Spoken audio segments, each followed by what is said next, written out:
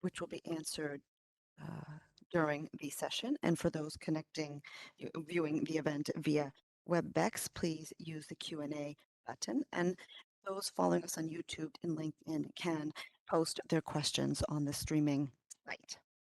Finally, the event will include simultaneous interpreting services in English, Spanish, and Portuguese. The headsets are available at the entrance to the conference room, and you can choose, those joining us via WebEx can choose the language on the screen. We offer subtitles in 28 languages. My name is Mr. Santa Cruz. Maximiliano Santa Cruz. I am a intellectual property attorney, and I also have been working for a few years with the European Patent Office and different outreach activities within the region. It is a pleasure for me to welcome you to this event here today in Chile, Santiago, Chile. I work and live here, and I think this city is a very good example of the essence of this event. I would have to say it's a city that lives and breathes innovation, and we are here to reflect upon a very practical approach to a key issue, which is how can innovation and intellectual property become concrete tools to propel forward productive development and ensure more sustainable and inclusive growth in our region. We are joined here today by public policy officers, representatives from innovation agencies, think tanks, the industry, and others from within the region and abroad. I would also like to extend a special welcome to those of you joining us online. Without further ado, allow me to introduce you to the representatives of the three institutions organizing this event, as well as the Mr. Figueroa from the National Director of INAPI. So we are joined today by Jose Manuel Salazar Sininach, the Executive Secretary of UN ECLAC.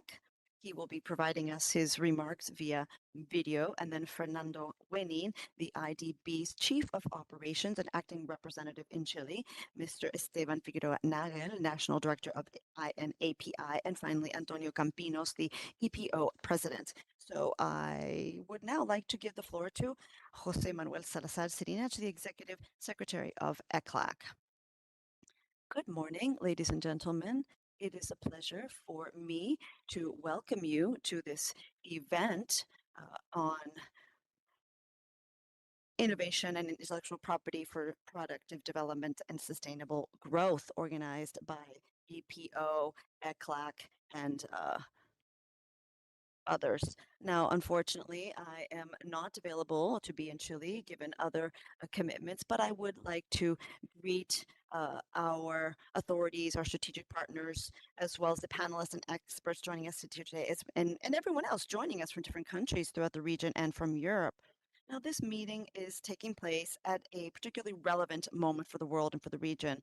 As for the region, at ECLAC, we see that most of the countries of the region have been immersed in three development traps. One regarding a low capacity to growth, another one is low social mobility and weak social cohesion, and the third one is low institutional capacities and ineffective governance.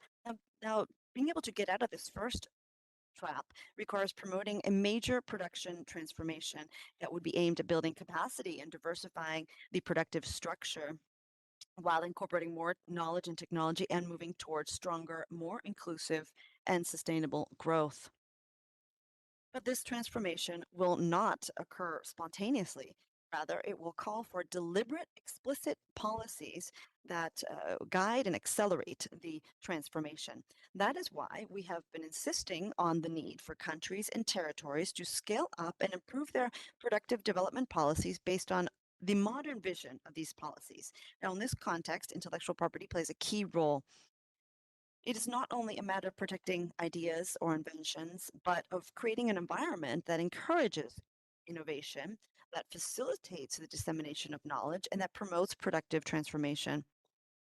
As the most recent Nobel Prize winner in economics, Felipe Guillon, reminds us, When well conceived, intellectual property protection is able to achieve that fine balance between the income that is required to encourage an investment in innovation and the arrival of new entrepreneurs who will also allow for technological dissemination.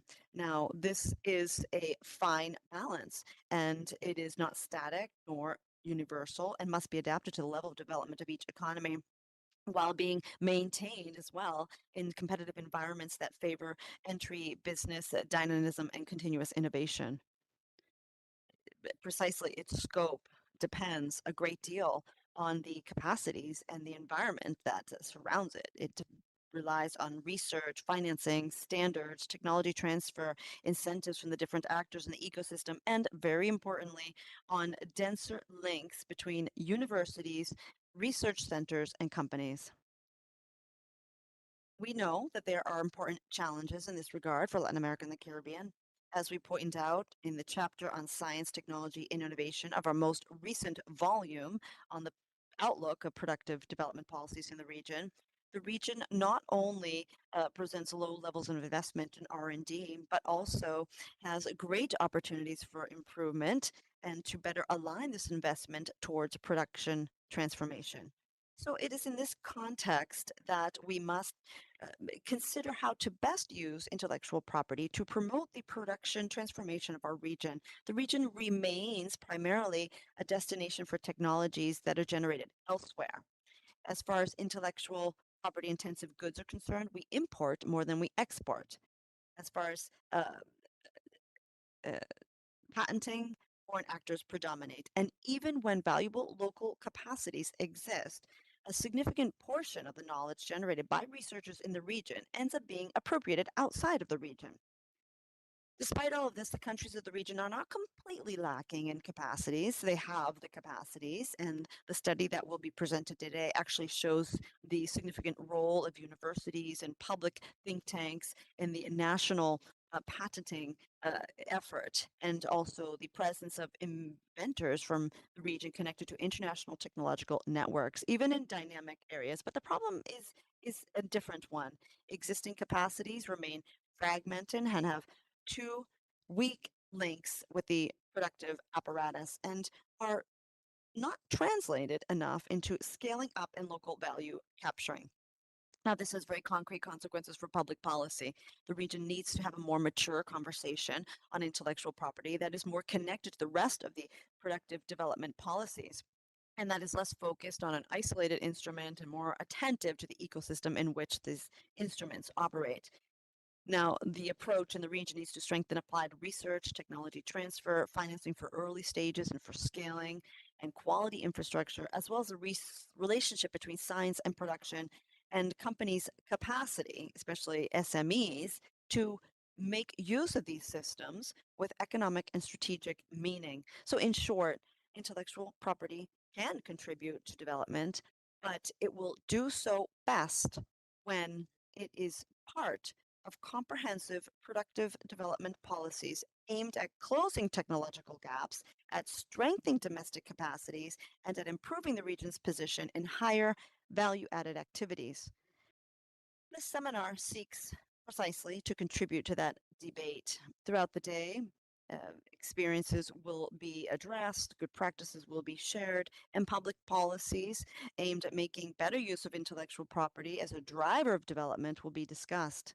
And I am sure that this opportunity will enrich our perspectives, will reinforce collaborative networks, and allow us to move forward in shaping more effective public policy agendas that are better aligned with the sustainable development goals. I thank the European Patent Office, the IDB, and all of the institutions that have contributed to this effort. I would especially like to highlight the value of this partnership because it reflects the importance of building bridges between regions and exchanging knowledge and in coming up with joint solutions to common challenges. I hope that this conference will help us to think more clearly and also with more ambition as to how to best link innovation, intellectual property, and productive development in Latin America and the Caribbean. Thank you very much.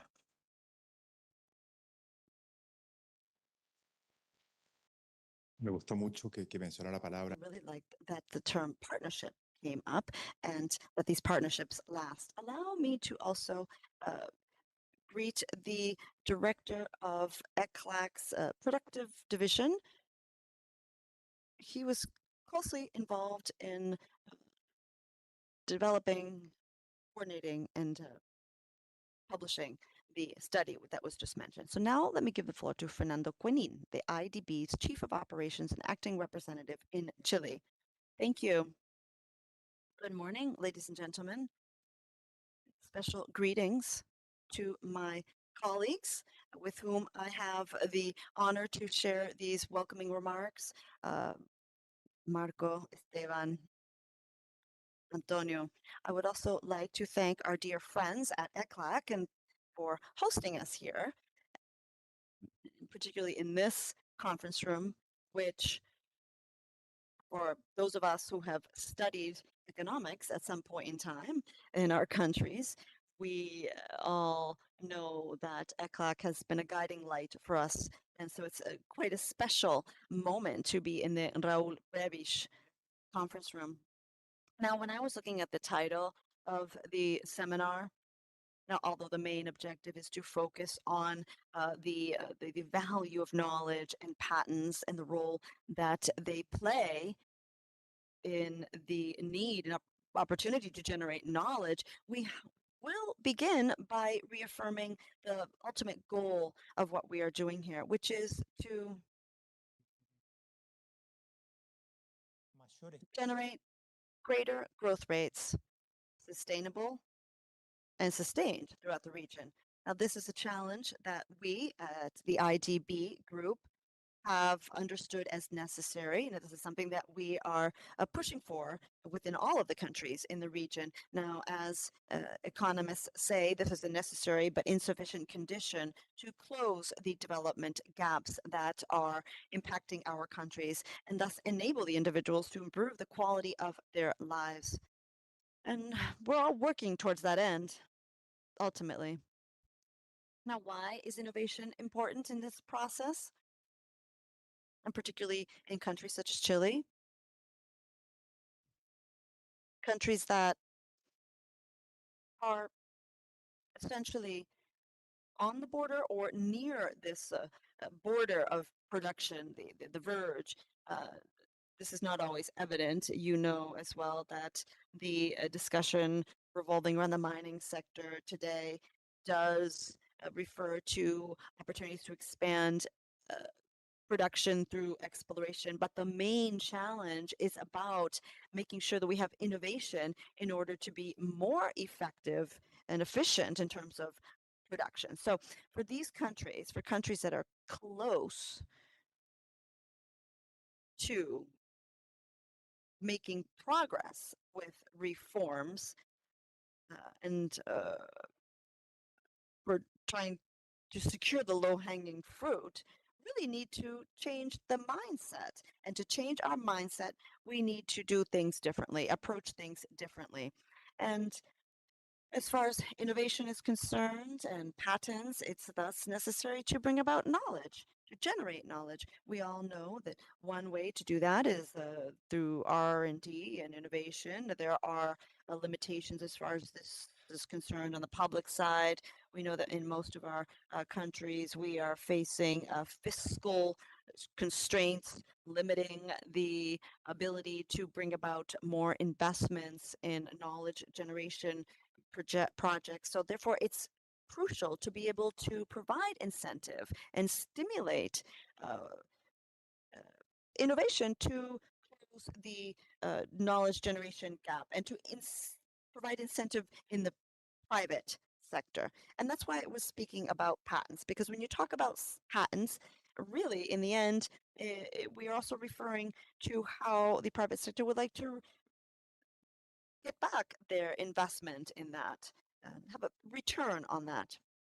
Now, I'm sure that today and tomorrow you will address many issues, delicate issues as well. When we talk about patents, we know that we need to address the very fine trade-off between stimulating innovation and making sure that the consumers are taken care of on the price side. Now, this is a general discussion within the medication field in Latin America, in Argentina, for example. There's a great deal of talk about the trade-off in that realm. We know that there have been patents that have led to a very robust pharmaceutical industry.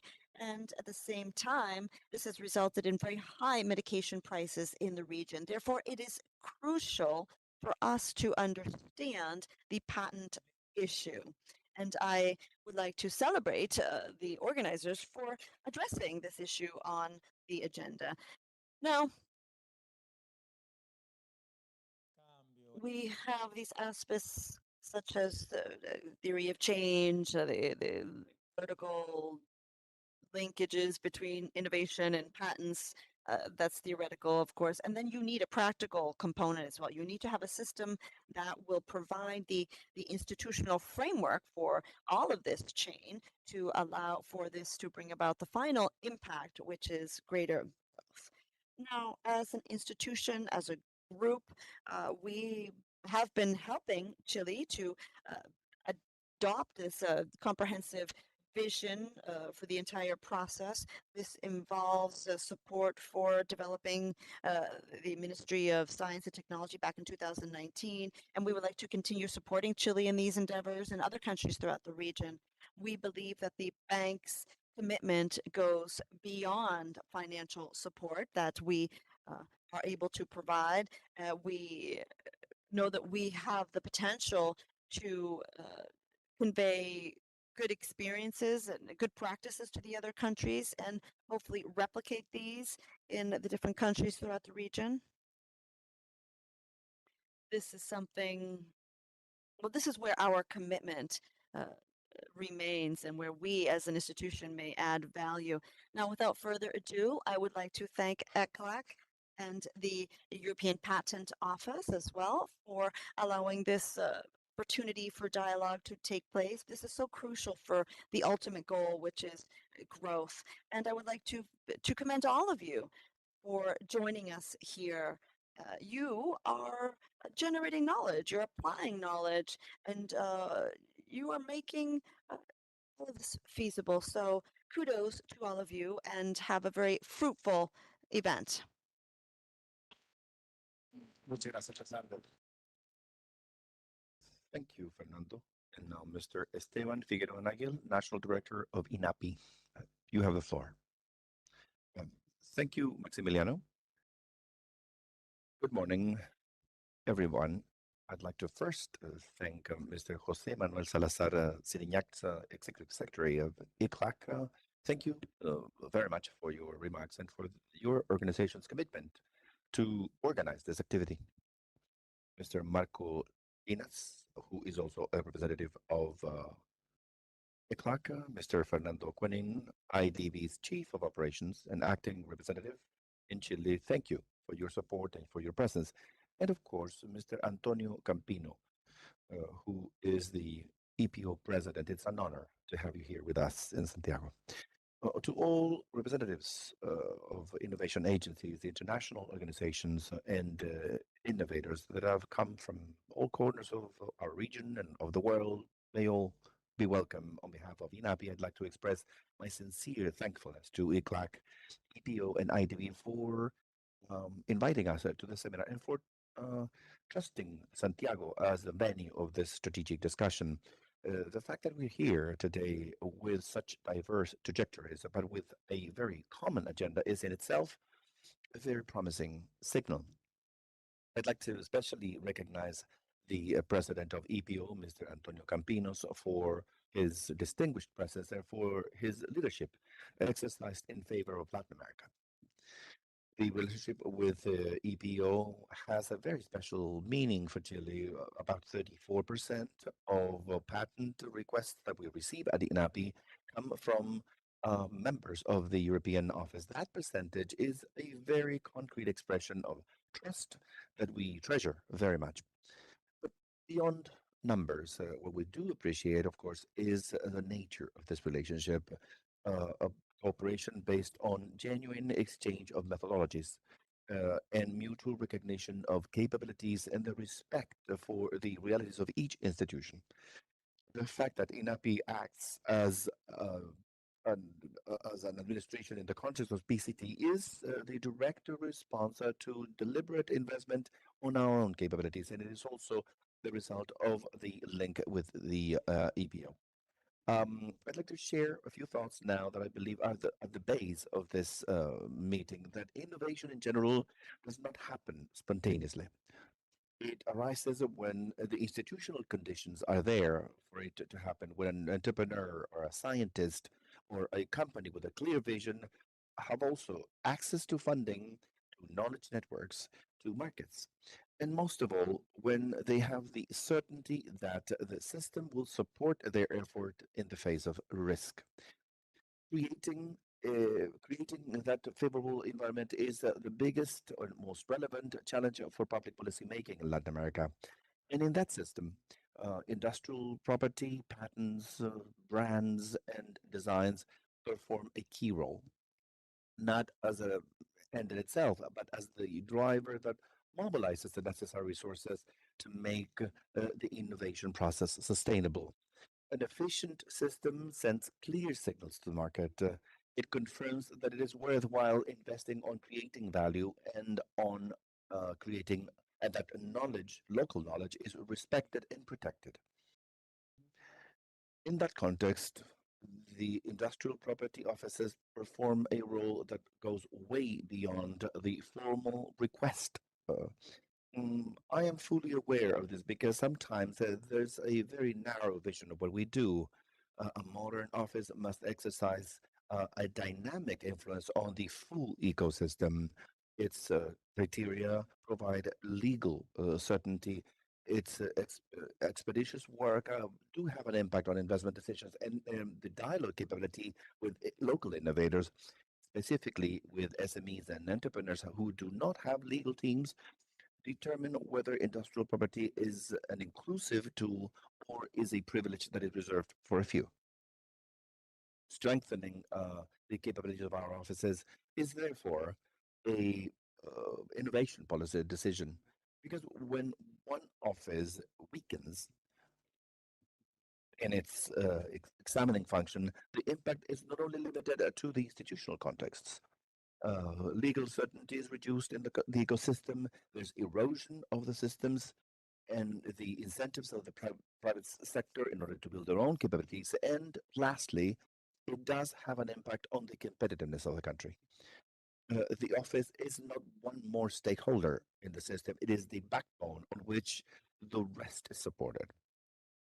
And quite the opposite. An office that is connected with the production local fabric can provide a strategic support that is absolutely necessary. It can provide advisory to a scientist or to an SME in terms of how to protect their intangibles and to compete globally.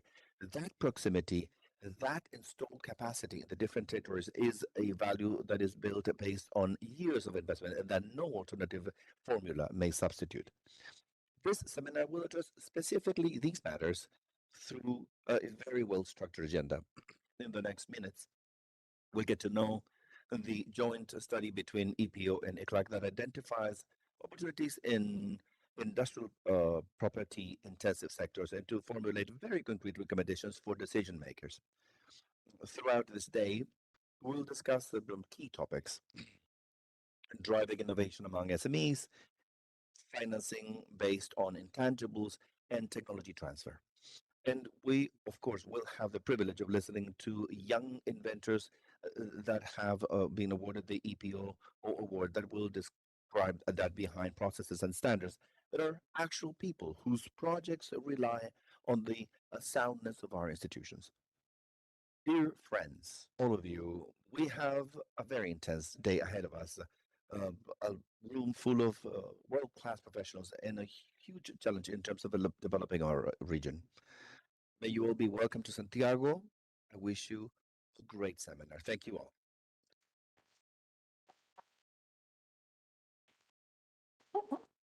Muchas gracias. Thank you, Esteban. And finally, I'd like to offer the floor to Mr. Antonio Campinos, EPO's president.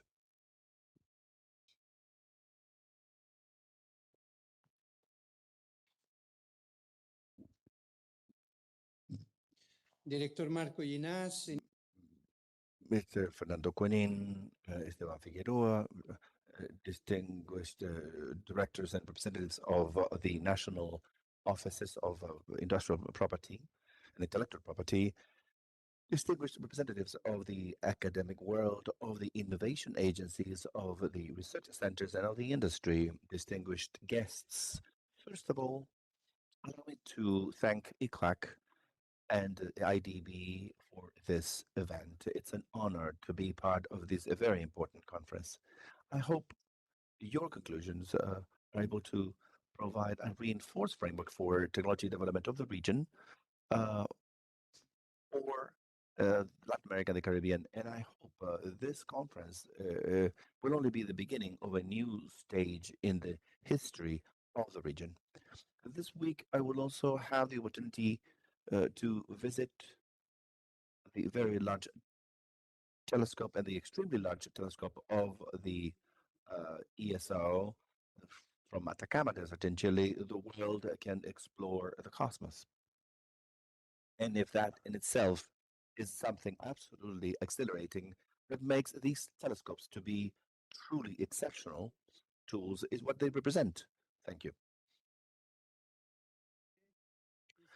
Countries, institutions, and scientists working together to expand the frontier of knowledge by connecting our telescopes with the universe, and the one related to intellectual property, connected it with our experience, our expertise, and our data, we'll be able to understand better how technology evolves and how innovation evolves and how public policy should respond to that. We have seen the value of this approach in fields of such as digital agriculture, where a joint work with intellectual property offices of the entire region has helped identify innovation trends and significant growth. Farming, which is a vital activity, which is geostrategic for the region and its positioning in the world. This same logic is behind the joint study that we are introducing today, together with ICLAC. In a few minutes, you'll listen further details about the study, but please allow me to highlight three main conclusions. The first one is clear. Patents perform a significant role in the economy of this region. The industries that make intensive use of brands and patents account for 13.6% of the region's GDP and about 1.6 million jobs in the manufacturing industry sector of the Caribbean and Latin America. And they are also associated to a larger degree of productivity, and they pay salaries that are 22% higher on average. These figures also show the actual value of intellectual property, and with that of patents, because a patent is not only a legal document, is one of the ways of turning research into technology and technology into outputs and products that reach the markets. Let's take the example of EcoAir in Colombia. Founded by Mariana Perez, she was a finalist of the Young European Inventor Prize in 2025. What started as a project, school project actually, inspired because of air pollution in her community, became a company that develops industrial materials that are biodegradable based on captured contaminants. Intellectual property supported that entire journey, from the first patents to attracting investment and its international expansion. It is a good example for me in terms of how technology protection through patents can help transform general ideas, generated in a lab into solutions that have a real impact. At the same time, the study shows that these benefits are still being distributed unequally among regions in the world and different industries. In the US, for example, the industries that intensively use patents and rights generate close to 25% of the US GDP. They account for about 17% in the European Union and 13.6% of the GDP of the manufacturing sector in Latin America. We observe and we see the same pattern in commercial transactions. In Europe, the industries that make intensive use of patents account for more than 60% of exports. In Latin America, products associated to patented technologies account for 7% of exports and more than twice of the imports. In other words, the region consumes twice as much technology and products compared to its imports. And this is also reflected in the patenting activity. Between 2011 and 2020, more than 500,000 patent requests were submitted in 9 countries of the region. However, those who requested in the region accounted only for 13.5% of these requests, a very minor proportion to the actual contribution of the region to the inventive activity in the world. This is a familiar risk, one that we know in Europe as well, because in many technology areas we end up importing most of the goods that we help invent. But this risk also reveals an opportunity, and that takes me to the third aspect. The study reveals a potential that has not been tapped into entirely. In 2020, the proportion of technologies invented in the region was almost 80% higher compared to the proportion of patents. Those owners ended up being in hands of stakeholders in the region. But there are particularly encouraging pieces of information which are a clear opportunity for Latin America and the Caribbean.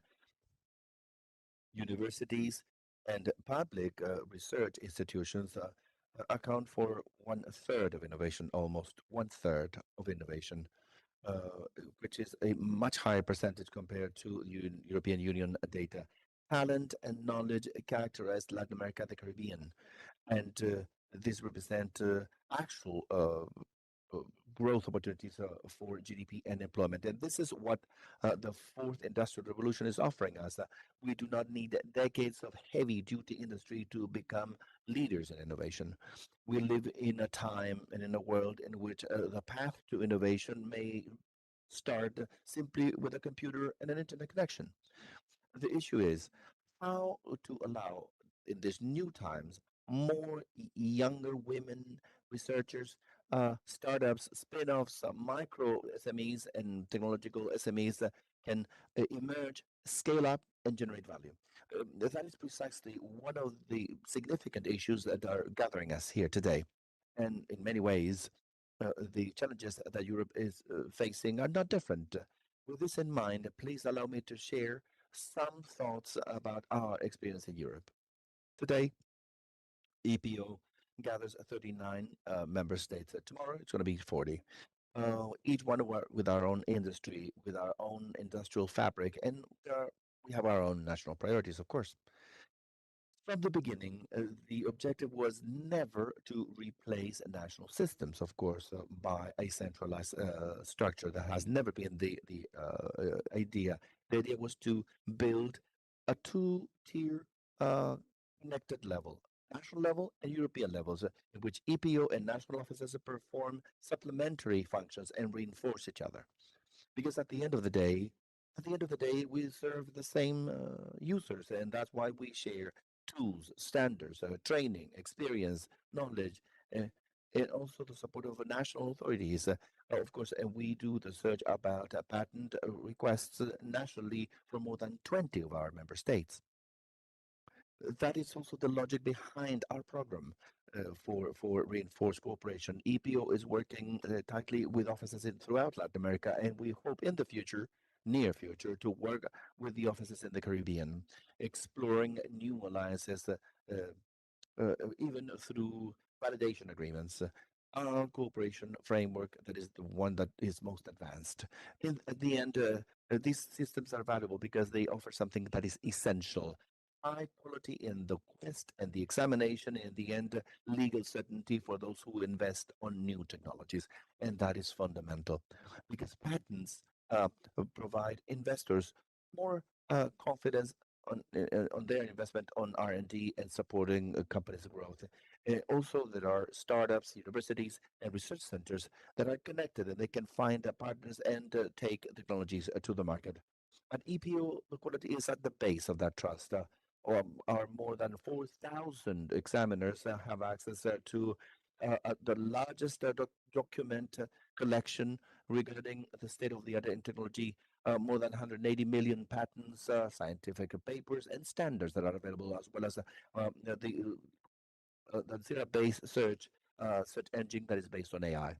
Besides, each request is assessed simultaneously by a specialized examiner panel regarding the technologies present in the patent request, which is unique in the world. What else? In 5 months from the presentation of the request, users receive a report about the search and a written opinion, preliminary one, about the patentability of their invention, which 5 months, which offers both to inventors as well as investors more clarity and certainty from a very early stage. And that is key.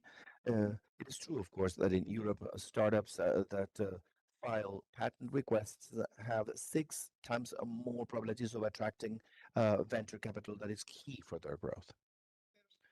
However, this legal certainty is important in itself. It's not enough, though, if the technology companies cannot grow and scale up. That assumes reducing the fragmentation of the markets, gaining in scale and lowering protection costs. That was the main motivation behind the creation of the unit patents in the concept. A single path, a single request in order to protect a specific investment by patent in 18 countries. In a market of more than 300 million people, with a court and reduction in the cost of maintenance, they're at the same preserving the classic path and the national context. And the reaction of the market was impressive. But for me, not really surprising, particularly the role of universities, public institutions, research centers, and micro entrepreneurs and SMEs. In a year's time, the proportion of requests for protection versus classic European protection went from 38%, which is a significant figure already, to almost 50%, and it's still growing. And the interest from Latin America is even larger. The adoption between requests in the region is over 70%. And in the end, those who can will. So if the number of patents is a key figure, it's really only important if the technology actually makes it to the market. Because if it doesn't, there's no wealth generation, there's no job creation, and in one word, there's no innovation. So just one example. The World Wide Web was invented by a European at CERN, a European think tank. Despite that, the main web browsers are located to have their origin in California, Silicon Valley. And so industrial leadership, scientific excellence both call for something more than that. They call for awareness, support, training, networks, partnerships.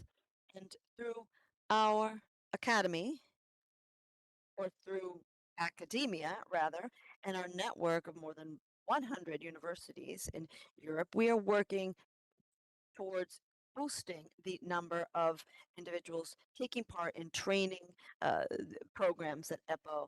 Participants from Brazil, Chile, Mexico, Argentina, Brazil take part in courses with regard to how to manage IP, how to come up with patents. And so this is very important for boosting networking throughout the region. Now, we continue to be open to all of the Latin American, Caribbean countries that have not yet taken part in these activities. Please, we encourage you to do so. And so there's a network with more than 300 plus patent related organizations known as PatLips, we have made the patent system closer to startups and entrepreneurs.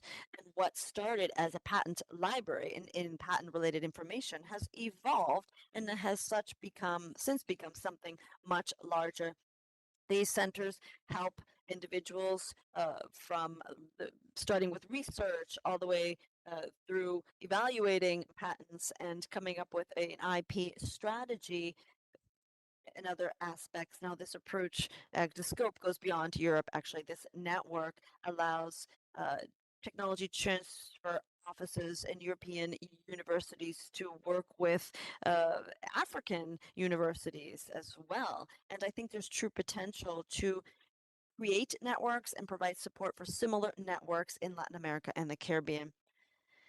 This is yet another area in which EPO can work with partners from the entire region, sharing experiences and tools and knowledge, all which are necessary for local innovation to emerge and to scale up and bring about value within the region. Because good decisions start with good information at the core. That is another one of the roles of the EPOS Technology and Patent Observatory, that is to connect patent info with technology trends, financial and economic information as well, through studies such as the one we will be talking about today. We also have created the Deep Tech Finder, which is a free platform involving more than 13,000 startups and spin-offs coming from European universities and public and private investors. And there is a wealth of creativity, scientific capacity, and talent in Latin America. The opportunity now is to better link up these capacities with the key partners and to ensure that we come up with technology and commercial products that bring about better and more employment in the LAC region, that lead to wealth for and of the citizens. And we can only do this by doing away with fragmentation, boosting scale, and boosting access to investments and financing, and reinforcing the science and technology think tanks. Now, when ALMA was set up here in Chile and connected to radio telescopes globally, the scientists were able to capture the first image of a black hole. Now, together, telescopes from different continents actually came together to create this virtual telescope that's actually the size of our planet. And I think this is something crucial. And this would not have been possible without our networks. And we have all worked together in the best possible way. And in continuing to do so, we will be able to boost our own institutional individual capacity and boost our collective capacity as well. So by way of cooperation models that will facilitate access to good quality patents, we will be able to free up resources that could be earmarked for supporting inventors, startups, researchers, SMEs, so that they can take research in technology and turn it into successful commercial products. There are many different possible paths forward, many of which are within our reach. So sharing tools and data, connecting research up with technology partners, building capacities, building more tighter ties with partners are part of what we do. It's also important. And with this spirit in mind, EPO is ready to continue moving in this direction with you as our partners, so that together we can go further and to continue to reach the stars. Thank you for your attention.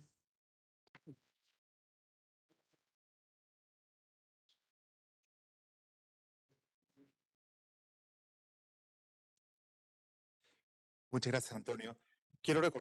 Thank you, Antonio. I would like to remind you that simultaneous interpreting services are available Be sure to choose the language on the touch screen at your seats and on the platforms, and you can retrieve a headset at the main entrance to the conference room. I would like to be quite diligent in terms of the scheduling, but if we could provide some time to Mr. Líneas, Marco Líneas, for some welcoming remarks. Thank you, Max. Thank you to all the panel members, and thank you to everyone joining us here. I know there are more than 140 individuals joining us online regionally. Now, that clearly speaks to the overwhelming interest that these topics have found throughout this region. Now, I think everything has already been said, although allow me to take the floor to refer to one of the concerns that was expressed by all of the individuals speaking before me. And I am referring to the growth challenge, common challenge that we all face throughout the region. The executive secretary was quite poignant in describing this. Our region, LEC region, is facing these three traps. We have low capacity to grow, excuse me. He also referred to productivity that is practically stagnant and stalled today and maybe even dropping. And so that is a challenge that ECLAC has been focusing on, and we have insisted on how our countries and territories need to scale up and improve their productive development policies based on this new vision, this new policy vision that includes joining efforts on a variety of different fronts. And one of these fronts is science, technology, and innovation. And that is precisely where intellectual property comes into play as a key core component for bringing about this fine balance that involves having the right incentives for innovators and inventors, and having the right capacity to have knowledge for better productive development. So today and tomorrow, we will be delving quite deep into different assessments and evaluations, but I would like for this to be more than an opportunity to delve deeper into our knowledge as to the status of the region in these topics. I would like for this to provide you with an opportunity to discuss how to best move towards action. So ECLAC is a partner for you. We are a partner for developing greater insights on these various topics, and we are also a partner joining you in the various actions you're taking on the different fronts, because we know that to the extent that we are able to improve our production development policies based on science, technology, and innovation, and a robust intellectual property system, we will be able to change the course and change what we're doing in the region, and as such, secure greater levels of well-being for all of our people. And I have always mentioned that this is why we're here. This is the purpose of our discussion. So I wish you a very fruitful, productive discussion today and tomorrow. Thank you. Thank you to the 4 or 5 speakers for their excellent opening remarks. You have painted the scene for the discussion to take place throughout the day. Now, in order to begin the dialogue,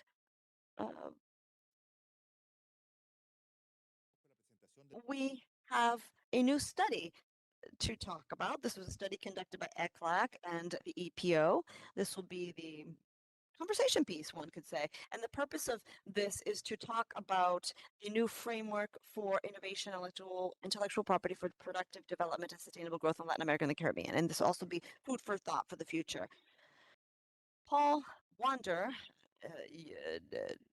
from UN ECLAC and Jan Meunier from the EPO will be delivering this presentation. Please come up and take your seats at the head table. I would also like to remind you, those of you joining us online, that you can submit your questions using the platform you are currently connected to. So without further ado, allow me to give the floor to Jan and Paul, and do not forget to make use of the simultaneous interpreting. Thank you.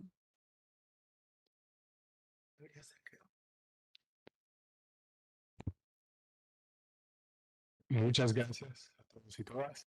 Thank you, ladies and gentlemen. We are very pleased to be here today. This has actually come to fruition, and I feel like one could say this is the end of the road, but as Marco said, we want this to be the starting point. We can have a common language for this session. But again, we're very grateful for the cooperation with EPO, with the American Development Bank, and frankly, with all the staff that's around the fringes of this space, both physical and virtual. Thank you. So I'm going to make a suggestion to Jan next time, and that is that we don't give any notes to our bosses. Because I think everyone stole the headlines from the title, from the study. So maybe we can coordinate on that in the future. The point of this study, as has been mentioned, is to do something very difficult. It's to quantify something that's intangible, putting value on ideas, putting value on innovation. This is something that has been tried many times. But I would just guess that it's never been done correctly. This is another one of those failed attempts, but we think it's very interesting, and we think it's getting better over time. The key to this study is to, as I said, to link innovation to production, to see how we can link worlds that speak sometimes two different languages. Sometimes one world is legal, another world is more based on economic outputs like employment figures, production figures, etc. And the key step to doing that is to find a common ground to communicate between the two worlds. So at an abstract level, this sounds complex, but then at a technical level, this is all about correspondence tables. So if anyone is familiar with that, I'm sure they've seen this type of work before. And in fact, our colleagues at the EPO are, I would say, experts in this. We know that innovation IP systems are drivers of productivity, but how much do they matter? So that's the question that we're trying to get here. On a specific level, what we do is we identify on the one side trademark and patents, which, as we mentioned, are just two of the subset of IPR in general. And we trace them and we link them to a series of output variables that are made available at a very highly granular level by work done by our statistics division here at CLAC. So we have 136 manufacturing sectors, and we link those to patent and trademarks in the region. This allows us to make some insights that seem obvious, but it also gives us some new insights and points in new directions in terms of what policies can do to do many of the things mentioned in the first panel, which is to give innovation the economic output it deserves in the region. The headlines have already been stated, more or less. But out of the 136 manufacturing sectors that we have, 44 of them are what we call IPR intensive. This means that there are more than the average number of patents per worker in this sector. These are divided between intensive sectors and trademark intensive sectors, and the 44 is a combination of those two sets. These sectors are important. They're about for 160 million workers, which is about 13% or 12.4% of employment in manufacturing, and 13% of the value added in manufacturing, which leads to probably the most important point of the study, which is that these sectors tend to be more productive, have higher productivity, and these are the sectors that ultimately will drive a productive transformation in the region. So If those numbers seem small, let's just say they're very important as well. Another key takeaway from the study has to do with salaries. Everyone wants good jobs, everyone wants high-paying jobs. These sectors have those types of jobs. We have a wage premium of 2% in IPR-intensive sectors, and that surges to over 50% if we just focus on patent-intensive sectors. So I just gave the regional overview. This is based on 9 countries in the region. It's as we always say in CEPAL, these regional numbers hide what is really quite a heterogeneous situation underneath. So what we have here are the countries in the study plotted with manufacturing value added on the horizontal axis, and the share and value added from IPR industries on the vertical axis. And what we can see is that Mexico, for example, stands out as a country with high manufacturing value added as a percentage of GDP. This is something that's well known, and it is actually part of their strategy, which has to do with maquiladoras, which has more than 60 years of history. So we know that Mexico focuses on manufacturing, but as we can see, the share of value added from IPR-intensive industries is low in Mexico, and this isn't the cause, but it's more a reflection of the type of manufacturing that exists in Mexico, which is very linked to trade with partners to the north. Then we can have, say, a middle category in which we find Brazil and Argentina, which have moderate shares of manufacturing presence within GDP. And also moderate shares of value added from IPR-intensive industries. This tends to make sense with other parts of the narrative that we experience. We see these 2 countries very active in certain sectors. There's promise there, but we're still waiting to make the jumps that we like to see. Our final group, we can call them niche experts. We have Colombian and Chile could maybe be part of this group. These are countries with very small shares of manufacturing in general, but even though those shares are small, they do tend to coalesce around sectors that are IPR intensive and therefore show these positive characteristics that we mentioned. So at this level of granularity, I'm going to pass the floor to Jan to get into some more details. Thank you, Paul, and good morning, ladies and gentlemen. So Paul has introduced IPR-intensive industries, has shown how important they are in terms of contribution to productivity, wages. And in the next few slides, I would like to discuss more their participation in trade and innovation and knowledge transfer at the global level and at the regional level. And for that, let us start with trade. It has been said already this morning, IPR-intensive industries in the LAC region, like other manufacturing industries, are facing an imbalance. There are more imports than exports, so it's a strong pattern. It's interesting though to look deeper into the structure of this pattern for these industries. And starting with the imports, and see actually on the slide that these industries import a lot from Asia, actually an increasing part of their inputs from Asia. That's the main partner for most of for these industries in most of the region's country. But close behind, you have Europe and the US. And imports from Asia are mainly focused on digital technologies, equipment.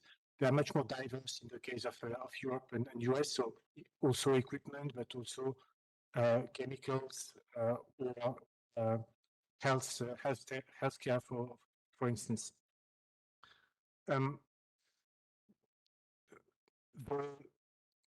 The pattern in terms of exports, if we turn now to the performance of these industries in terms of export, is different depending on the countries that we consider. There's the special case of Mexico, already mentioned by Paul, which is very close to the US. So we see in the case of Mexico, it's also illustrated on the slide, a lot of imports from the US and exports to the US. But this is a special case, and if we consider the rest of the region, we see quite an interesting pattern, actually. While ordinary, I would say, manufacturing industries, though, that are not particularly reliant on IP, export abroad, export in the rest of the world, we see quite a significant regional trade in the case of IP-intensive industries. So typically from large countries like Brazil or Mexico, imports from they import from the rest of the world and then export to the rest of the region. So we have actually the basis of an internal market, an internal trade in Latin America when it comes to IP-intensive industries. And this matters actually because this is conducive to knowledge transfer. This has the potential actually to foster knowledge circulation or knowledge transfer in the region, which brings me to my next point. So I've been talking about trade. More generally, not only goods are circulating, but knowledge. And this is even more important. To emphasize how much important that is, it is estimated that about 90% of productivity gains in OECD are due to knowledge transfer absorbed from abroad. And when you think about it, it makes a lot of sense. No country alone is able to invent everything. The best strategy is to absorb what is invented everywhere. Today's the game is about being quick and effective in absorbing AI, for instance. So this matters. And we also know that the circulation, the global circulation of knowledge takes place a lot through trade in technology-intensive goods and foreign direct investment. And these are typically facilitated by intellectual property. And so it makes sense to look at flows of patent applications between countries. And this is what we propose in the study and on this slide. And when you look at patent applications to the region, consider the origin of these patent applications, you see a pattern that reflects a bit, but not fully, what we saw with trade. Actually, you can see that patent applications to the Latin American region are largely dominated by the US and Europe. So the inventions are coming from there, not so much today from Asia. That may be changing, or that may change with electrotech, for instance. So that's the first thing. And the second thing is that these patent applications are not evenly distributed across the region.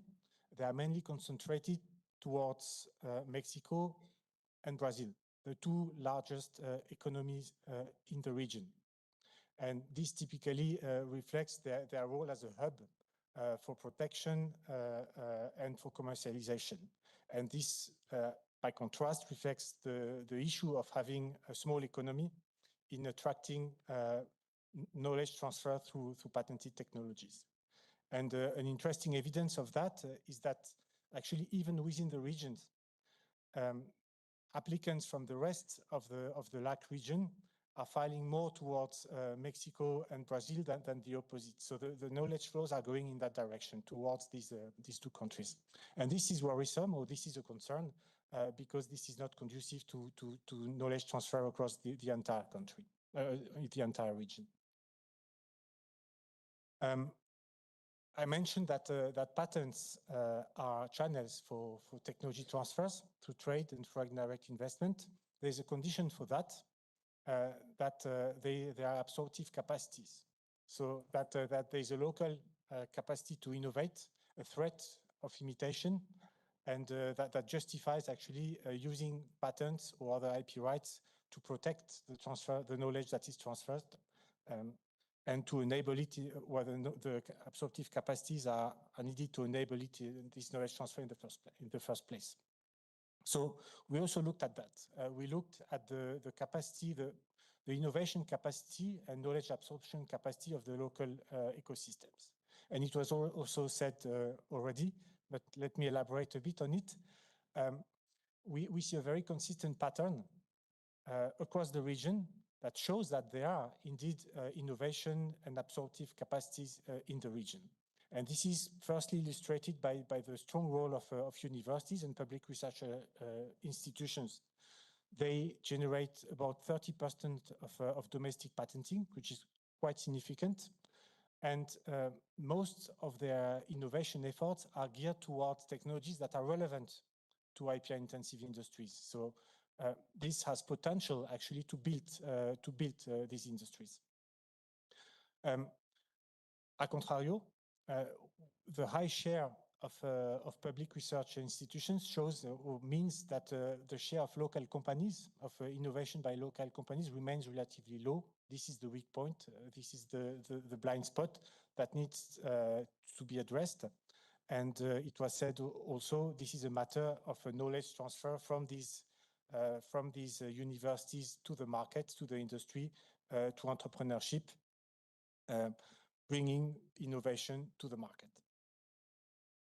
Another very interesting piece of evidence of the local innovation capacities is the role of inventors. So that's first testament to the capacity, to the performance of universities in producing skills, right? Inventors. We see that the contribution of the region to global inventions is about 80% higher than the contribution of the regions to patents filed from the region.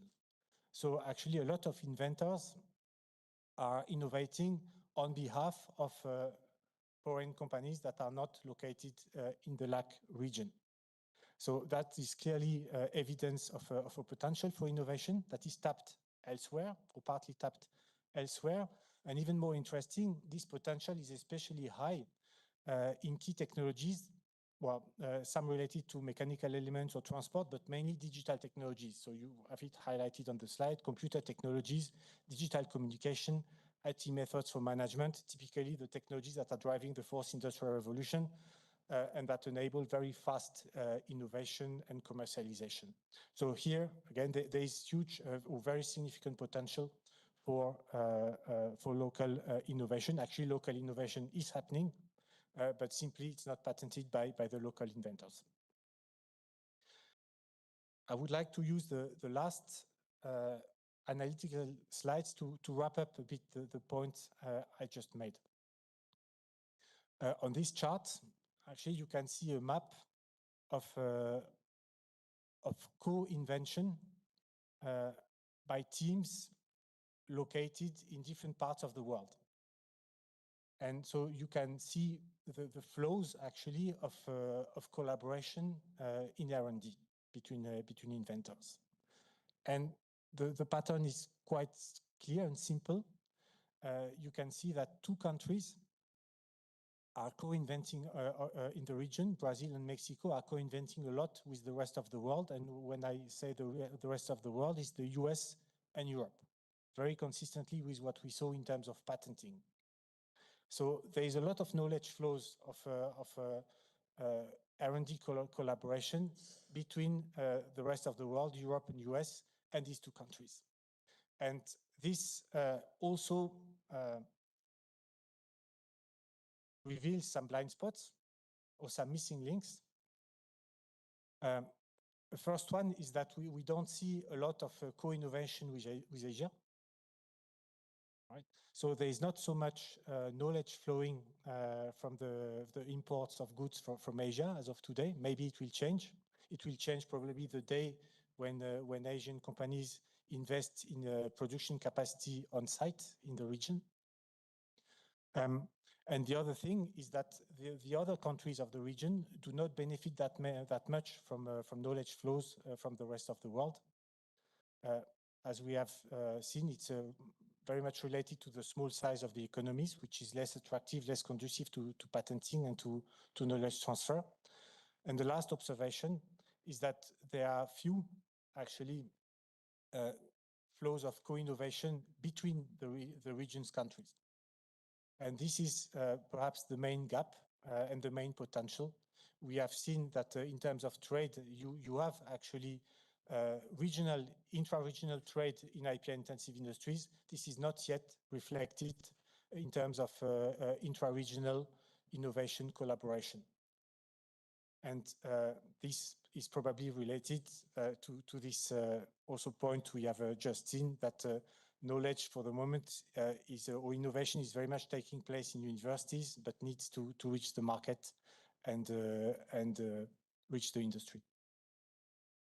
So a lot of food for thought. I hope it was not too much in a few slides, but certainly it provides valuable insights for policy.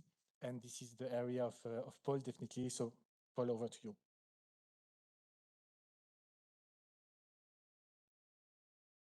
Bueno, muchas gracias a Paul y a Jan. Ay, perdón. Sí, aún falta, perdón. Puedes tomar un café. No, thank you very much, Jan, and thank you for listening. This is, to put it quite frankly, the most important slide, but the most difficult. How do we take that diagnostic and put it into practice? What are policies that can do something complicated? Before I was talking about these two worlds, one maybe a legal, the IPR world, and the other, the development economists world. Both are linked kind of by this one variable, which can be simplified in patents. But for one, that's an input variable, and for the other, that's an output variable. And I think my main point that goes beyond this slide in terms of policy perspective is to treat patents as an output variable. They reflect long and arduous chains of interactions, systemic interactions. They depend significantly on capacities, which is something that Jan mentioned, which we think is very important. So if we want to strengthen these types of systems in the region, we need to think about those underlying variables perhaps first, and that of course depends on the country that we're talking about. But more specifically, what we've seen in this study that IP is relevant in the region. It's linked to important sectors, to sectors that are and will be part of productive transformation. But still, the second half of the picture is that they're weakly connected to many other important elements. We see there's an outflow of inventors, of creative thought. That's something that would not be the case in an ideal system. So in order to unite those worlds, we think the first strategy is to leverage the public research that's available. It's come up many times that universities are leading actors in these systems. They're leading actors in IPR systems, but they're also leading actors in innovation systems in general. So this is a core group. In fact, I believe we have some representatives from tech transfer offices of local universities here, and that's an important group that we like to engage with more in the future. We also think that regional integration is key. This is another thing that's been mentioned several times. It came up in our conversation earlier, the idea of scale. Scale is more and more important, and it's more clear that it's important. And I think there are initiatives regionally to make these processes easier, to take advantage of scale and markets, but they're still incipient and need work. And finally, to capture a higher proportional share of domestically created assets, we need better financing. This is something we're going to talk about later in the first session. We need more effective interfaces. We need better governance. We need better instruments that support domestic co-development, licensing, and firm formation in areas where these capabilities are blooming but need an extra boost. Recommendations are very difficult, but this is the general part. Later, I think part of the idea of the next steps would be to take these and dive deeper in terms of sectors, in terms of countries, markets, etc. But thank you for now from our side, and the floor is yours, Max.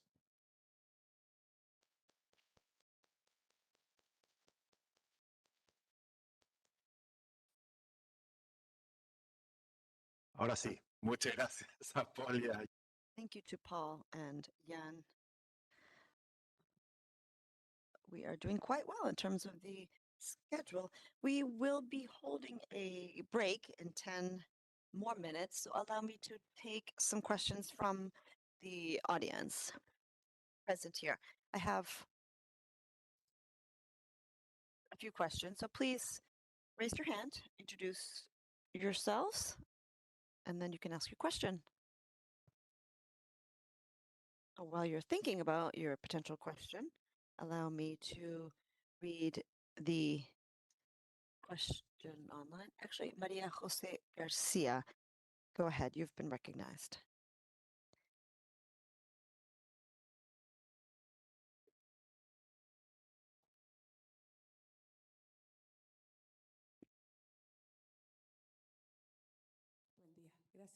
Good morning. Thank you for the presentation. My name is Maria Jose Garcia, the Sub-Director of Patents at INAPI, Chile.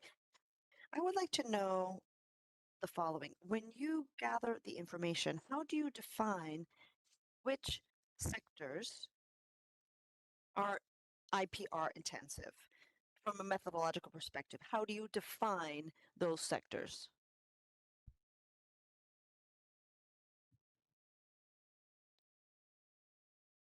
Gracias, María José. Thank you for the question, Maria Jose. I will take one more question and then someone over there in the back. What is your name and what organization do you represent? Camilo Trigueros. I'm the Executive Director of the National IP Registry in Salvador. I have a few questions. First is related to how EPO or EPO and ECLAC could contribute to the country's ability to generate patents. I know that the study is quite clear as far as the situation is concerned and the impact that patents have on the local economy and national economy. But despite that, I think once the speaker wrapped up his presentation, he talked about the how, and a lot of us are interested in the how. We do not. We come up. We're not necessarily the policymakers, but we have to figure out how to make these policies work for us. And I think the figures have, once again, confirmed what we have suspected, and that is that patents play a very key role in our economies. And at least as El Salvador is concerned, we tend to receive more IP than issue IP or generate patents. Now, maybe that's about the what, and we're interested in how to do this. And I know that this study involves 9 countries that have been actually able to close this gap and have more patent applications coming from within than from abroad. And that's what many of our countries would like. So that's my question/concern. Thank you for inviting me. And unfortunately, I was unable to see the full presentation because of my distance from the screen, so it would be nice to have a copy of that presentation for the future. Thank you. Okay, so we have 2 questions, and there are 2 questions coming from the platform, and I think they're very closely tied to the ones we heard here. Maria Jose was acting about how, methodologically speaking, the study defines the IP-intensive sectors, and there's another question stating that. Could you perhaps elaborate more on the better pay figures, better salaries, or better salary figures that referred to, excuse me. And then we just heard from El Salvador. How can you support the countries in coming up with more patents? There's an online question that says, what concrete steps should ECLAC and IPO take in order to coordinate the creation of a regional Latin American, Caribbean patent mechanism that would reduce administrative costs and would accelerate the number of patents and allow universities and SMEs to protect their inventions through a single patent application? So, or a single application. So there are we've some excellent questions here. Hopefully this will trigger a good discussion. So many thanks for the questions. I will Start with the question on the methodology. So we This study is based on a relatively standard methodology for identifying IP-intensive industries. So they're identified in terms of value added per employee. No, sorry, in terms of a number of intellectual property rights per employee on average at the level of the industry. So this is the standard methodology used in European studies, in US studies, in other studies. The challenge is how to do that. In that case, we have used concordance tables between the patents and trademark classification and industry classifications. So it's not one-to-one. It's not one-to-one concordances. It's probabilistic concordances technically, but that makes it possible actually to map the IP right classifications to industry classifications. And so EPO could bring this expertise in the IP classification, and ECLAC could bring the expertise on the side of the industry classification.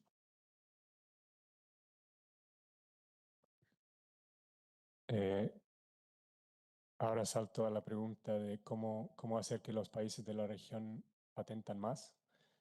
Una pregunta muy fácil. Solo diría, creo que hay mucha gente en la sala que podrían tener una perspectiva y probablemente en algún grado tendrían razón. Simplemente yo diría que patentar más me parece una de esas cosas que haciendo un esfuerzo directo puede que no tiene mucho impacto. Creo que enfocarse en variables más al fondo podría tener un impacto.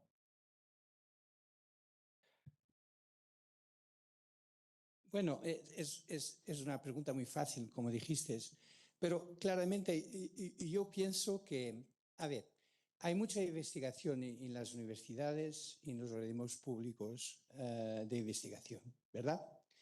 Y por definición, los investigadores no quieren enseñar su investigación a nadie, porque temen, lógicamente, que esa investigación sea robada. Pero si el research may be stolen. Let's say INAPI, the National Institute of Intellectual Property, let's say if they were to speak with the investigators, it's likely that the researchers rather could show that information to INAPI. And so INAPI could be a bridge and could determine whether or not the research project could result in something patentable. And then the researchers could also specialize in terms of the importance of patents. Now, patent offices need to be located near the universities where the technology and innovation is actually being generated. That's one starting point. I'm sure there are more, but that's one at least. Thank you. I would just like to add that we haven't said everything. There are many direct ways to boost patenting. For example, there are incentives that countries can bring about through their innovation agencies. These are often linked to publications, and they could also be linked to patents. That's very important. And we have seen that there's a larger number of countries and instruments available to work with these incentives versus other already existing ones. But I just wanted to go back to the point that it's not just about the final outcome. It's also about the context, the environment, and that is very clear. I think this meeting is an excellent good step because my other recommendation is that patent offices and innovation agencies need to be more in contact and have better communication because these are the two key players in this whole system. Thank you. Okay, we are on time. Of course, someone was saying that these are easy questions, but the answers aren't so easy. And we know that there are many different factors involved. And clearly, this region has very few patents. and figuring out how to increase the number of patents is the issue. We know that some developed countries have also very low levels of domestic patent applications. And that the level in, as I mentioned, developing countries is can be very low, the level of patenting. And as it is in the region, it's not about having a lack of innovation. I think it's about being able to identify, capture, and then commercialize what we're doing here. Okay, so it's 10:30 on the dot. A break is scheduled, a half an hour break. So we will reconvene at 5 till 11, 25 minutes to enjoy a cup of coffee out in the foyer and network. Thank you. We'll see you soon. No.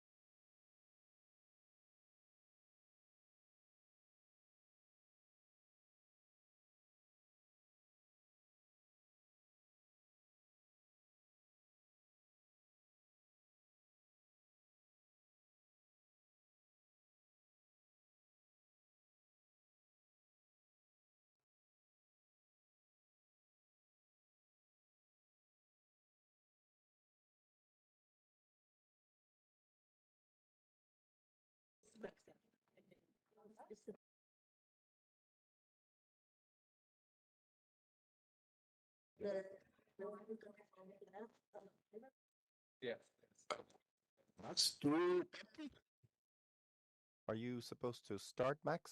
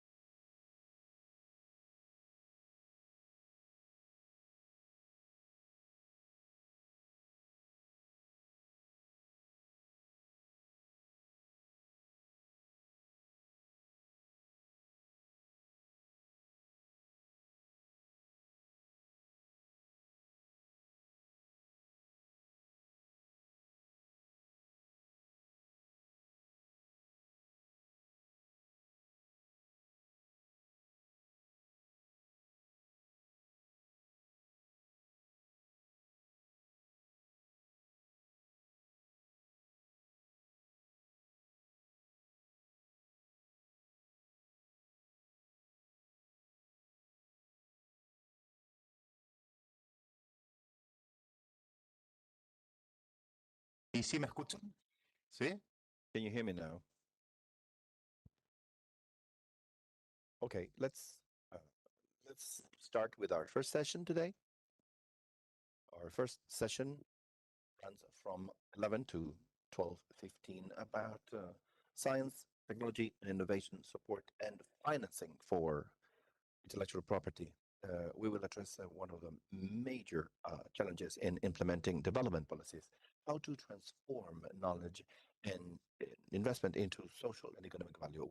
We will focus on innovation, financing, IP evaluation, and support mechanisms for technology marketing, especially addressing the needs of innovators and companies in the region. Without further ado, I'd like to offer the floor to our chair, Gonzalo Rivas from IDB, and I will not introduce each one of us. It's several of us. This would take 5 minutes. So the best is for each one to introduce yourselves, Gonzalo, and at 12:15 we will close. Thank you.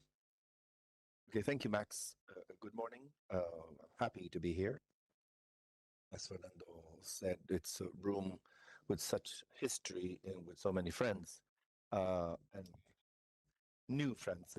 Today, this morning, we heard a lot about the idea that what we need in the end is an ecosystem that can promote innovation and that the intellectual property offices are a significant aid in that because they are able to ensure to turn what's being developed as investments or ideas into assets themselves. But behind all that process of who develops innovation, there are other stakeholders and actors, that other players that are sitting at this table, which are the innovation agencies, scientific research, promotion offices, and technological research in our countries. And the idea of this part is to combine those two approaches. What the innovation agencies are doing to promote and foster a more widened use of patenting is expensive. So part of the patent issue is that many times those who have developed an innovation do not have the resources to do it. Also, with international relevance, is even more expensive, and also not necessarily everything that is patented ends up having an impact. Most of the patents, in fact, many times do not lead necessarily to a true impact on our economies or societies. And the intellectual property offices, of course, among other things, are the ones that issue patents, but they can also provide a series of services that help the rest of the system to better understand where the knowledge lies for certain important areas, important for research, important for innovation. So there's the chance of a degree of a much tighter collaboration compared to the one we see sometimes in our countries. So part of this session topic is to discuss the experiences of the IP offices and the agencies. But just to start, we are going to offer the floor to Jan, who is going to deliver a brief presentation about innovation, patenting, and productivity. Please, Jan, you have 10 minutes, I believe. I will start by sharing the experience of the EPO. Sharing the European perspective, and possibly in doing that, addressing one of the questions that was asked in the previous panel about what kind of initiatives of actions about the how can be done.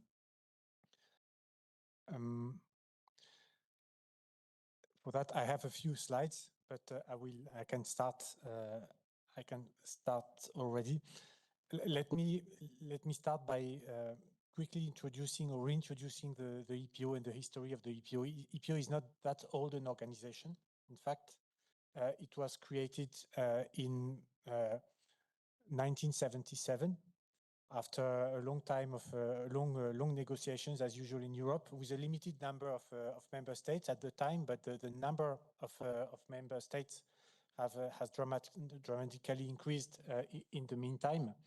And today it's possible with the European patent application through this collaboration to file patent application and obtain patent protection in up to 46 countries, including our 39 member states.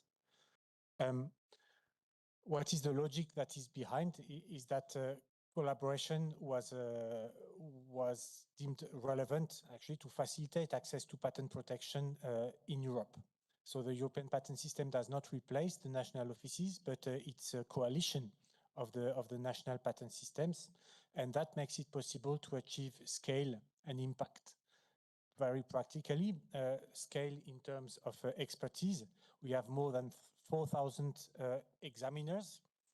Each one's very specialized in a specific technical domain. So this makes it possible to achieve quality, to respond to any type of invention in any field.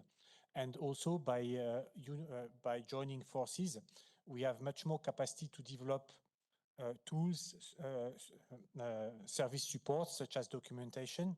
We have the largest collections of documentation in the world, actually, which to assess the prior art. And we are also developing many tools using our capacity in IT that are further shared with the member states and even beyond. So collaboration brings scale and impact. Still, when the European patent system was created, that collaboration was focused on the pre-grant stage. So basically receiving patent applications, examining them, granting possibly the patent, and then the patent would be validated in the different member states. And a very important step was achieved only a few years ago, the creation of the unitary patent. That makes it possible with one European patent to obtain a unified patent protection in 18 member states of the EU, so a large part of the single market.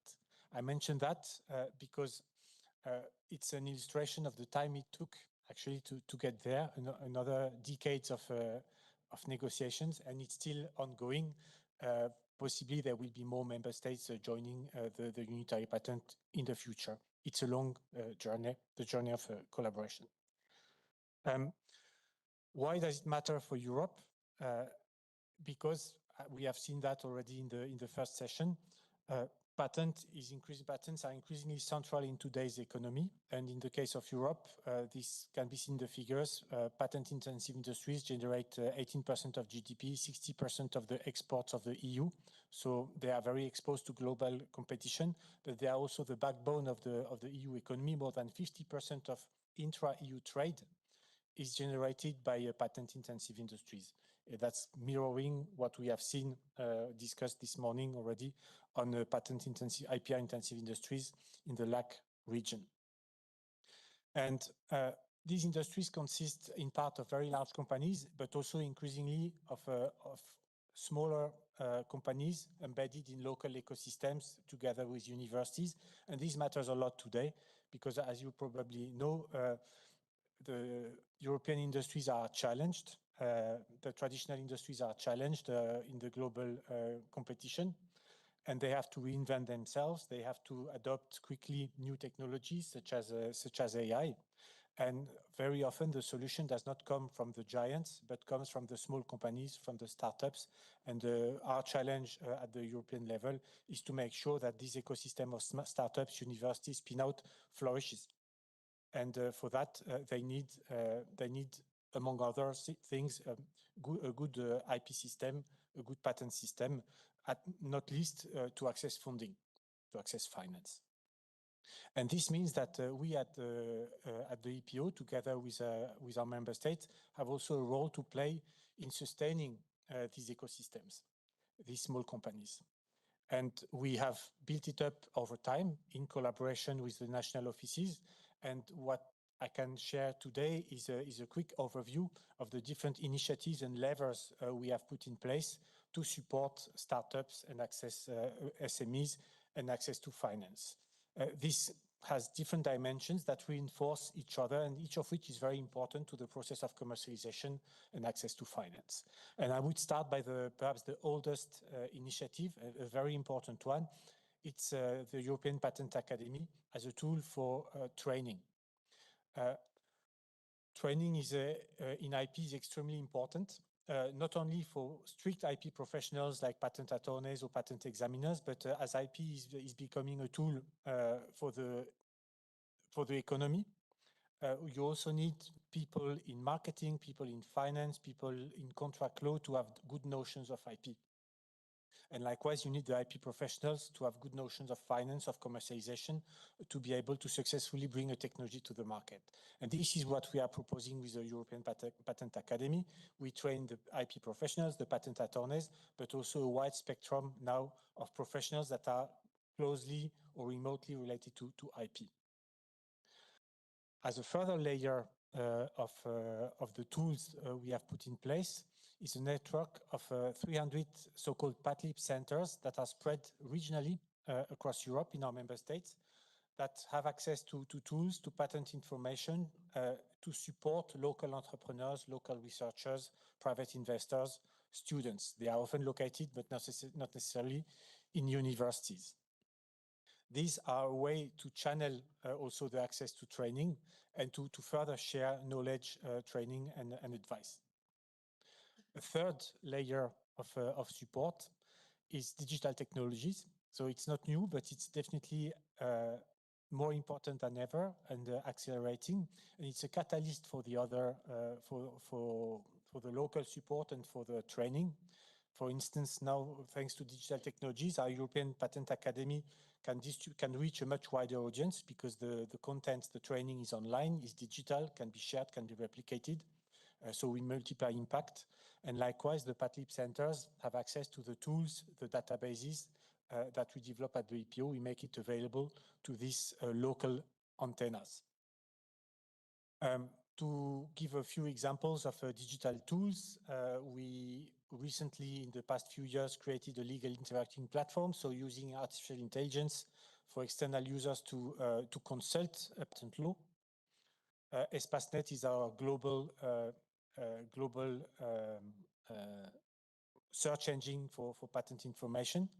And you have on screen a photo of the Deep Tech Finder, a tool that was mentioned by President Campinos this morning, where we map, systematically track all startups and universities in Europe that file patent application with us and make them visible for investors. And we have the feedback from investors that this matters to them. They are sensitive to the signal of patent protection. A last dimension I would like to mention is awareness raising. It was also evoked this morning with the Young Inventor Prize. Actually, we have various initiatives, the two most important ones being the European Inventor Award and the Young Inventor Prize, that are meant to raise awareness on IP and the importance of IP beyond the strict circle of IP, and especially in the youth. That's extremely important for people in the future to have the reflex of protecting, of using IP to protect and commercialize their inventions. And I would like to conclude on that very quickly. We have realized over time that one of the challenges that we have at the EPO, but more generally in the world of IP, is to break the silo, to not only talk with people who are IP professionals, but to convince investors, universities, policymakers of the importance of IP. And this is why the EPO created the Observatory on Patents and Technology 3 years ago, which is meant as a platform to engage on projects, on studies, like the one we presented today, with stakeholders that are not the usual suspect of the IP world. And that's a very powerful way to have impact. And that's a model, I think, that is useful beyond Europe. It's very important for the IP world to reach out beyond its usual frontiers. Thank you. Perfect. Well, perfect. Great. Excellent. Right on time. We'll go now to listen to the agencies. What our innovation support agencies are doing. They provide funding for innovators in terms of the use of these types of tools, if they are either funding or not funding the patent processing or filing. Examples of the impact of this on the market, the use or the importance of managing intellectual property, and what are the lessons and concrete cases or examples that they could use to illustrate. 6 minutes for each one of the speakers, and we will start with Bruno. Bruno, please introduce yourself from FINEP. I'm going to speak in Portuguese, sorry, but I think it's going to be okay.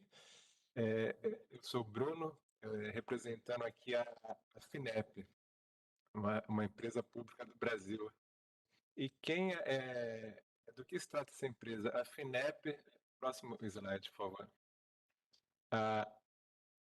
A FINEP é a Agência Brasileira de Inovação.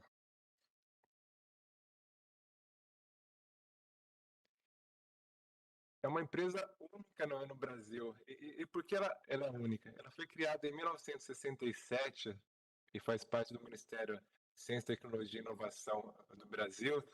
E ela é única porque é capaz de apoiar a inovação desde a ideia até a comercialização de produtos. Então, a FINEP é uma empresa que abarca... So FINEP is a company that is involved with universities, think tanks, and also conducts R&D with support for companies just starting out, including launching products in the market, providing support for large companies as well. So how do we finance our activities? Well, there are a variety of different ways. The way that we finance the different phases. Here, essentially, what we have are 4 ways to provide funding. The first is non-reimbursable, and this is aimed at science and technology institutes. We also have investment funds or companies that invest. We also work with grants. And again, non-refundable funding for companies and refundable investment for companies in the form of credit. So these are the 4 different financing formats that we are able to use to foster innovation. I will delve into more detail later on. So that, well, and I will refer to how we cover the entire innovation process. This graph is important in that it shows how FINEP has increased its relevance over the years. Maybe you cannot see the finer points on the screen, but it refers to the budget available earmarked within the national fund. So over the last 6 years, the fund has doubled in size, and in 2026, FINEP had roughly 20 million reals in funding, which is equivalent to $4 billion for technology development. Eu trago estudo que foi feito pela Universidade de Campinas com 1.000 projetos. I am going to now refer to a study carried out by Campinas University that assessed the different projects and their impact. And what we're interested in here is that the number of patent applications has increased significantly thanks to FINEP. For example, for companies receiving grants, there has been a 400% increase in terms of patent applications. There was a more than 200% increase, as well as patent applications that were funded. And as far as intellectual property is concerned, Brazil is a South American country with the highest number of patents achieved in recent years. And these patents are primarily held by universities. And despite an increase in the number of patents, we have seen that Conforme foi visto em outros países. O que eu quero trazer aqui é o seguinte. There is a limited number of individuals in charge of this. Now, although Brazil does have a large number of patents, and it's important to have this funding, this has not necessarily translated into innovation. Despite an increase in the number of patents, Brazil still holds a quite modest ranking in terms of innovation, ranked 52 on the Global Innovation Index. Keeping with our most recent survey, Chile actually was ranked better than Brazil in this Global Innovation Index, revealing its better position. So what has FINEP done? I'm going to quickly go through this, and then I'm going to refer specifically to IP activities. Now, we conducted this interesting program to provide specific support for intellectual property in order to stimulate technology transfer. There was a call to companies to submit proofs of concept for patents already registered with universities. So this was one way to directly link universities with companies. And so this FINEP-sponsored activity aimed to ensure that the companies would acquire knowledge so that they could test out the innovative projects.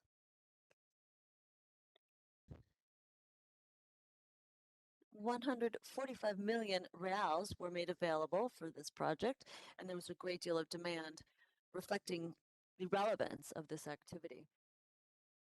1 million reals were requested and 35 projects were approved. Here you have the results, a variety of different products and different sectors. Here I just wanted to point out biotechnology. This was a biotechnology initiative using natural inputs. There was another project making it possible to use different compounds for a variety of different batteries, as well as other high impact projects with a significant social impact. And I am available for questions, of course. We know that it's necessary funding to exist, and we should have ongoing budget availability over time so that there's no disruption in the project process, so that they're not interrupted midstream. It's also necessary for investments to be made so that this old concept of the triple propeller or triple helix continues. It's also crucial to work closely with the public so that we have greater instrument integration, excuse me. Thank you.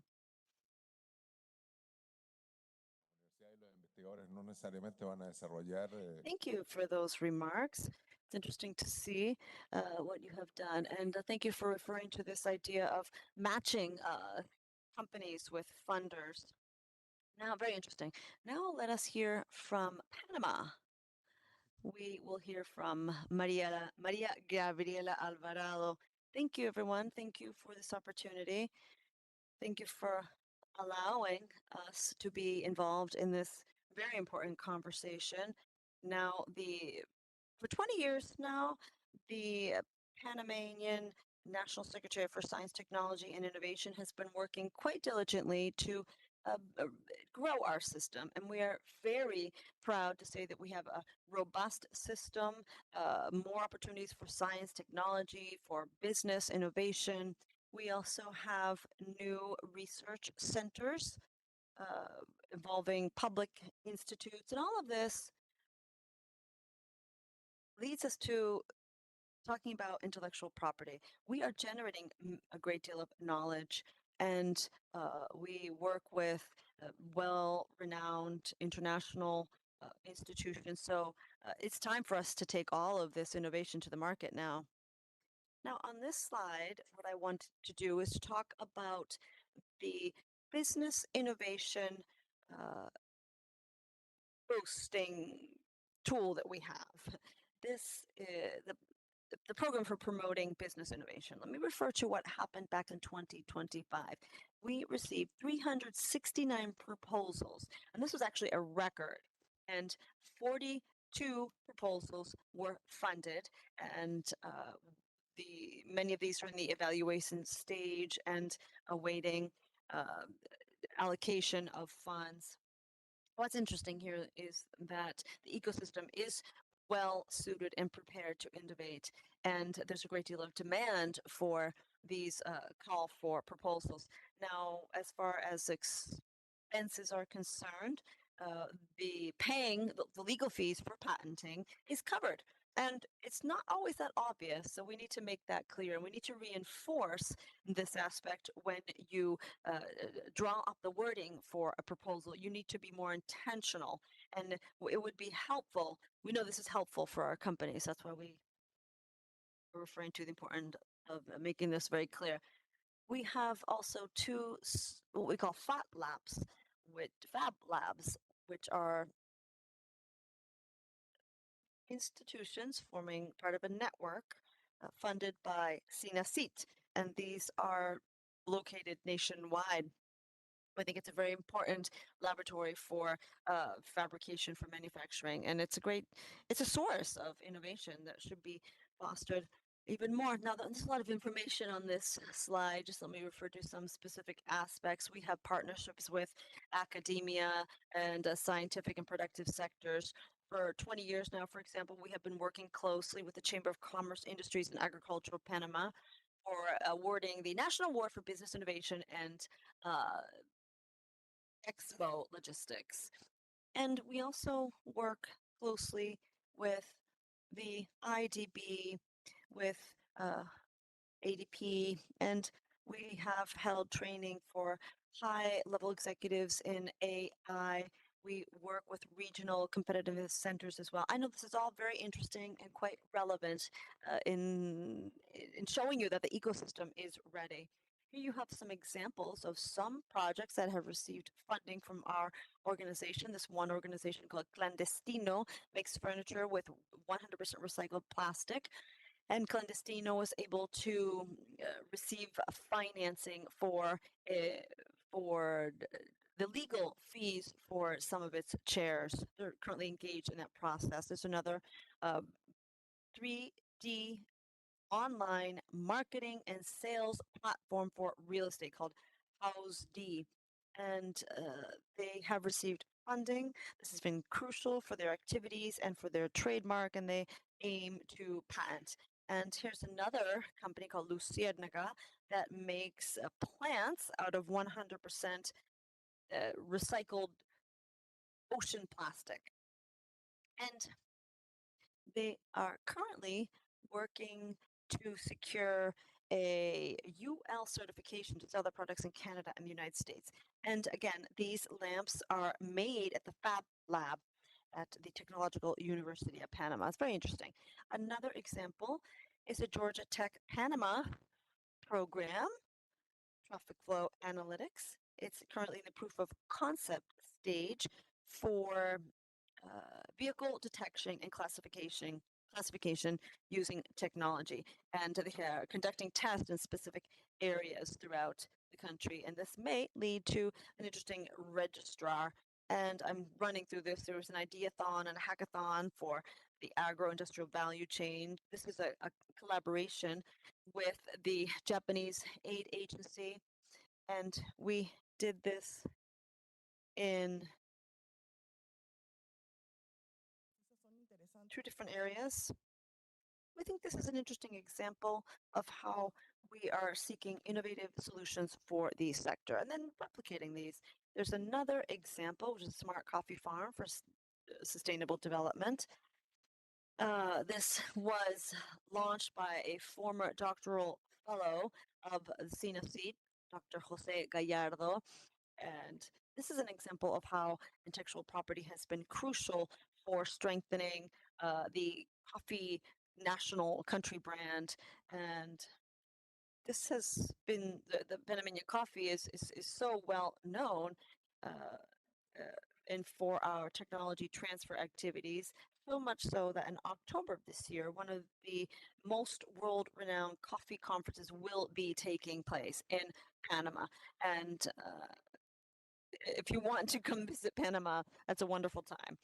And then finally, in closing, I would like to mention that we are working with the IDB to train business managers based on scientific and technological strengthening. And we are creating new incubators as well, in addition to technology transfer offices. This is through our office at CINACID. So we think this is an excellent opportunity. The timing is wonderful. We have a great deal to learn in terms of intellectual property, learn from other advanced countries throughout the region, and we are very much willing to work with you. Thank you. Thank you, Gabriela.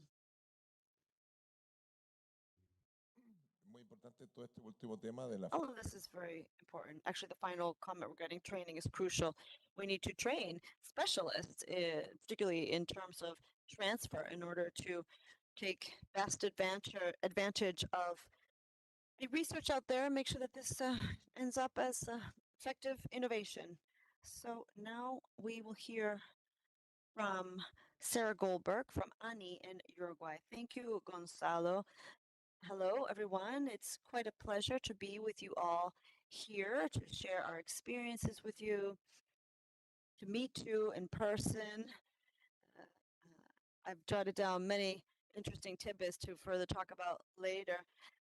I am here to speak on behalf of ANI to talk about what we are doing in Uruguay.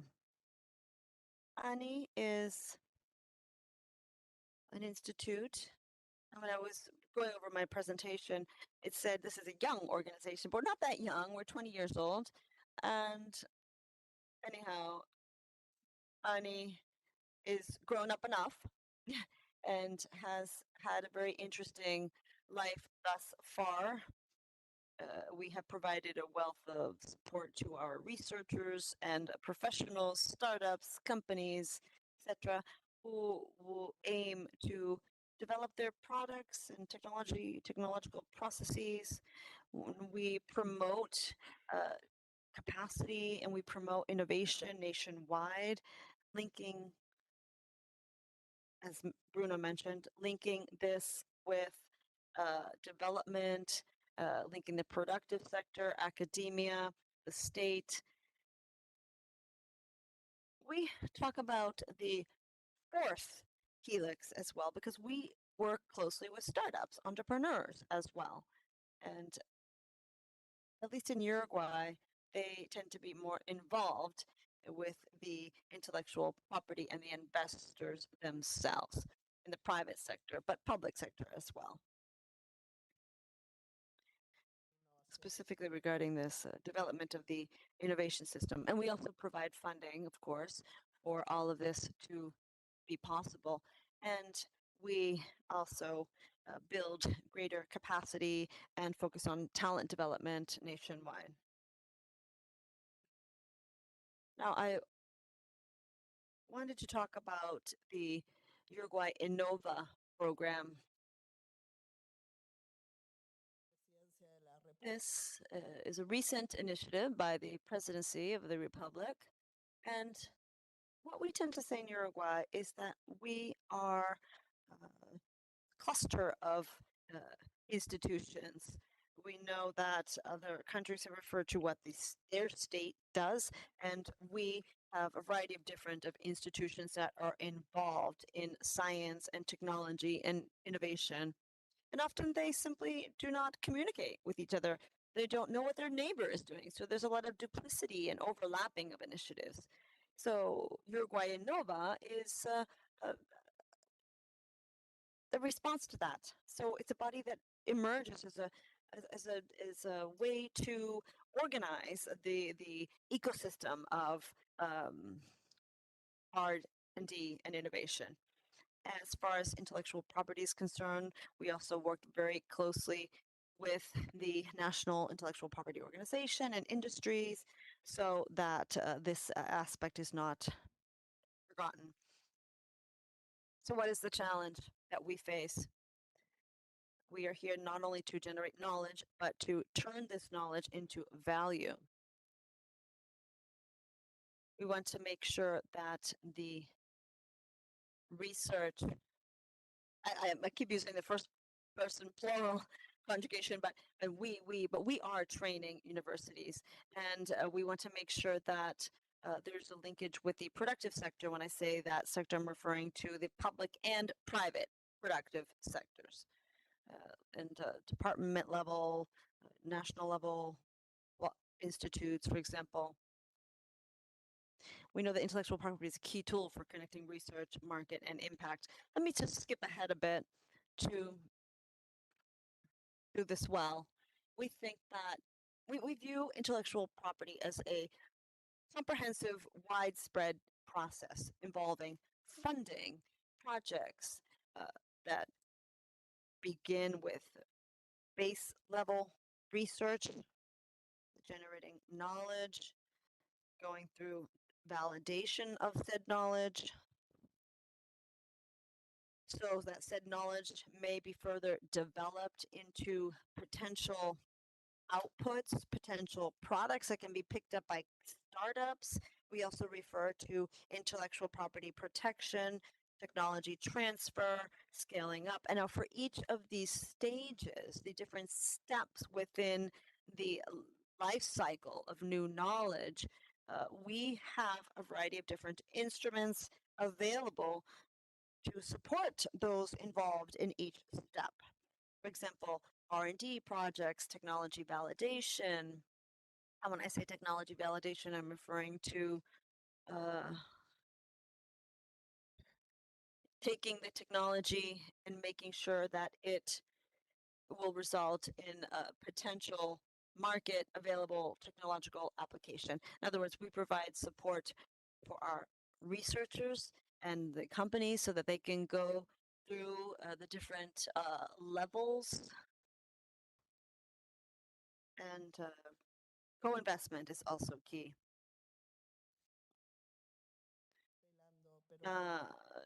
We know that the way to better position markets is through knowledge. We are just about to launch a new instrument that we also believe will be very innovative. So as far as patents are concerned, we provide support for patenting. We've been doing so for at least 10 years. When we launched this tool 10 years ago, we were keeping an eye on what Chile and Argentina and other European countries were doing. And we saw that the years were going by and not much was changing. But in the end, towards the end of this 10-year period, there was an explosion of patent applications. And we have run out of funds, luckily, if you will, because that means that we were able to position this idea and it was successful. So we provide funding of up to $30,000 for applicants wanting to have patents. This is for startups or for research groups or what have you. We also request from the research groups and from the applicants why they want to patent their product and what they're patenting. So we've seen a true explosion. So again, the very beginning, we had 2 to 3 patent application request processes, and now it's just exploded. Here we have 2 interesting examples, Kinspio and Exceptiva. They're similar but different at the same time. Now, Uruguay has been transforming its productive structure over recent years. And this is in response to increased innovation. Now, we have in the past, our GDP has been focused on agricultural exports, cellulose exports, for example, and we have seen that there has been a tremendous increase in the relevance of technology-related products. And Uruguay has is ranked as the #1 country in terms of software technology innovation per capita. So we are developing, we work with factory type software, but we are also moving into having patented intellectual property intensive software. So these 2 initiatives were originated in the academic sector, and 2 groups of researchers that actually got together with young individuals representing innovative startups who were developing products, and thanks to Annie's funding, they were able to have the capital seed and go through a validation stage and patenting their products that have actually entered markets in different countries. Here, the startups are very knowledge intensive, and the investors are willing to invest in these types of companies. I think I have 1 slide left. I'm wrapping up. Let me just talk about the lessons learned and challenges. Well, Uruguay has solid scientific technological capacities, and we realize that it's very important to get in early. And we need to make sure that we will be funding something with usable, with feasible intellectual property. So we also know that it's important to strengthen the capacity for technology transfer and IP. We're working on that. And it would seem as though we're talking in terms we used back in the 80s, technology managers, technology transfer, but we're still using the same terms, and there's something that we're not doing right, but we need to accelerate the science-business connection, I think, and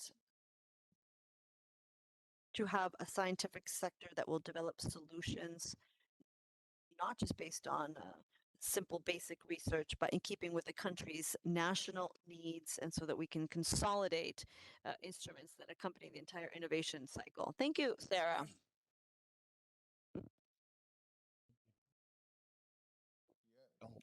In biotechnology, something that Juan Antonio mentioned from EPO, the issue of using AI is creating a significant impact on the fast development of pharmaceuticals. And this is, of course, flooding patent offices, and there's going to be a significant institutional challenge.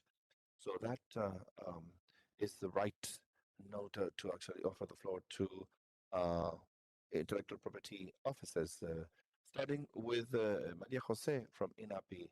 What types of services are you using, etc.? Can you please discuss in 6 minutes your context? Thank you, Gonzalo, for your introduction. Maria Jose Garcia, Head of Patents at INAPI, and I'd like to thank IDB, EPO, and ECLAC for this invitation.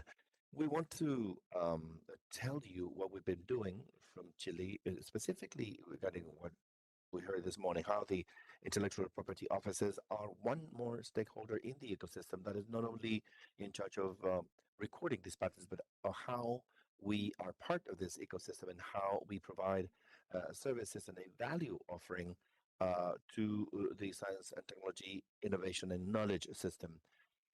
All of us understand that industrial property is not a formality anymore, and our industrial property offices are a critical infrastructure piece to be able to achieve this balance that we heard this morning between protection and access. And for us, as INAPI, and also as a public office or institution, is something that is part of our DNA. As an office as well, today, in fact, we've seen a sustained growth in filings for patents between 24 and 25. We grew by 39% compared to the 2021-2024 period. Is an increase by 41%. However, the proportion of domestic versus foreign is still the same. The world has grown and we have grown as well. And that, in fact, is a significant challenge in terms of what our national director said this morning of legal certainty and being expeditious. And we are working on that. And we've been working in the last few years. Our average time in processing patent is 2.3 years, which is very competitive globally. And our pending stock dates back less than 3 years, which positions us in a very important position in the region. I'm saying this because, in fact, today, Chile and Brazil have positioned the use of PCT in the region. From Chile, we provide services to Colombia, Peru, Mexico, besides Chile.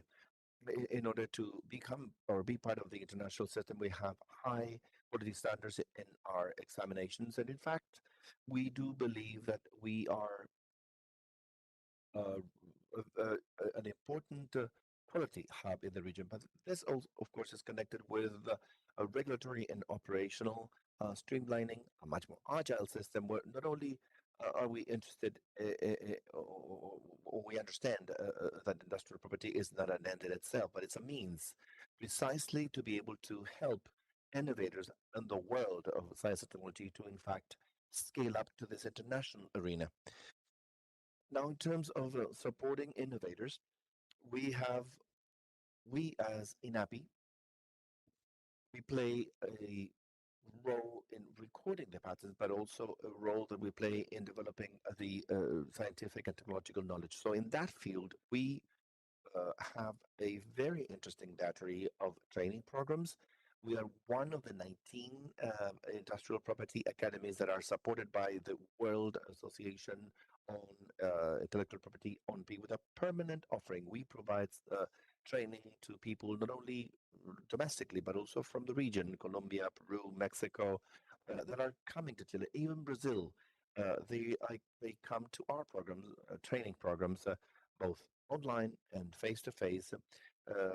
We are also organizing one of the summer programs as well on industrial property. But we have also, you saw in the previous slide that Chile is a very thin and long country. So not only do we have to focus on metropolitan areas where we have the largest filing of patents today.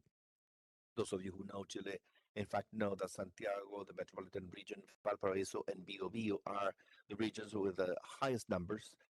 But there's lots of research, extremely valuable throughout the entire territory. So, in fact, what we have developed is a regional network of technology and innovation support centers that connect 11 regions of the country where we have support and assistance services to all entities, both public and private, in those regions. So this has been a very interesting work that we've developed because we understand that many times we cannot be next to all researchers to establish and determine whether a piece of research, in fact, has the potential of being protected. But we have strived significantly to generate and build those capacities in our institutions, public institutions and organizations, as well as among academic organizations and institutions.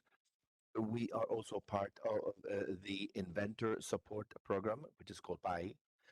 That is a pro bono program for those inventors who do not necessarily have the resources or the assistance to be able to file their patent requests. And we've had significant results in this program. We also have a strategic advisory program in which our teams in the office meet with researchers and academicians of universities, and we provide them with aid and support so that they can themselves develop their own intellectual property challenges, and a cooperation program that we've developed for 6 years in a row with the ANID, National Research and Development Agency, with a training program that what we call INAPI Running, where we provide support to science and technology-based enterprises in order to develop their industrial property bases. In the logic in terms of how industrial property is part of this strategic decisions from INAPI, we've developed muscle in the patent technology-based patent development, and we have links with public institutions in those areas in which our country has the largest potential for production. Mainly with the Ministry of Energy in Chile, we generated an alliance in the context of the green hydrogen program, and we developed a technological context associated to industrial blending, transporting hydrogen through pipes. It should not only be generated, but it needs to be transported to places where they will be needed. So therefore, it's a major challenge in how we are able to generate aeronautical fuel, which is also a challenge for our country as part of that industry. In the case of sustainable development initiatives, we worked on identifying the position of our country in the lithium, ammonium, and climate change chains, where we not only produce technological information for production sectors, but we have also connected the different trade associations. All this public information is available on that link that you saw. I think I have one more slide left. That's the one. How we articulate in this system from INAPI, we are working with the Ministry of Science. All our universities receive base funding depending on the number of patent requests or patent filings. For the most complex universities with the Ministry of Health, we are permanently looking for pharmaceuticals patents. We're working with Senavast and ISP, Public Health Institute. And in the new procurement law in our country, there's a new procurement law. And we, as INAPI, are part of the Innovation Committee, specifically in the area of public procurement for innovation, which is a major challenge that our country is facing. And finally, our next horizon is to focus on, as you know, and many of you know, as IP-backed finance, which is how intellectual and industrial property can ensure those companies that can use their intellectual property assets in order to get funding from the banking system. We believe the future of industrial patents are there for all our colleagues to collaborate in the region. Thank you very much. Very impressive from the creation of INAPI, all that you've been doing and how you've been connected with the rest of the ecosystem and the future of INAPI as well.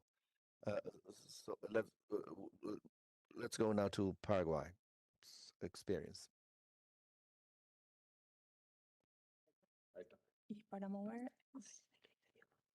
Muy buenos días. Good morning, everyone.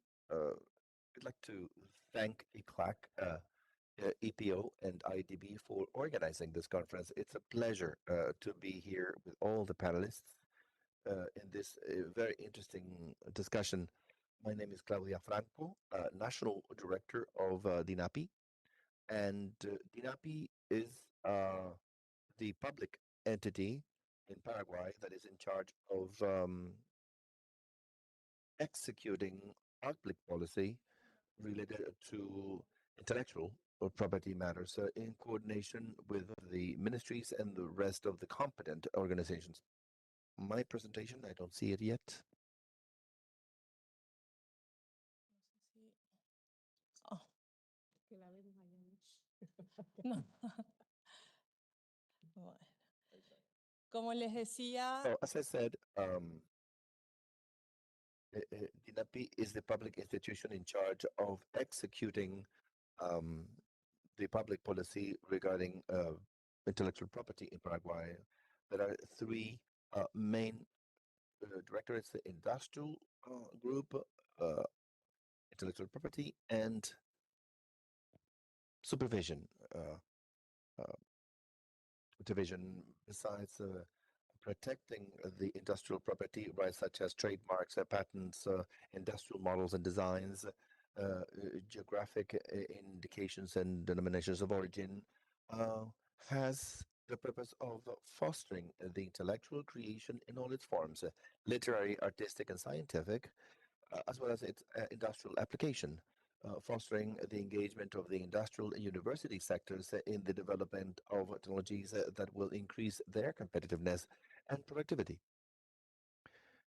and fostering innovation, research, and access to science through technology transfer, as well as the majority of the offices in the region.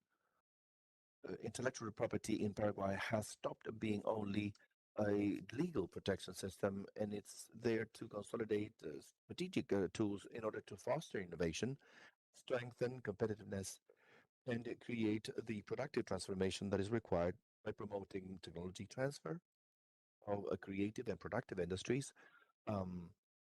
creating economic value based on intangible assets.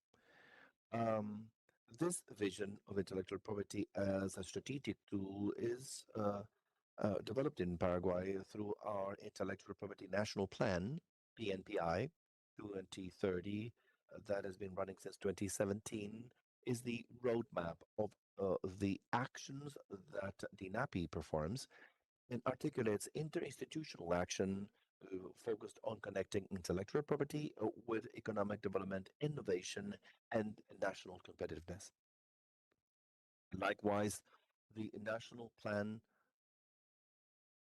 for Paraguay's development, PNPD, by 2050, covers a participatory process that has been taking place in the last 2 years in Paraguay that considers intellectual property as in one of its 4 pillars. Pillar number 2, which is about infrastructure, innovation, and competitiveness, which fosters economic transformation in Paraguay by strengthening its production base, the streamlining of its infrastructure, and the promotion of innovation as a competitiveness drivers. It sets one of its strategic objectives is to strengthen technological and scientific development, innovation in the national quality system, and includes as a specific objective to protect and to promote intellectual property. Why is this important? Because more than 50% of businesses in the world come from those intangible assets, trademarks, designs, data, creativity, software. In Paraguay, same thing happens. We're going through a sustained expansion process of the entrepreneurial ecosystem of the creative industry and digital economy. More and more entrepreneurs, cultural sectors, and productive sectors, and universities introduce innovation, technology, and intangible assets as strategic tools for competitiveness and value creation. This scenario positions intellectual property as a key element in order to support economic and sustainable growth in the country. From the NAPI, some of the actions that are supported in that regard, you find strengthening institutional governance by promoting coordination initiatives among academia, productive sector, public institutions, and international cooperation agencies. At the NAPI lately, we have reviewed and updated the organizational structure with a clear distribution of roles in strategic planning. We consider the addition of a new general department, not as a support, which is the General Department on Innovation, with the mission of supporting innovation and creativity and scientific and technological development through initiatives focused on building capacity and adding value to the context of intangible assets. Likewise, in 2025, we developed training and awareness campaigns regarding intellectual property, reaching out to more than 15,000 people, especially students, school students, university students, and police forces. Our inspiration was to start the creation of the Technical Institute on intellectual property in order to build specialized and develop human talent on intellectual and industrial property, on tech transfer and innovation knowledge. Likewise, we made progress in modernization processes and institutional digitization projects by strengthening intellectual property services by promoting more integration with international platforms and systems.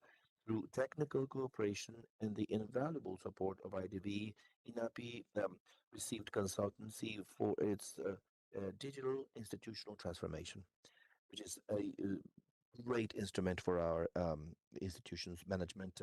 From DINAPI, we constantly promote awareness campaigns and training for entrepreneurs, researchers, cultural sectors, SMEs, and also public institutions, understanding that the big challenge is not only to record those rights, but to turn those rights into economic innovation opportunities. In conclusion, in Paraguay, intellectual property is and will be a fundamental tool to strengthen competitiveness and sustainable growth. For that, it will be key to strengthen regional cooperation, to share best practices, and to create more articulated innovation contexts that are also more inclusive and focused on development, understanding that fostering and protecting innovation also means to drive the productive future of our country. Thank you very much. Gracias. Thank you. So next, the experience of Costa Rica is next. National Public Registry of Costa Rica. Thank you. If you could please show my presentation.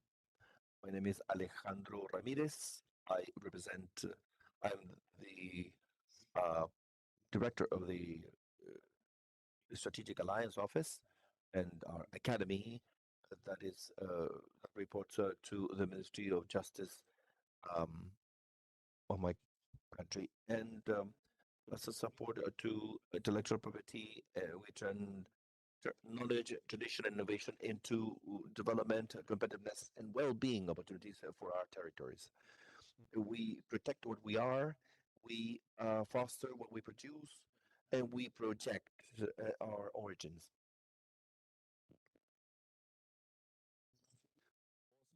As a strategic business model, we have tried to do something different, not expecting for those who need intellectual property to approach us as an institution. We have tried to go out as part of our strategies and to find out the needs of our people, because we are the ones who can guide and teach where opportunities lie in order to protect intellectual property. In this way, we've conducted significant diagnostic efforts at the country level in order to get to know a lot of the potential that the region has based on traditional knowledge up to academia and also educational sector.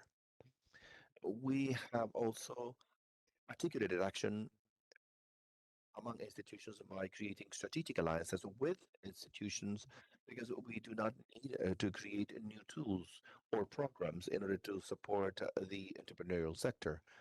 It is just about consolidating and gathering everything we had in the country in order to formulate a development policy and to join the government effort of the current administration with a program that is focused up until 2030. In this way, being able to join these initiatives as well.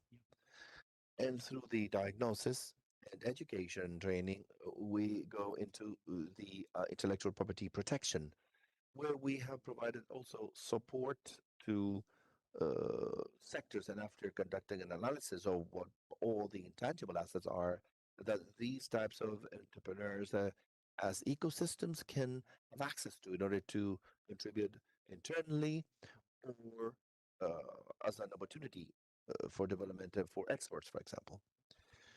We have also provided support in formalizing SMEs because why doing this? Because this has been a way of demonstrating what would be the best way for them to be able to work and to operate responsibly. Maybe they've needed this support in order to know that from the public finance, for example, and from all the regulations and standards that they need to abide by as a country, they are part of the potential success of intellectual property. Why? Because they need to be applied to projects of production chains, or so they can have access to non-reimbursable funding, but also in order to accelerate their entrepreneurial efforts. We also have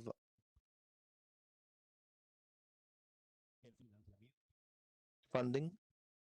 We're currently working with banking institutions in order to define the funding policy to intellectual property.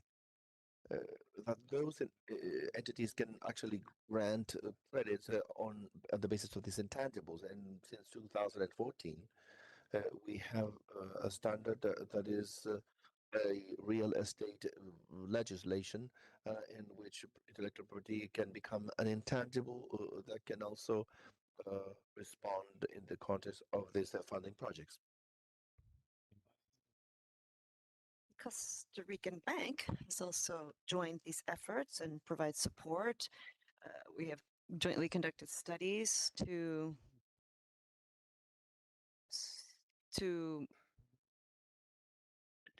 work with to come up with the necessary standards and regulations for the intangibles once they're on the market.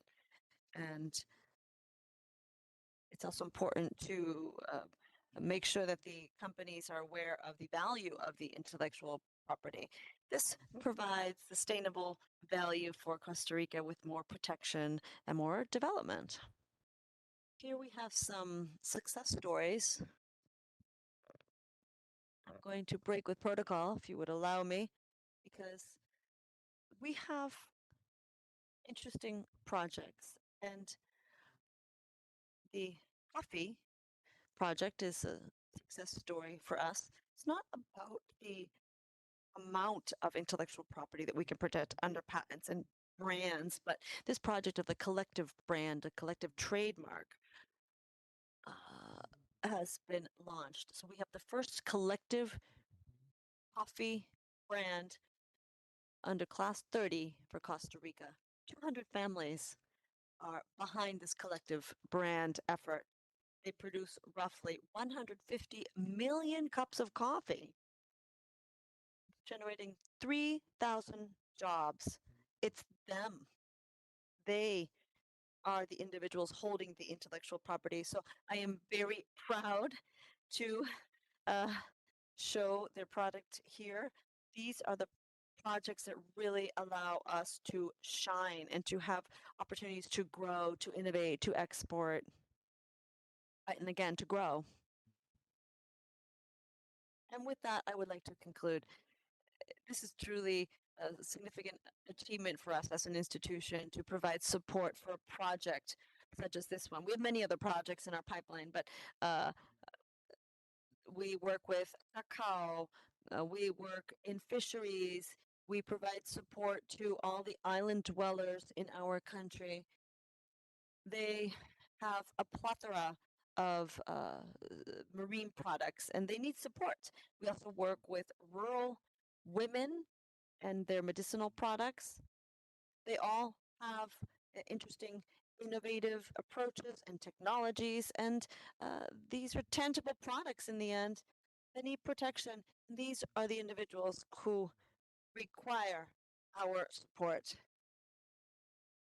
So we reach out to them and we provide them support in terms of financing, innovation, academia, and we add our grain of salt to the national economy. I've always said that if you have intellectual property that's not protected or does not bring about wealth for a country, in the end, is in vain.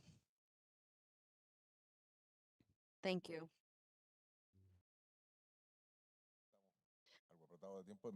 Okay, we are limited in time, so instead of offering the floor to the public for questions, let me just start with the online questions, particularly for the innovation agencies. A great deal of the research conducted in our countries in Latin America and the Caribbean region is conducted by universities, and we've already heard there are difficulties in terms of taking that research and turning it into a value product. So in many of our countries, there has been support provided by the different national innovation offices or efforts to set up technology transfer offices. So the question is actually the following: what assessment do you conduct on these offices' capacity in terms of their financial resources, whether they're actually successful in making businesses come to fruition? So in your experience, how do you view the capacity of these offices and what they're doing thus far in this field? This is an open question to any of the panel members. Allow me to begin referring to what we're doing in Uruguay.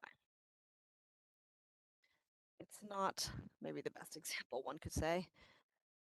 As I was saying earlier, we have tried to work,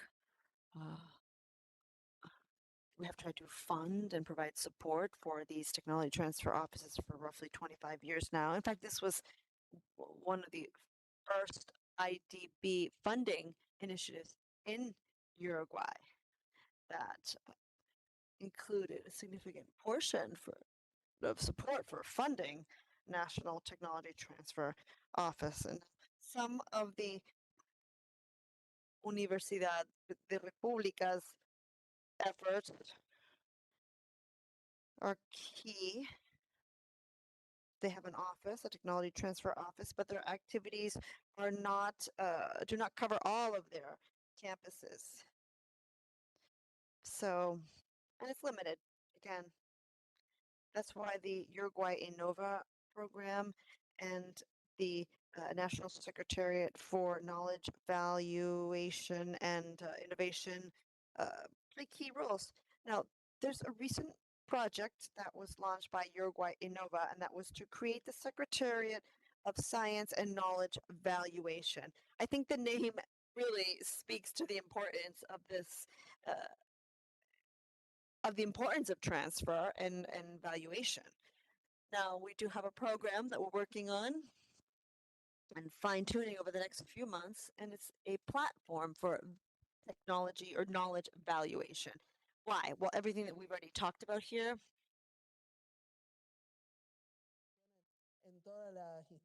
is not widespread throughout all of the knowledge generation institutions. So this initiative that I'm referring to will include a university-supported training component, train individuals in knowledge transfer management. We will also be funding projects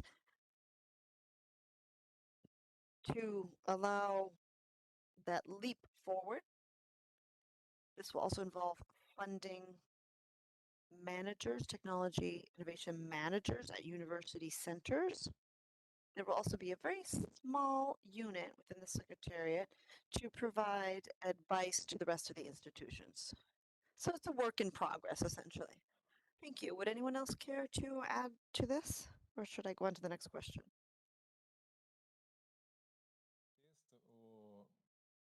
Acho que é importante ressaltar In this context, I think it's important to underscore the type of companies. I think this actually mentioned earlier that dip techs have proven to be potential drivers both in the LAC region and in Europe. Drivers to ensure that university originated knowledge reaches society. consegue captar recursos. So when companies are able to capture resources and new markets, it's important to showcase these. We have a good example in Chile, the NIPCO.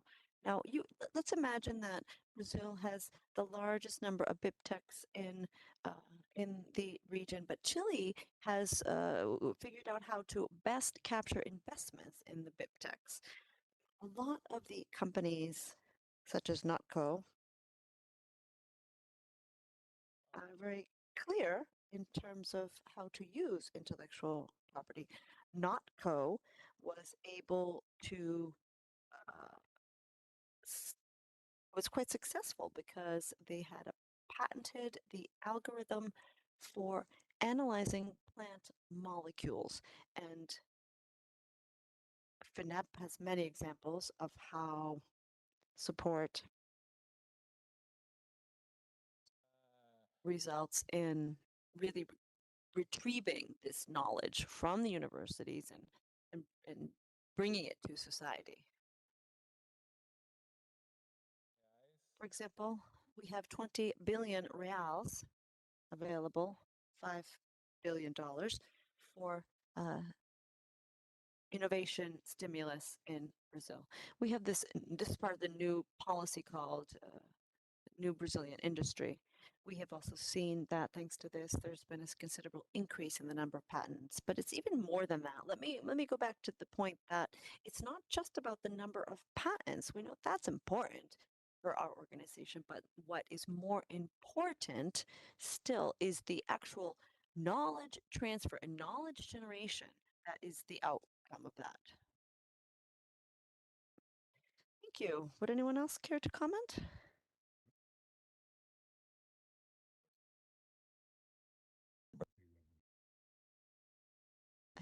Go ahead, but we have to close soon. Thank you. Quick comment on the previous question. So it was said that the patents are an instrument, not a goal per se. And for universities, there is typically a capacity constraint and the necessity to focus the efforts somewhere, to filter, to prioritize. We have the same issue in Europe. And deep tech is indeed a very good way to prioritize. I just wanted to point out that there are other ways to transfer knowledge and innovation to the industry. We have been studying that in Europe, so I can give the figures for Europe. 50% of the patents that come from universities are not filed by the universities. They are filed by the companies working with the universities. And that's a very good way, actually, to transfer knowledge in a repeated manner with long-term partnerships, and the vendor companies are taking up the cost of patenting. So that's a very important channel that sometimes we overlook, and that must be reminded. Thanks. That's right. The FINEP experience actually spoke to that. Go ahead. Thank you. We in Costa Rica have assessed this issue. We have actually considered having a cohesion model, if you will.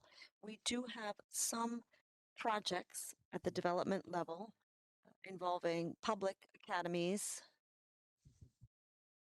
that are a seed bank, if you will. And perhaps they haven't actually truly understood the wealth of knowledge they have. And this year, we, with EPO, have started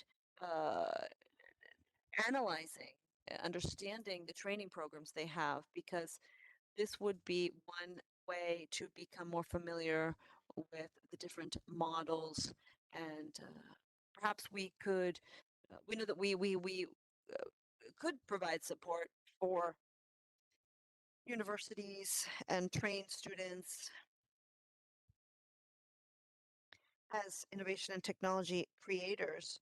They often are not fully aware of their potential, the potential of their projects, and they're not really always sure during which stage of the process they should seek out protective mechanisms. So we are working with EPO. EPO is a strategic partner for us in this development initiative. Excellent, thank you for that. We will continue to figure out how to best address this. All right, then. It's time to close this session. Thank you to all of the panelists for their contributions. It's been fascinating to see the case-by-case experience, and thank you to all of you.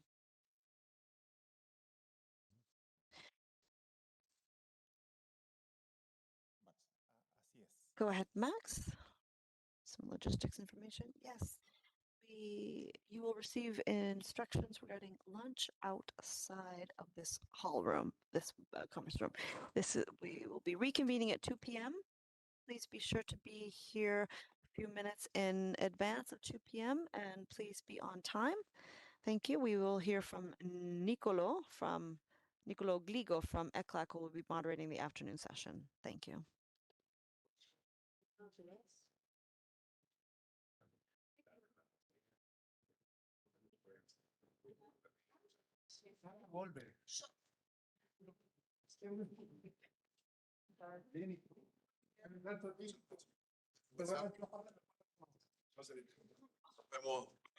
Estamos esperando.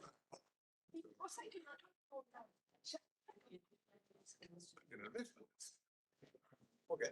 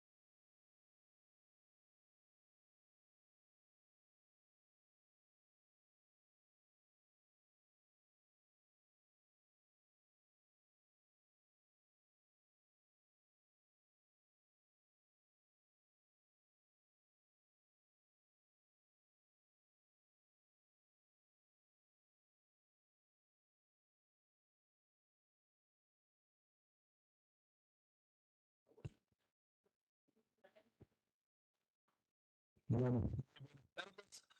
Vamos a dar inicio. Good afternoon. We are going to reconvene in a very timely fashion, and we will be referring to intellectual property as productive development policy.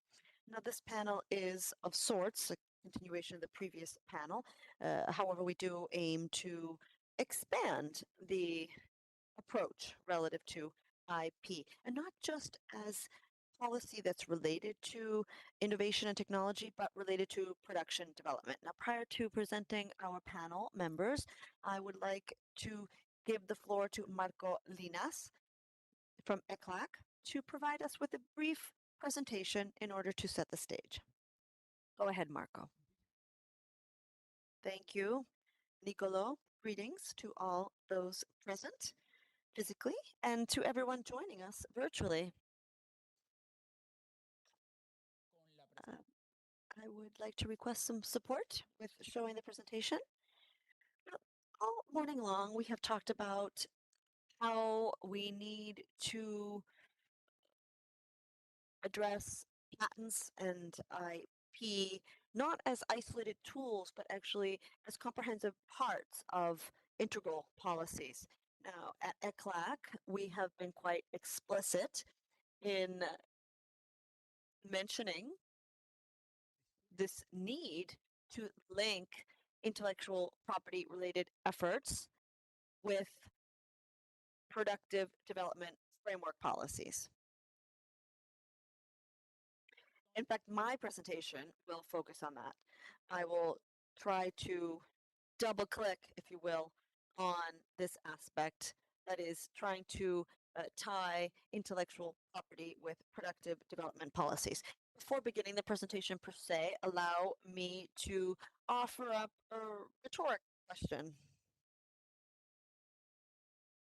so that together we can all come up with some broad stroke responses.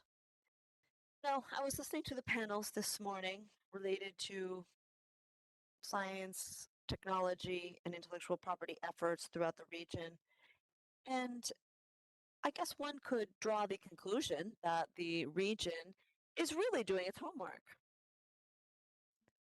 So I asked myself, what is missing in our region?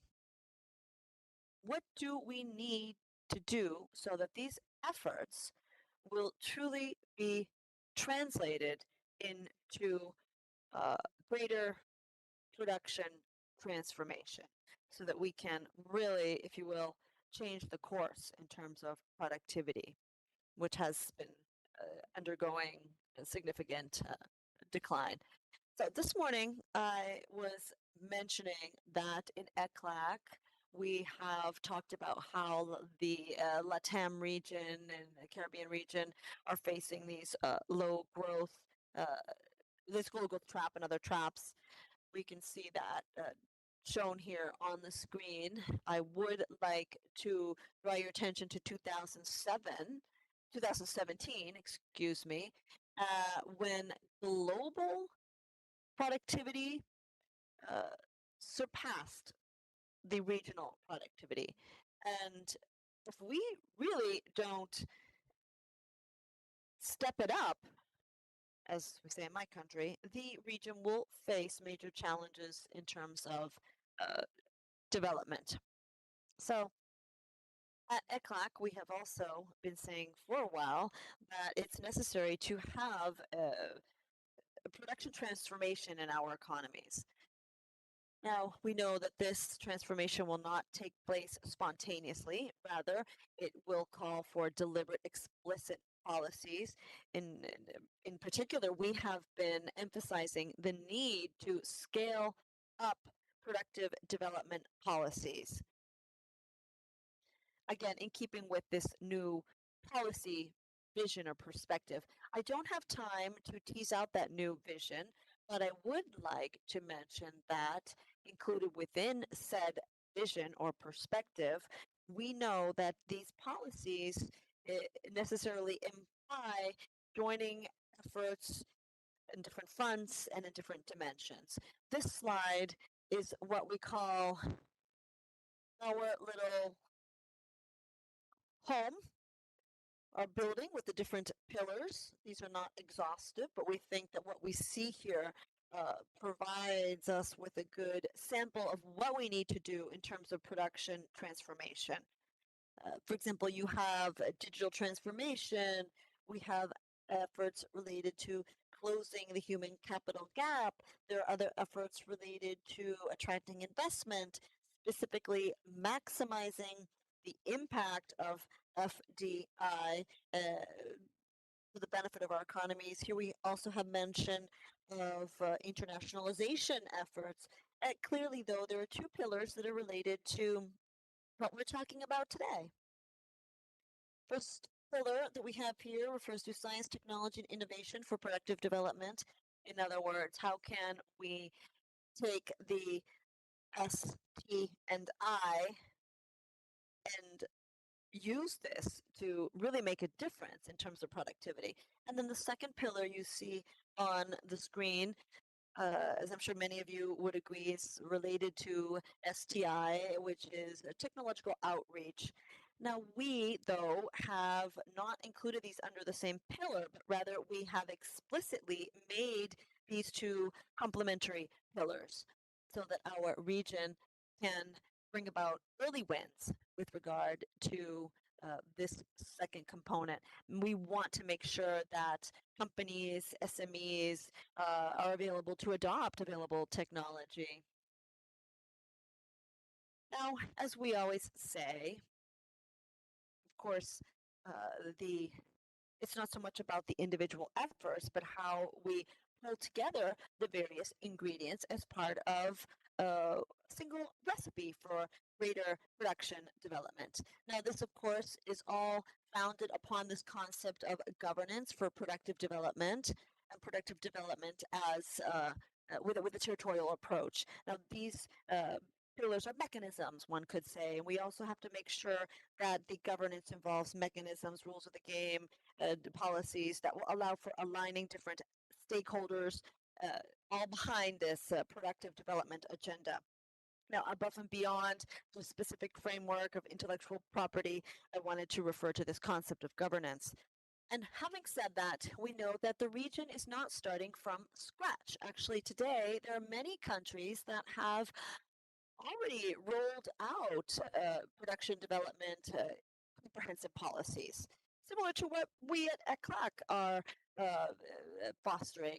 We have heard Brazil's example of their Nova Industria plan in Chile. Also, we heard some examples related to green hydrogen, to lithium, and then the national reindustrialization policy of my country, Plan Mexico, and then Peru, and the Dominican Republic also has been working on their plan. Uruguay is on the verge of launching a new industrial policy document in July of this year, so on and so forth. We could go through all the different countries throughout the region, and I'm sure we would find examples of this type of effort. Despite this, we have already mentioned that ECLAC, we have already identified many opportunities for improving these efforts and scaling them up. And that is clearly related to this concept of science, technology, and innovation for production. We all also know that the resources we are investing as countries in terms of the portion of investments in STI as a percentage of the GDP leave a lot to be desired, particularly when we compare our countries and our region to other regions. Last year, in fact, we included a new chapter in our flagship document, which is related to productive development in Latin America. And we focus specifically this chapter on science, technology, and innovation with a view to make sure that the impact of these initiatives will not just be focused on growing more resources, but having better design of institutional strategies and instruments and better cohesion. Now, just let me quickly go through some of the components making up this regional diagnosis.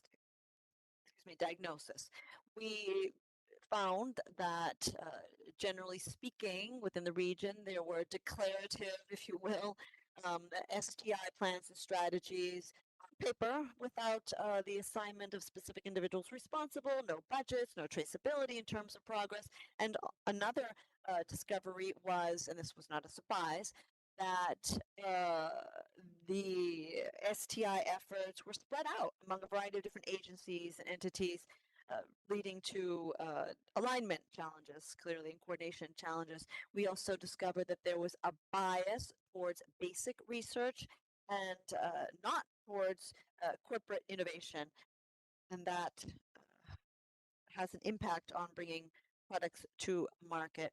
We also discovered that there were a series of programs and instruments that were demand side, but not tied to the strategic sectors or the strategic priorities as defined by a country. What else did we discover? There are many projects out there with low financial support or short-term initiatives, and this very dispersed approach having a negative impact. We also discovered that there was myriad different capacities in terms of design, execution, and evaluation in the different countries, a great deal of heterogeneity. And apart from grants, we also saw that there was limited use of other types of support, such as tax incentives or credits, etc. And now I would like to go from the challenges to refer to the 68 specific recommendations that we have included in this document. And we have grouped these in keeping with the level of readiness of the STI initiatives. We've grouped them under 6 areas of action.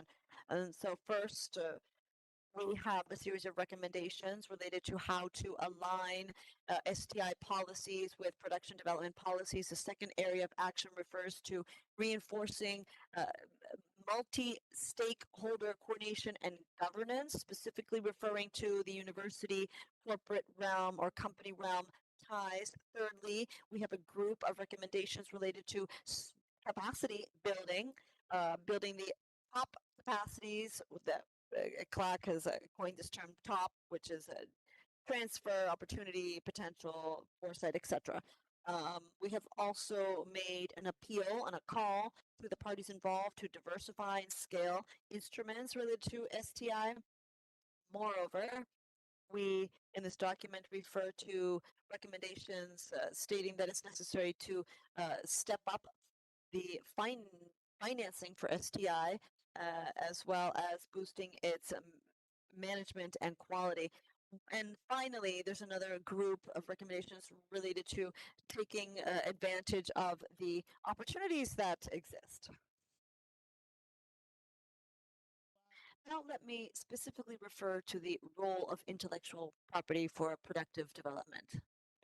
This morning we heard about the results of the study. Clearly, these results underscore the importance of intellectual property for productive development. We also heard mention of there are some IP intensive sectors, they pay better salaries, and clearly the region is having challenges in terms of capturing value.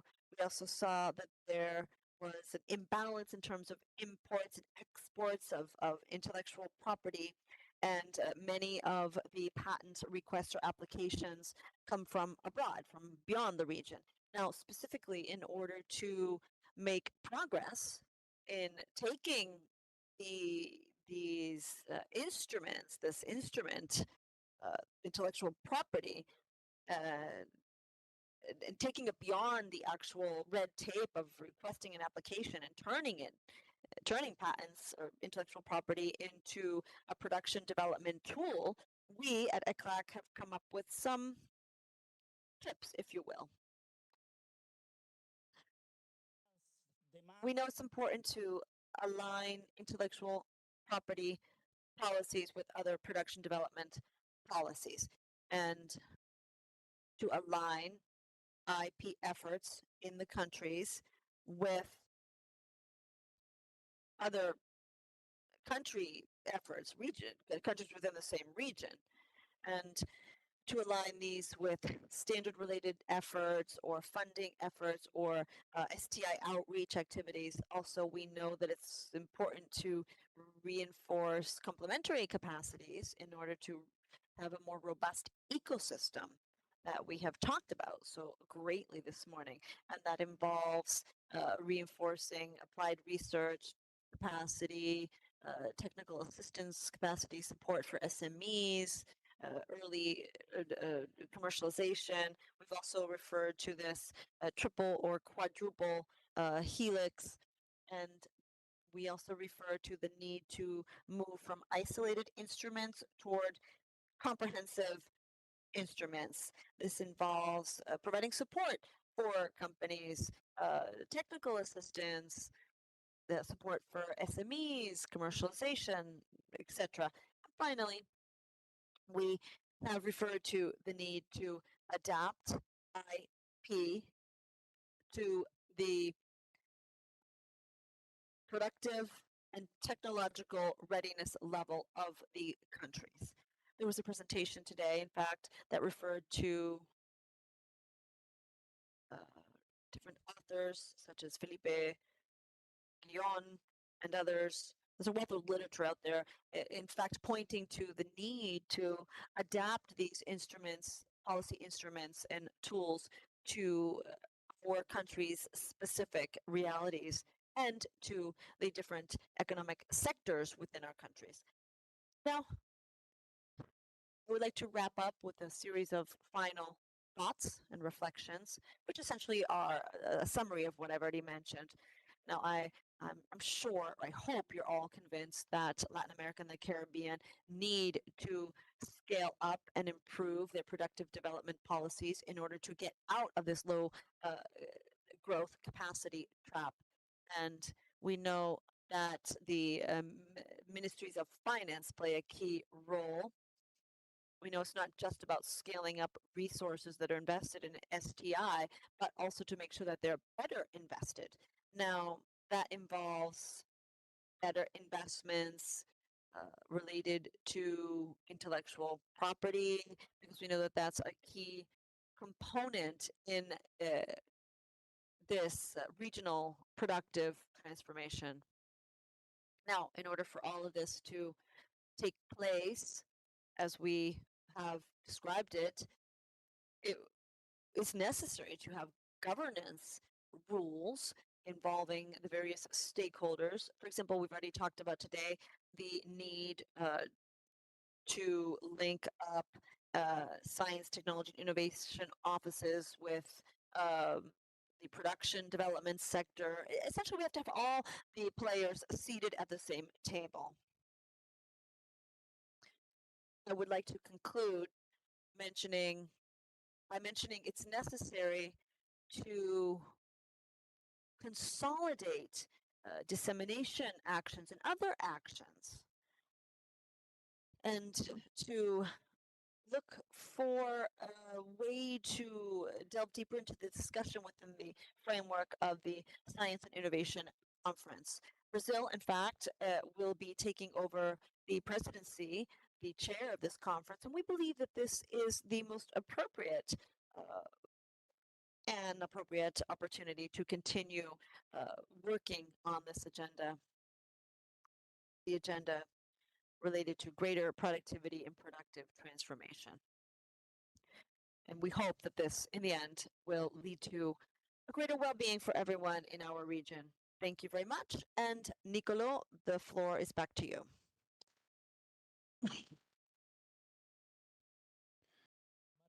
Thank you, Marco. With this, we have set the context for the upcoming conversation and discussion. Just like the previous panels in the morning, we have invited a few representatives of innovation-related institutions and agencies, as well as representatives of intellectual property national offices. Benjamin Baram, he is the president of CONACYT in Paraguay. Fernando Henschel, he is technology head at Corfo in Chile. Enrique Pera from the R&D and I from Argentina, and among the national intellectual property officers, we have the presence of Eulalia Mendez Monroy, who is the patent director of the Mexican Institute of Industrial Property, INPI. Irene Oliveira, she is the coordinator of innovation and intellectual property of INPI in Brazil. Flor Sierra, she is the representative of the RPI, Guatemala. We have prepared a few guiding questions. Ones addressed to the innovation agencies are: how do you introduce intellectual property in your innovation support and production development tools? What type of support do companies need in order to use intellectual property strategically and not only as a protection formality? With those two questions, for our first three guests, I'd like to offer the floor to Benjamin Baran. But before, you have 6 minutes for your intervention, and please, we're going to have to stop you if you go beyond. Thank you. Please, Benjamin. I prepared a brief presentation.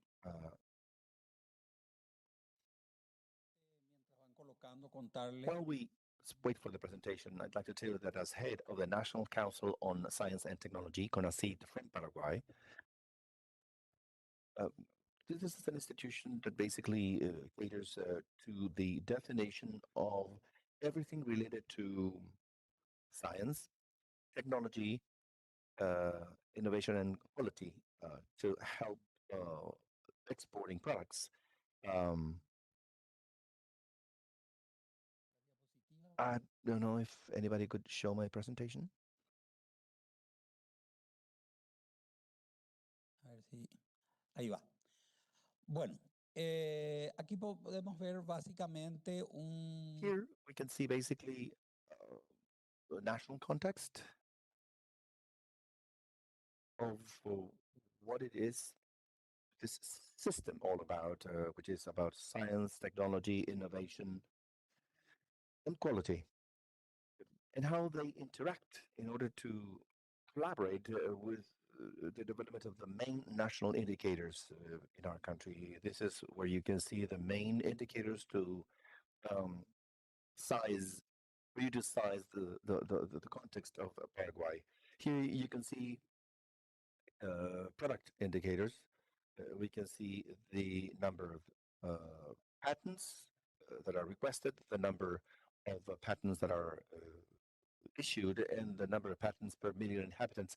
And here you can see a situation that, for what we discussed, not only happens in Paraguay, but in many other countries, which is the fact that most of the patents are geared are for foreign entities, and in general, we people of Paraguay are not very used, so it seems, to generate patents. During lunch, we were discussing with a few colleagues about a university that is very much focused on publishing scientific papers, but not very much focused on generating patents. And now I'm going to tell you what we are doing from CONACYT in order to try to improve and change that situation where the technology transfer offices are not being able to increase the number of patents from the country for nationals of Paraguay to achieve a significant percentage. Well, in that sense, I'd like to say that something about the positioning regarding the GDP, considering exports and the economic complexity of Paraguay. Here we can see a few indicators. Because of time constraints, I'm not going to dwell on each one of them, but I'd like to show you that when we talk about economic complexity, how Paraguay compares to other countries in the region. As you can see, in general, the economic complexity index is at the middle level of the chart. A few countries above, a few countries below. But you can see in the last few years, the complexity index grows consistently in Paraguay.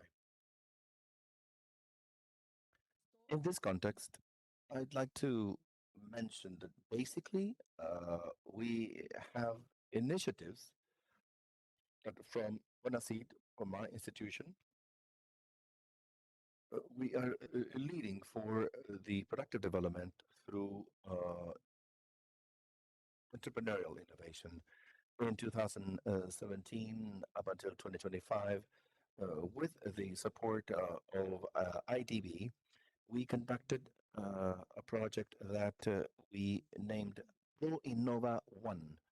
This is a project that we believe has been quite successful, so much so that we are already very close to sign the final contracts in order to start the second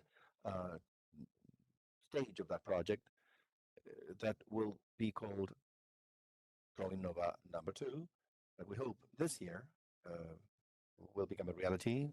It's a 5-year period that the contract covers in order to support entrepreneurial development thanks to innovation, and in that way to come up with products that are based on intellectual property. Since Pro Innova 2 is a dream that is about to become a reality, but is not yet started, we are still going through the motions of bureaucracy, so to speak. But let me take a few minutes to tell you what Pro Innova 1 was all about and some of the main results from it. Here we can see the main objectives of these projects, innovation projects. On the one hand, to foster investment growth on applied research and innovation, also increasing quality and quantity of advanced human capital for all areas related to innovation, and of course, a contribution to improved productivity, which is the ultimate goal that is part of the discussion of this panel.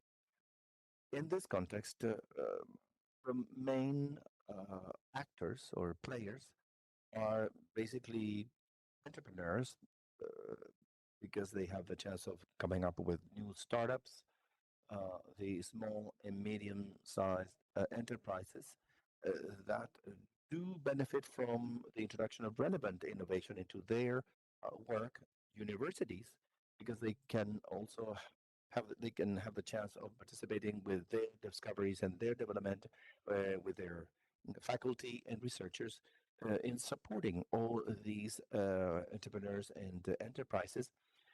Business incubators that already exist connected to many universities receiving the necessary support in order to conduct their work, technological centers and research hubs or centers, as well as public institutions that somehow receive the benefits of all these innovation processes. And in fact, we have a very successful public investment, public innovation investment so for the public sector to actually develop significant breakthroughs in their processes and their systems. But unfortunately, there's no time today during this session to discuss the public innovation program.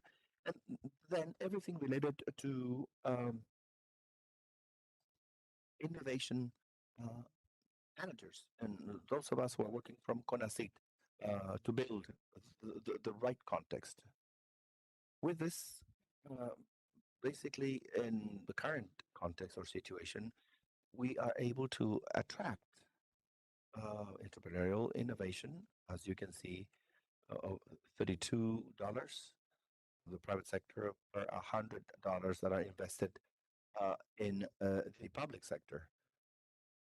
But for a country that does not have a long tradition in this type of entrepreneurial innovation efforts, is already a relevant indicator. We hope we can keep improving these indices with Innova 2. And let me mention now, 2 minutes. You have 2 minutes. Well, let me mention then research and development investment, both public and private. Here we can see how programs such as ProInnova have significantly improved the links in general and specific networks of those companies that actually receive the support from the program compared to those that have not received that support. Here we can see a list of products that have been achieved with ProInnova 1.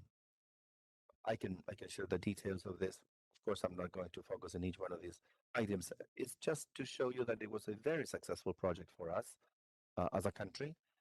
And let me mention here that all of this leads us to dream of ProInnova 2 with a series of objectives, quantitative ones that are the ones that we can see on this slide, and that we hope we can start working on this in order to turn it into a reality during the next 5-year period. And with that, I just like to thank you, and I am absolutely available in case you need any support or any type of collaboration. Thank you very much.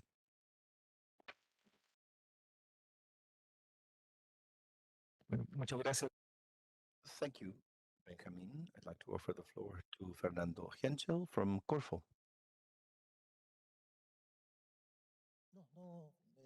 Muchas gracias. Thank you. First, for organizing this discussion among agencies in Latin America. This is a topic, as Marco said during his introduction, is how we can drive the productive development of our countries in this entire region. As far as I understand, we're all on the same page in terms of that diagnostic. We are stagnant, and the path to get out of this is through the development of technologies or driving productivity thanks to the development of different technologies. And for that, intellectual property or the exercise of trying to find the value in knowledge seems to be the key tool to do this. And I believe I don't need to convince anyone in this room about that. So I will try to focus on an explanation in terms of how we've been addressing this locally here in Chile. In Chile, both INAPI that presented this morning and the Innovation Agency report to the Ministry of Economics, which could be the equivalent to an industry ministry elsewhere. And we do have a Ministry of Science, so we have an agency that supports R&D that has been strengthening the foundations of universities in terms of technology transfer. How can we, and that's also a shared diagnostic in most of countries in Latin America. There's very good knowledge generation, publication indices are very high, but when it comes the time to create technologies or even focusing on transforming to more complex production matrices, we're not that good. So what is that gap all about? At least what I heard this morning from other countries as well. Technology transfer office, technology managers.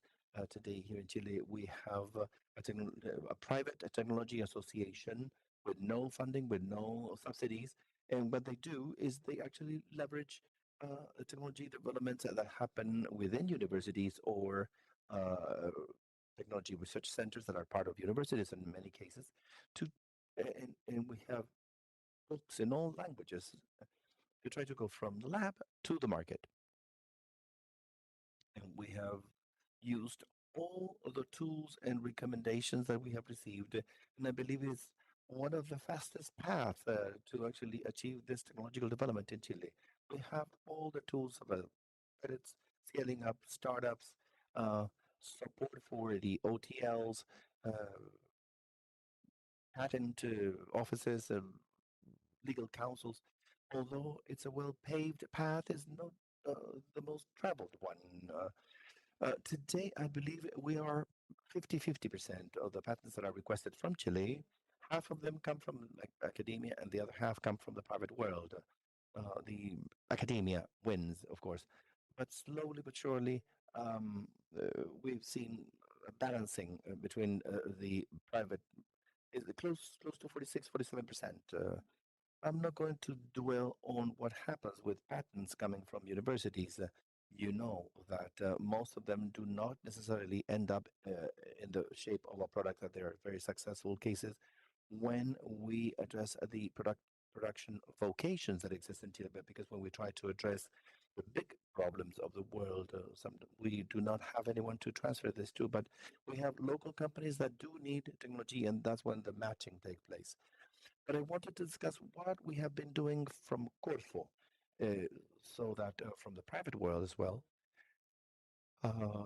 we can increase the patenting rates.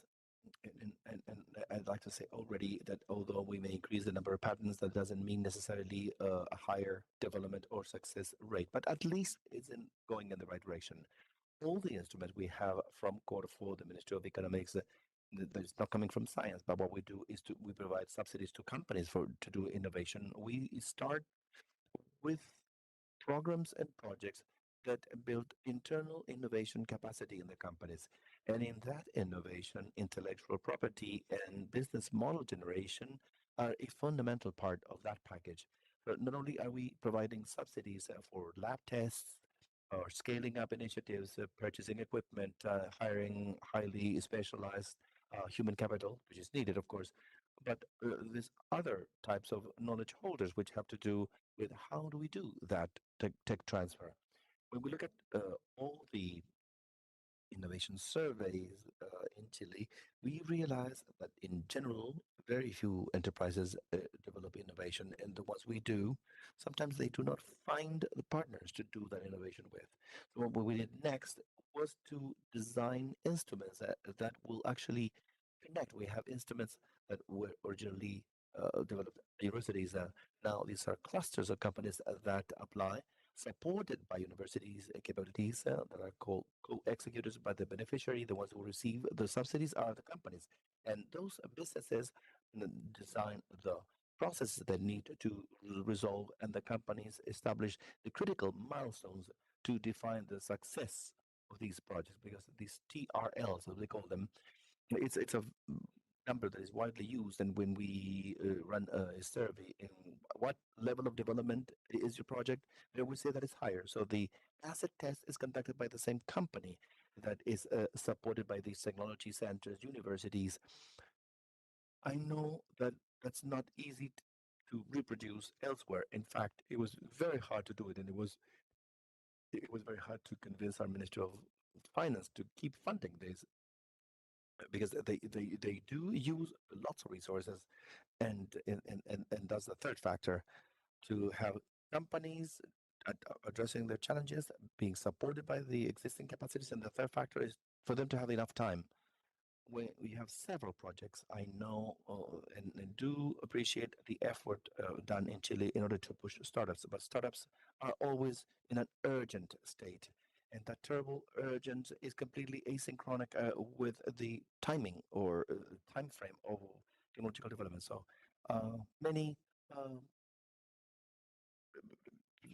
they do not necessarily come from the technology world, but a country like Chile, most of its production matrix has to do with agro. If you want to do transformation in agriculture, it might take several years because the biological cycles behind. If we want to achieve an impact on something where we have major capabilities, at least in Chile, and as far as you can see in our neighboring countries, is in biotechnology, well, there are biological cycles that take a few years or many years.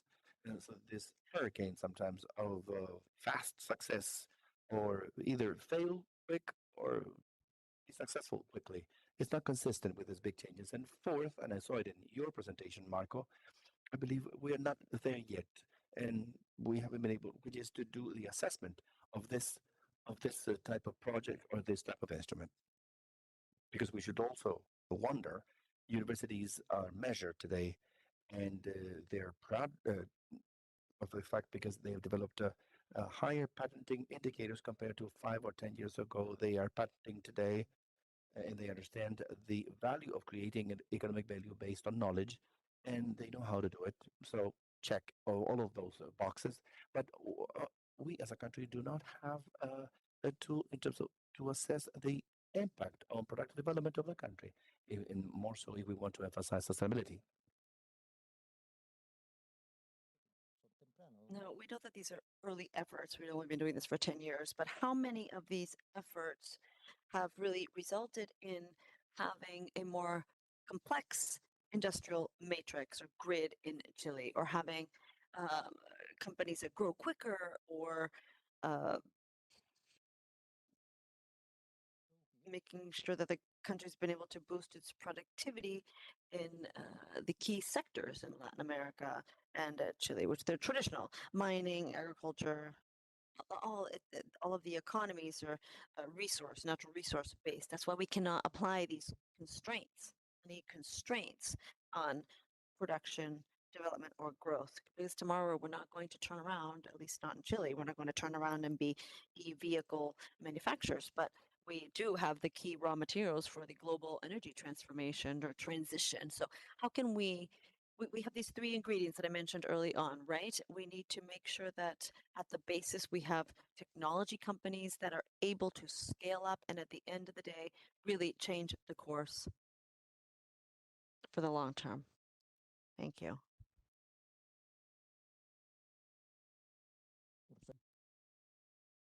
Thank you, Fernando.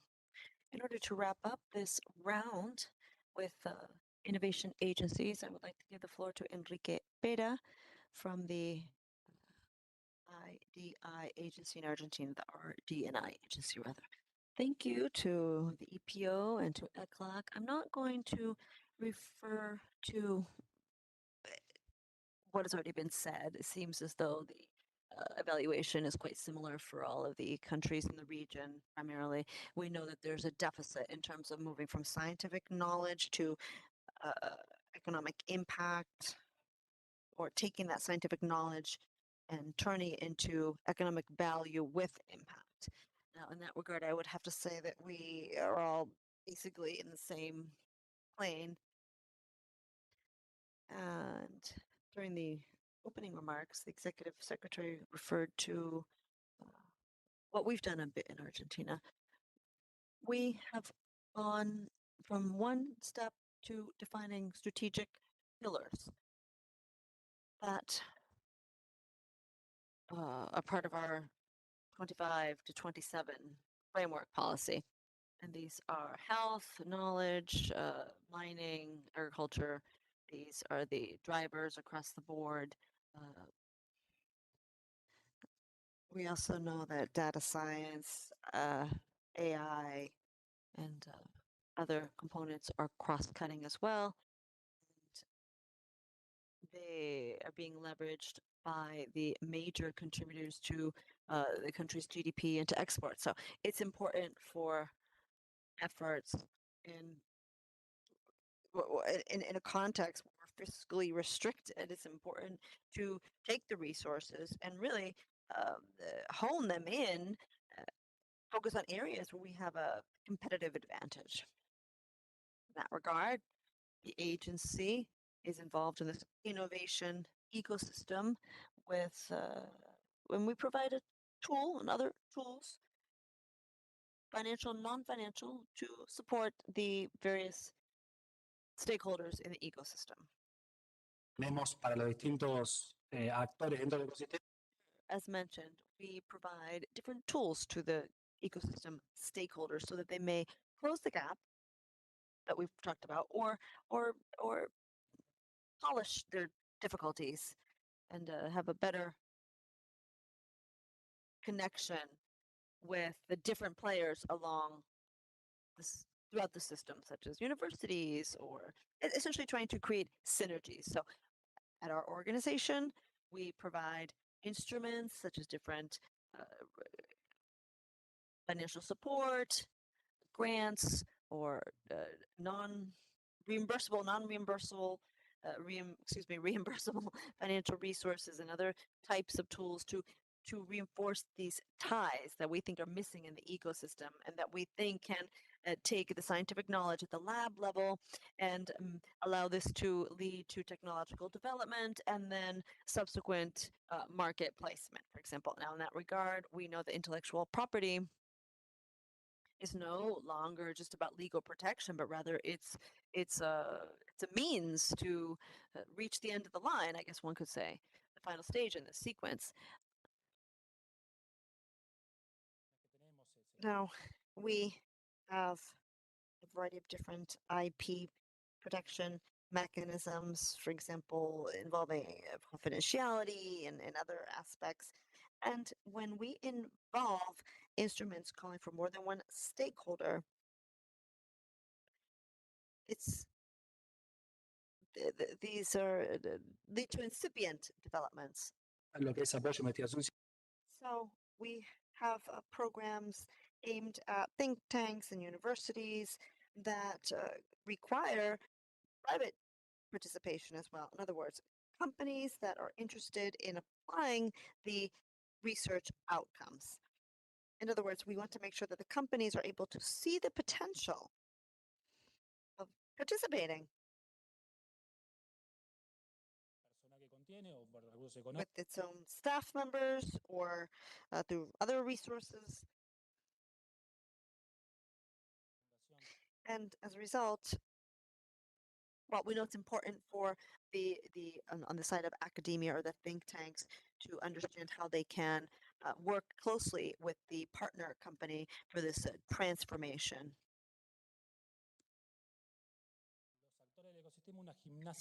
And in the end, this allows for reactions, or rather relationships that within this ecosystem that maybe would not have emerged. We know that it's hard to do away with the traditional structures, and so we have these instruments that lead to these interactions. As far as we have startup programs and other programs, depending on the technological development, that depending on the TRL, will, well, with the different requirements, right? Helping the products get to market. As we know, every development takes its own time. There's inherent risks involved usually. And so we aid them along the way. And we work with public-private partnerships as well. We bring together the different stakeholders to facilitate the discussion and the actions, helping them figure out who's going to define the strategy and take the necessary steps. So that's, in that regard, we think it's also important to bring about these discussions. Perhaps that's what's missing, generally speaking, within the ecosystem.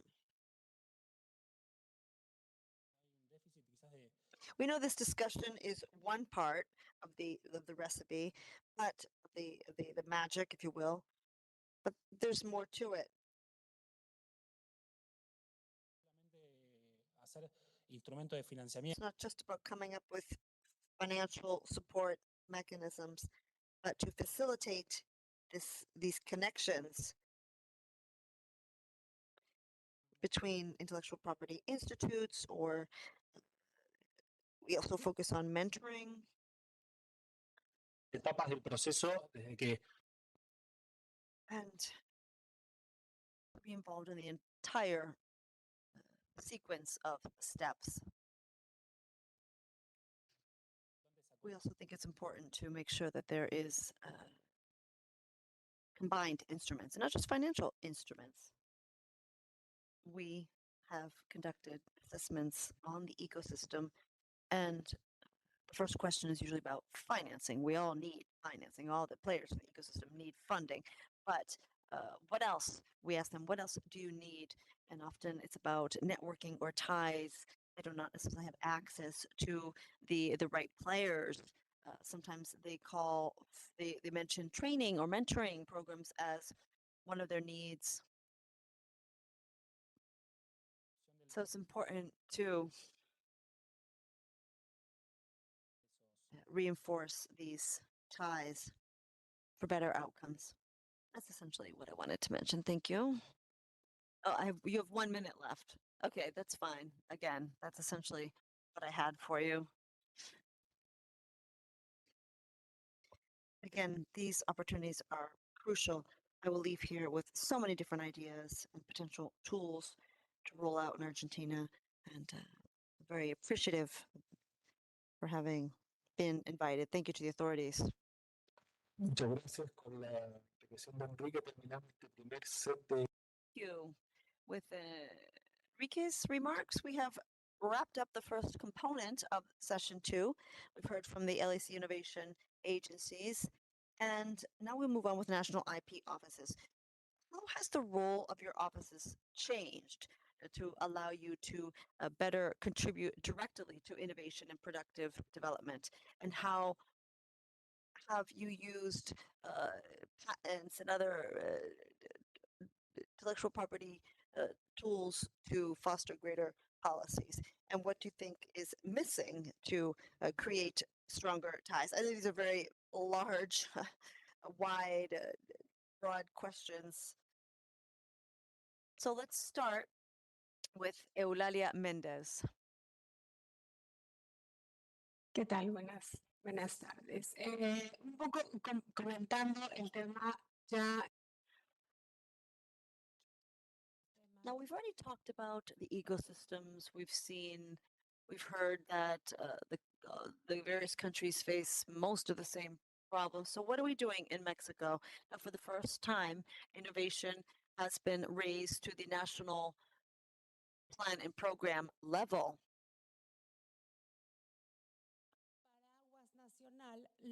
And we need to come up with affirmative actions to provide incentive, not just for the domestic market and for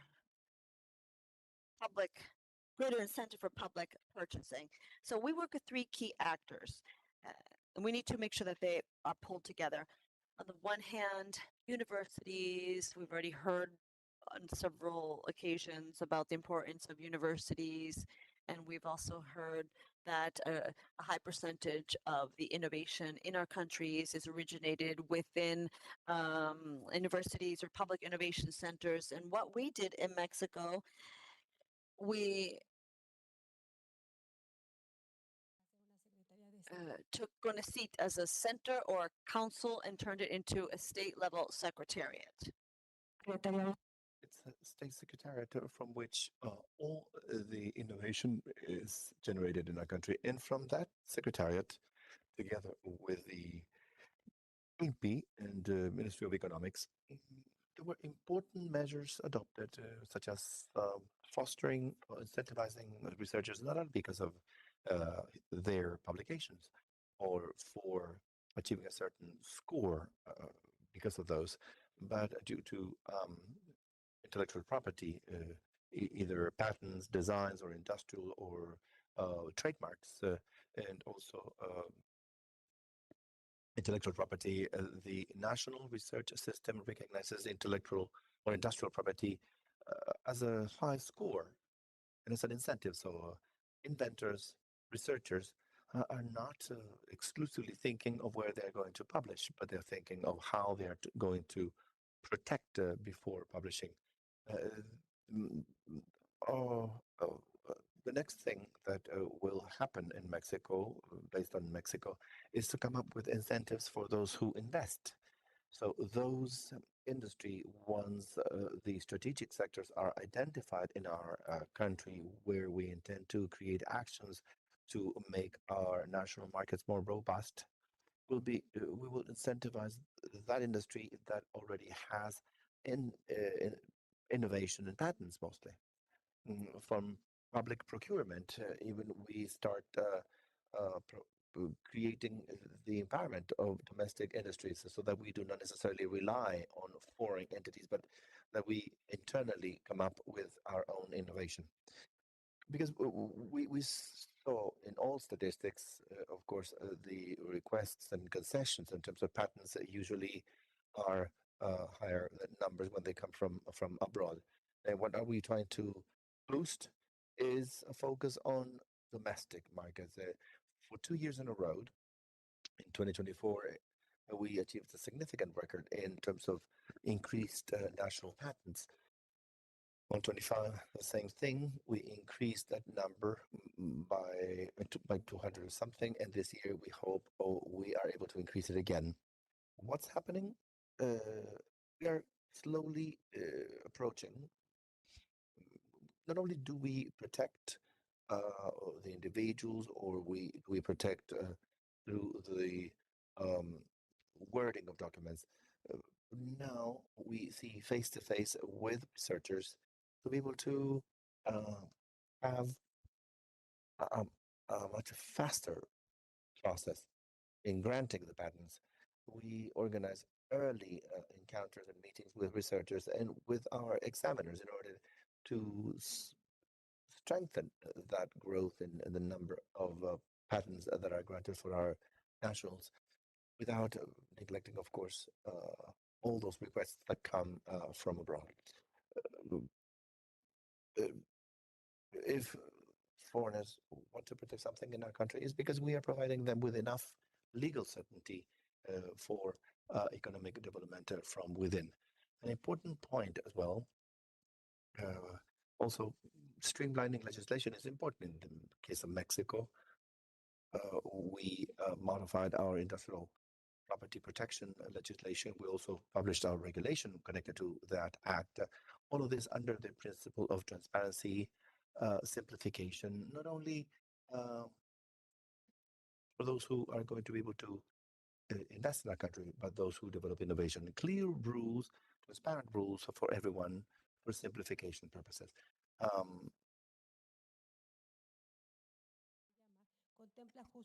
This considers the increased national production that is based on innovation. What does this mean? We're going to achieve an initiative simplification, not only in the initial qualities, but in all chains, of course, including public procurement.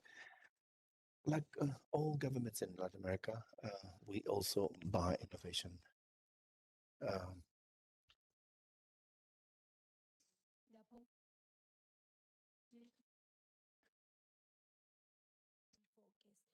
El crecimiento contenido en estas cadenas globales de valor. The knowledge in these global value chains are there to boost our production and manufacturing processes that we need to think for the future. Also, from our Secretariat of Economics, we're achieving developments and affirmative action that are quite clear. At INPI, we have the 6th edition of an award that boosted Mexican innovation. It's a trigger because we try to generate the innovations that are coming from academia and even from the independent context. This award has been supported, and now it has our Secretary of Economics has had this generating not only are we awarding this to the innovators themselves, but there will be some actions. We have this initiative which is called Innovafest. Innovafest is a articulation platform to strengthen the ecosystem. That is to say, we connect all these innovation projects that come up at different stages of the country to strengthen its scaling up, but also to acquire financing.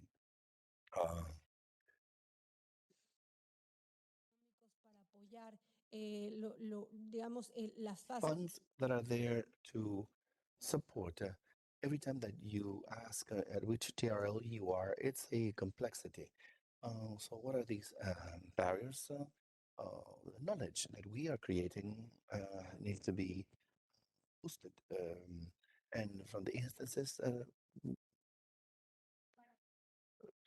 to be able to identify what is the value, how you can value all these innovations that are going to be generated in the countries. How are we doing in time?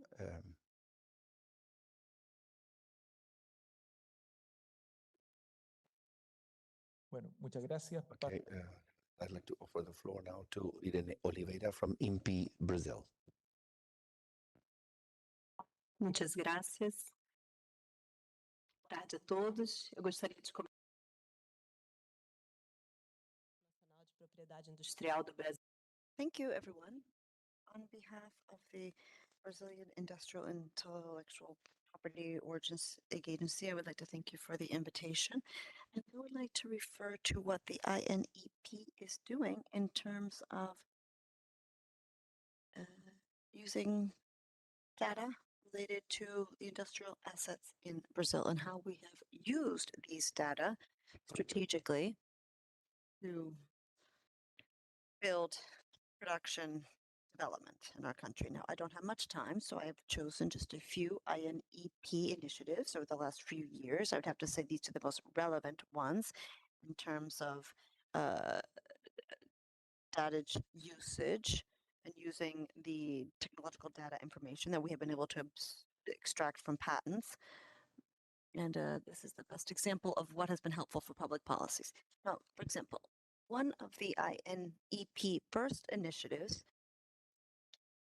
was launched last year when we pulled together the two key INEP data analysis departments, the Economic Assessment Department, which worked with statistics, and the other Technological Analysis Department. So we created a new area, these two areas, which is what we call the Strategic Intelligence in Innovation and IP area.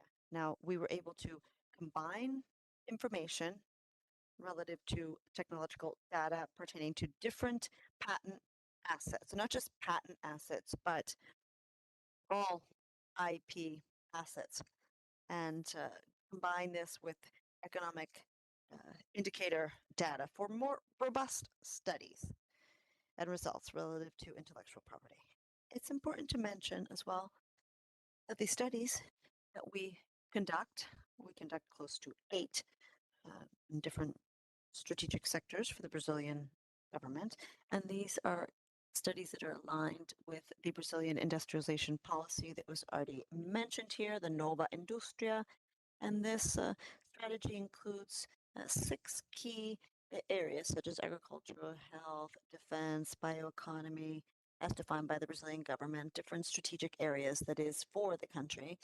And we conduct these technological foresight and intellectual property analysis studies to have a better idea as to the status of IP in these industrial areas in Brazil. We also want to determine what our vulnerabilities are, our skills, our best skill sets and bottlenecks.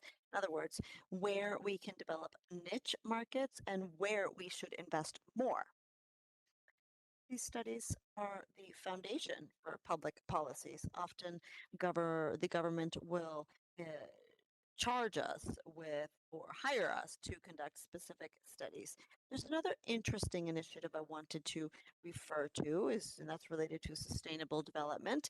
The INEP has an area where we develop technological observatories, such as the European Patent Office. And in 2024, we launched a Green Technology Technological Observatory. So within the INEP, we have a page, a website, where we monitor sustainable technology in Brazil. We have this interactive program that allows us to identify the key domestic and foreign stakeholders. What areas are they engaged in? When have they issued patent applications, whether these have been approved or not? And we are able to download all of these data to work with these. And the users can also use these data. So it's not just government agencies using the data, but other users. At present, we have two panels.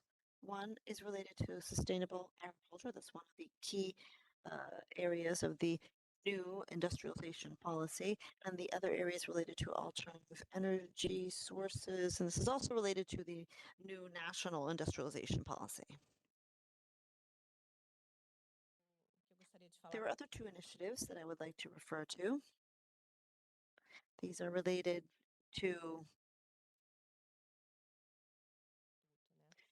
the economic analysis conducted by the Institute. 2 years ago, in 2024, the INEP developed the Brazilian Innovation and Development Index. I'm not sure if you are familiar with this index, but in any event, it was an in-house development by the INEP. And the idea behind this index is to understand the overall status regarding innovation nationwide. There are certain sectors throughout, regions throughout the country, we have more or less innovation development. And so we realize that we don't need to have generic across the board policies for innovation development, but region-wide policies, because each region has its own individual challenges. So we came up with this index. It includes more than 30 economic indicators broken down into 7 key areas. And through this index, we are able to identify the main weaknesses or vulnerabilities and the strengths of the different 27 states in Brazil. The goal is to develop specific regional public policies, and of course, based on the various regional asymmetries that we have. The idea is also to decentralize innovation initiatives in Brazil. There's one final initiative that I want to refer to, and I'm not sure if we will have time to talk about this later, but even still, I wanted to mention it because starting early last year, we began launching a series of studies related to the appraisal or monetization of IP. Hence, we have several studies underway. Last year, we published an ebook on IP monetization or appraisal or valuation. This provides a guide, a manual for startups so that they can better understand how to best assess and appraise their IP and their assets for technology transfer. So this ebook is a manual, as I mentioned, a user manual. And we are also launching courses within the National IP Academy aimed at monetizing intellectual property. And early this year, we launched a tool for the evaluation of patents and trademarks. This is another tool developed by the INEP economics team. At first, it was only used internally, but after a certain period of time, we made this available for the general public so that they can appraise their IP or monetize it. And we have also worked closely with financial institutions and banking industry who have provided support to make sure that IP can be better used as a financial tool. Not sure if I left anything out. Allow me to wrap up by talking about the importance of using IP asset data that we have in Brazil. It's important to use these data strategically and to make sure that the data is made available for outsiders, free of charge, that is. This is one way for the INEP to be better positioned as a key player in the innovation ecosystem. And that's my presentation for you.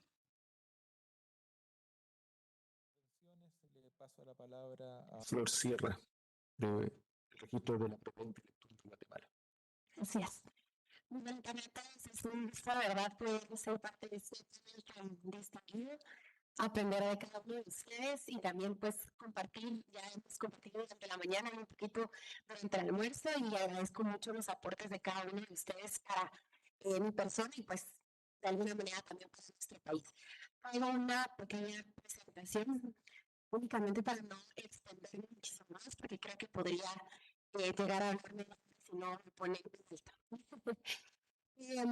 Quisiera hablar justamente de la propiedad intelectual como esa herramienta de desarrollo productivo, específicamente en Guatemala. Es importante mencionarles que en esta nueva gestión, tanto del registro de la propiedad intelectual como del Ministerio de Economía, ya que somos parte del Ministerio de Economía, vale la pena mencionarles que siempre he dicho que no es una casualidad que seamos parte de este ministerio, ya que creo que la propiedad intelectual es una pieza fundamental para la economía de un país, para que pueda darle certeza jurídica a aquellas personas que quieren invertir en nuestro país, pero también para poder promover la innovación y las competencias dentro del país también, ¿verdad? Quisiera contarles que pese a que la denominación de nuestra institución es el registro de la propiedad intelectual, hemos tomado total conciencia y control de que no somos únicamente un registro, que valga la redundancia, registra marcas, patentes de invención, en el caso de Guatemala también derecho de autor y derechos conexos, sino que hemos tratado de darle esa... And we have tried to provide that new approach. In full extension of that concept and considering everything that relates to the intellectual property branch of our office in the country, I wanted to show you graphically that we were just a registry and we protected these assets that I mentioned, and that we conducted all the necessary administrative formalities regarding to those renewals, annual fees, etc. However, now we are focused on product development, technological development, digital transformation, and also institutional articulation. Currently, we have tried to modernize the strengthening our services. We started from the premise that intellectual property should cover all those areas that are even far from our headquarters. We have in Guatemala, we have a department that is more than 100 kilometers from the headquarters. So if we didn't have a good system where these potential users could go into request the registry of their assets, so simply they were just users that we were not actually providing service to. So we have taken measures about it, and we have tried to modernize each one of our systems, starting with turning everything digital, because we talked about the legal certainty that we need to offer our users, and part of that is providing or having a database to provide for the traceability of all the registries that exist. We have the registry one-stop shop, so to speak, before all these services were handled externally. However, I'm very happy that we have set up a group of professionals, IT professionals, that have IT, even IT lawyers and IT people who have helped us develop our platform to make it more intuitive. Here, I wanted to mention that many times we hear that some people, especially from the public point of view, is that people resist technology, they say. It's not the case. I believe people resist the fact that we provide a technology that is not well developed, a technology that does not offer them legal certainty, and a technology that doesn't allow them to start and end their formality in an easy way and with certainty. From intellectual property registry, we are promoting and managing these electronic services so they can have legal certainty. Any user that could actually have access to it.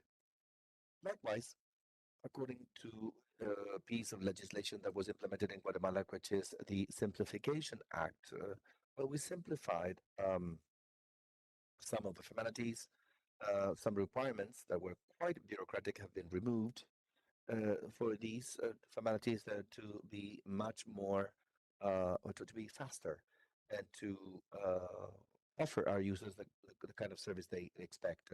And also in terms of strengthening our services, it is important to mention the issue of training. We know that intellectual property, at least in the countries in Latin America, sometimes they students of law, those of us who are lawyers, and we just know this, but on the surface. I remember I was in college, and one of my faculty members said that I believe this is a good opportunity for you to study. That's why I decided to study my master's degree in intellectual property. In fact, it's an area that is not widely known. So from our registry, we have tried to train all those that may not necessarily be interested in intellectual property, but they are already developing some asset that should be protected by intellectual property. As we have heard from many of my colleagues here, in Guatemala, we have this phenomenon that is just a few Guatemalan nationals that request a registry understanding micro, small, and medium enterprises and inventors as well. So we could continue with this information and continue to disseminate it, but we have decided to adopt some action regarding this information and be able to focus and go to those groups that and do need training that should know what intellectual property is all about. And second, how they can protect it. Now, connecting to what Irene said, how they can monetize their intellectual property, because many times, yes, it's really fun to be an entrepreneur, but all entrepreneurs should become a medium-sized entrepreneur or business people. Intellectual property could be a vehicle that will take us to the next step. I'm going fast through this. We have 1 more minute. Bueno, pues entonces.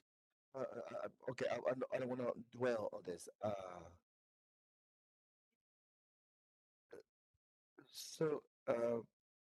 This is very natural for keeping this intellectual property. We're establishing alliances with the Ministry of Economics because somehow there was a phenomenon that everyone wants to work on innovation, but they all go to different places.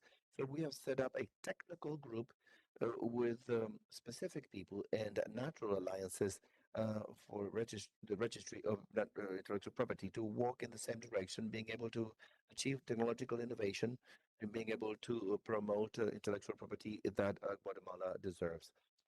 And these entities, I'd like to mention as well. We have the tax authority and customs. We also have intellectual property chambers such as AmCham. We also have the public, the prosecutor's office, APIs, and universities that have waged on innovation. And the idea for us also to support them and train them in order to get to the next level. If I have a couple of seconds, I'd like to tell you, no, I have no more seconds left, but we can talk tomorrow as well. Thank you.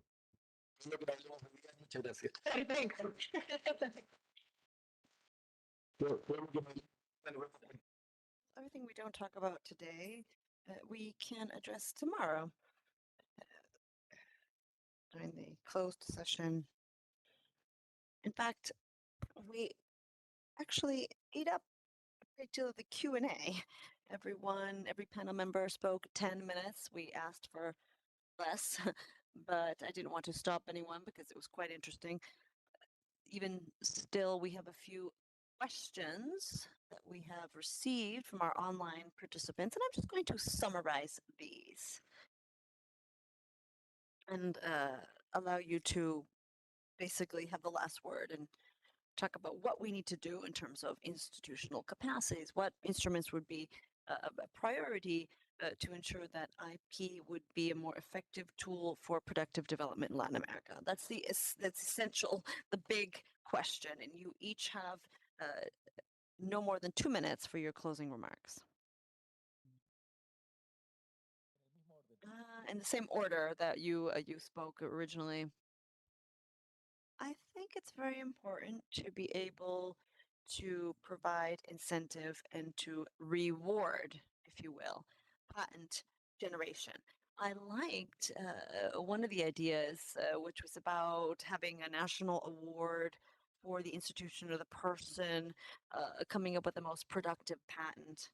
Those types of incentives, in my opinion, are quite interesting, and they, in fact, could allow us to reshape the university perspective in terms of not just creating new science, but applied science with productivity measures and addressing the patents in terms of their employment generating capacity, for example.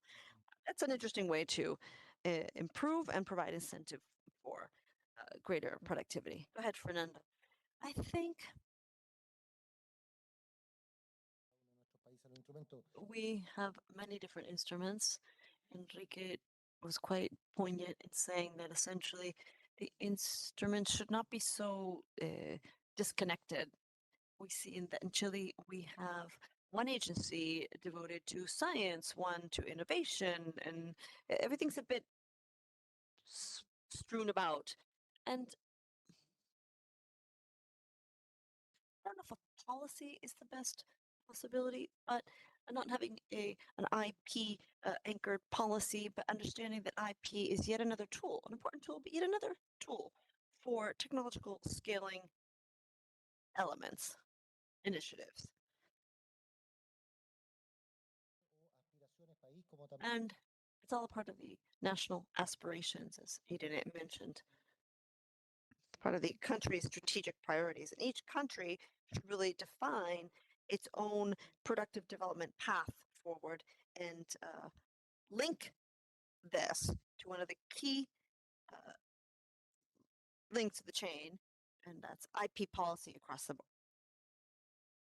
Today, it seems to be a satellite in our technology transfer system. Go ahead, Enrique. Somewhat in line with what we've already said, this is essential. We need to understand where our strengths lie as a country and where we would like to be in terms of the sectors that we have defined as having a competitive advantage, and to grow all of this and to make sure that there are nexus where there should be,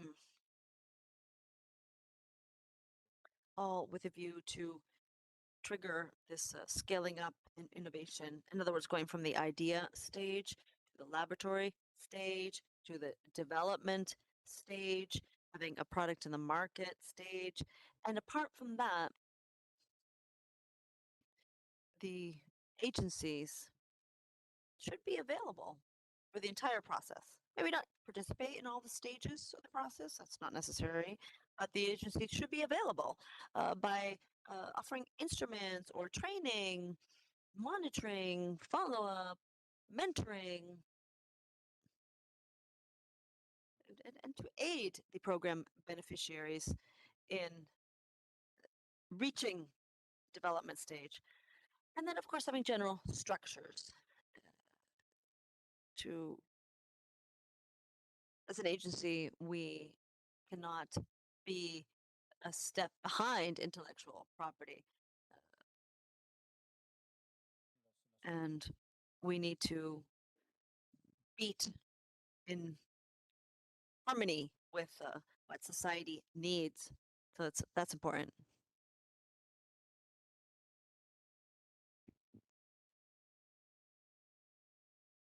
Go ahead, Eulalia. Yes, I think one of our objectives should always be to make sure that there are productive linkages between innovative agencies, industry, and universities. These are the opportunities that we need to generate and to prioritize the strategic areas, to know where our strengths and weaknesses lie as a country, also foster cooperation mechanisms, and to make sure that we have the room to scale. It's important to have these connections with clarity, with a road path forward. And this will allow us to build our local scientific capacity and not just focus on the outside inward, but the inward outward. And make sure that there's financing opportunities, making sure that we have the technical capacity and the institutional capacity as well. Every institution within the ecosystem, all with a view to bring about well-being among our citizens through technological development. Thank you. Irene, go ahead. Alguns pontos que são importantes, né, I would like to refer to some key aspects, which in the end are challenges. And the first is disseminating this intellectual property culture. We've talked about micro enterprises, startups, universities, and it's important to attribute value to the IP assets. In that regard, we need to offer instruments that lead to modernizing intellectual property and monetizing intellectual property with a view to creating greater interest in protecting these assets. We would also like to reinforce regional cooperation. We know and financing. Now, our studies have shown that we do have areas of common interest such as agriculture, sustainable agriculture, and so we should really identify where we can collaborate among the various countries for the benefit of developing these specific sectors. Go ahead, Flor. You have one more minute than what I initially assigned to you. I think one of the challenges and what could continue to work for Guatemala would be to continue improving interinstitutional coordination that has evolved thus far, so that all of the institutions who need to be pro-innovation can actually head in the same direction, so that we can all promote the right projects. And I forgot to mention in my presentation that we now have the Technological Innovation Fund, which was launched by the Ministry of the Economy, that can provide up to 10 million quetzals in funding, of course, depending on the project, for individuals who submit an innovative project from the technological perspective. We also need to continue cooperating with Senacit, and Senacit offers an innovation award as well. And it's important to continue fostering greater education and awareness regarding intellectual property at the university level, to continue generating capacity. And we know that there are some pro bono cases. We've worked with IP committees who have provided us with pro bono support for promising initiatives, and initiatives that cannot pay for these professional services. There's some pro bono services allowing them to register their IP. And these have actually given way to success stories that have gone beyond the Guatemalan border. I think that continuing to do all of this is part of our challenge. Thank you. I get the feeling that we are just warming up. We are just scratching the surface, and we have so much more to talk about. Unfortunately, we have reached the end of this session. So far, we have been quite point on in terms of the schedule. Let's continue as such. So a round of applause to our panelists. Thank you. And with that, I would like to request that you go back to your seats so we may continue with the next session.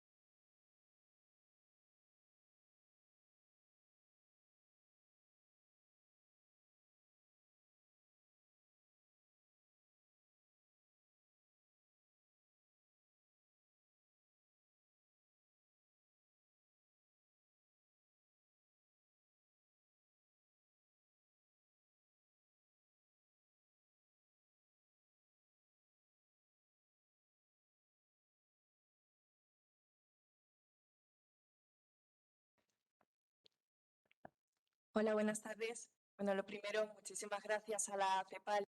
Good afternoon. Thank you to ECLAC and to all the previous panel members. I'm sure that collaborative efforts will be crucial to make progress in terms of the challenges we face today. Now, throughout the day, we have seen that we've talked about innovation from a variety of different perspectives. We have addressed the decisive role of institutional policies, as well as the importance of having financial instruments and cooperation frameworks to provide support for these initiatives. Now, this session has a complementary approach in that we're not going to just focus on systems, but rather individuals, and we will talk about their experiences. So we will be having a dialogue with Young Inventors Prize finalists from the region. And we will see how these champions of innovation have taken their ideas and turned them into real results, real solutions. Now, this shows that innovation-driven developments really rely on individuals' ability to take their creativity and make sure it has an impact and make sure that they're working with enabling environments. So in other words, we would like to have a discussion focusing on youth-led innovation, because we know that innovation works well if we can all take advantage on the outcome. So we work closely with young people at EPO, and we try to empower young professionals in different environments. So I am Jimena de las Heras Fernandez, and I work within the International Cooperation Department at the EPO. But I am not the main speaker during this session. I would like to give the floor to Rafaela de Bona Gonçalves from Brazil and Mariana Perez, who is also joining us online from Colombia. So go ahead, Mariana. Good afternoon, Mariana. It's a pleasure having you here today with us. I know that the audience is seeing some pictures, some images of your invention, but maybe you could talk about what main challenges you had to address and why this was such a personal challenge for you.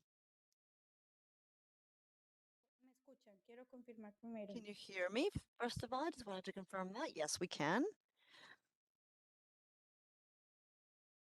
Now, air pollution has always been quite ignored over the years, and maybe that's because air is an intangible resource. But when our air is so polluted and well, we see when it's so polluted, this actually becomes a tangible issue. So over the years, we have seen inventions that have focused a great deal on water, which is a vital resource, but air is also a vital resource. And that was the context that. Can you see me? Yes, we can see you and we can hear you. Go ahead. So we realized it was necessary to invent something to address this air pollution. Thank you. You are spot on with those remarks, Mariana. Let me move on to Rafaela. She has addressed a challenge as well that is often overlooked, but still affects millions of girls and women globally, which is period poverty. And what really motivated you to focus on this topic? Good afternoon, everyone. It's a pleasure to be here with you today. I was studying industrial design at the university, and one of our challenges was to launch a project to address the UN SDGs, one of which was poverty eradication. So I focused a great deal on that.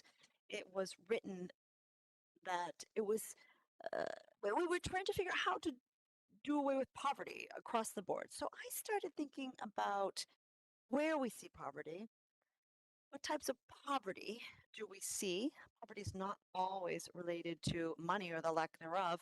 So I started looking into uh, uh, homeless individuals or individuals with certain needs in Curitiba, and I came across period poverty as of a as an advocate for women and as a designer.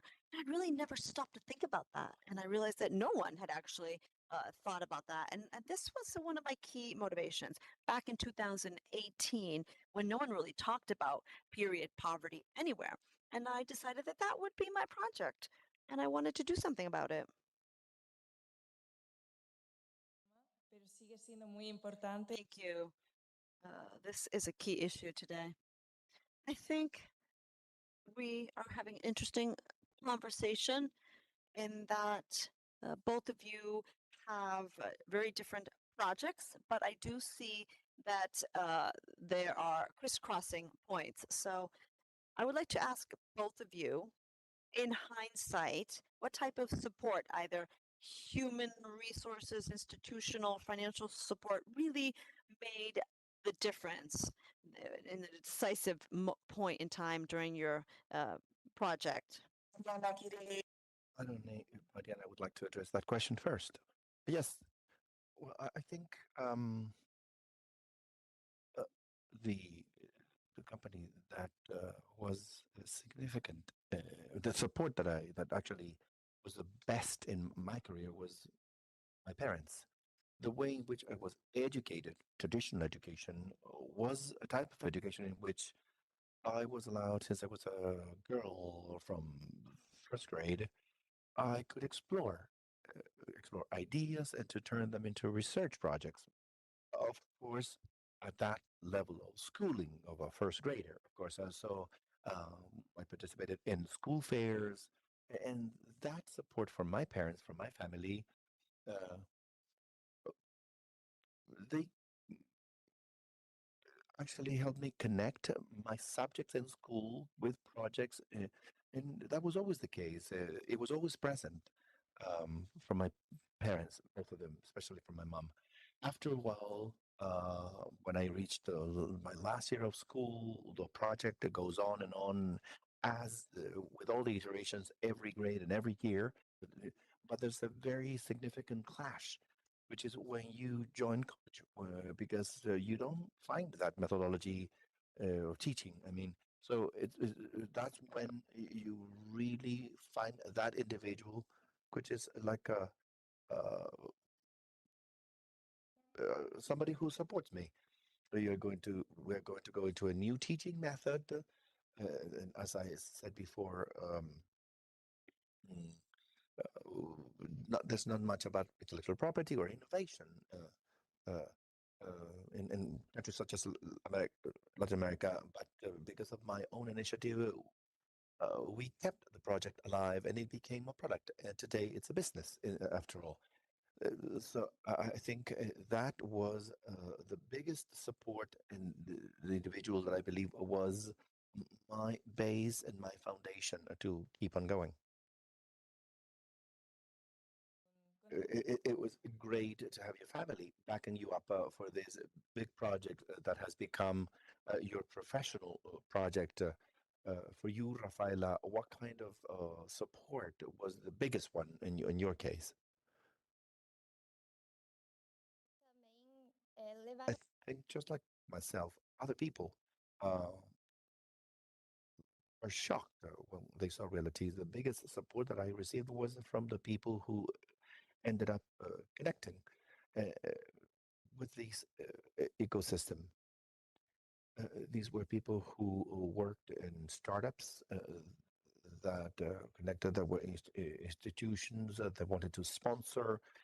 These were schools that wanted to be part of the solution because they had students that did not attend school lessons because of this period of poverty. At first, it was just a few people who talked about. These few people knew each other and we connected. So this joined and collective of voice is the thing that took me here. And what created what we were able to produce in this project. por la misma. Of course, going through the same type of motions, but maybe a little earlier, and you've been able to learn from them. Besides also trial and error, you also learn as well. And these, for the two of you, what would be the biggest obstacle, the biggest hurdle that you face when trying to go from your idea in your head to the development of that invention, that product? I think the biggest challenge that we faced was prejudice or judgment. Talking about period poverty is hard when you had a man in a room.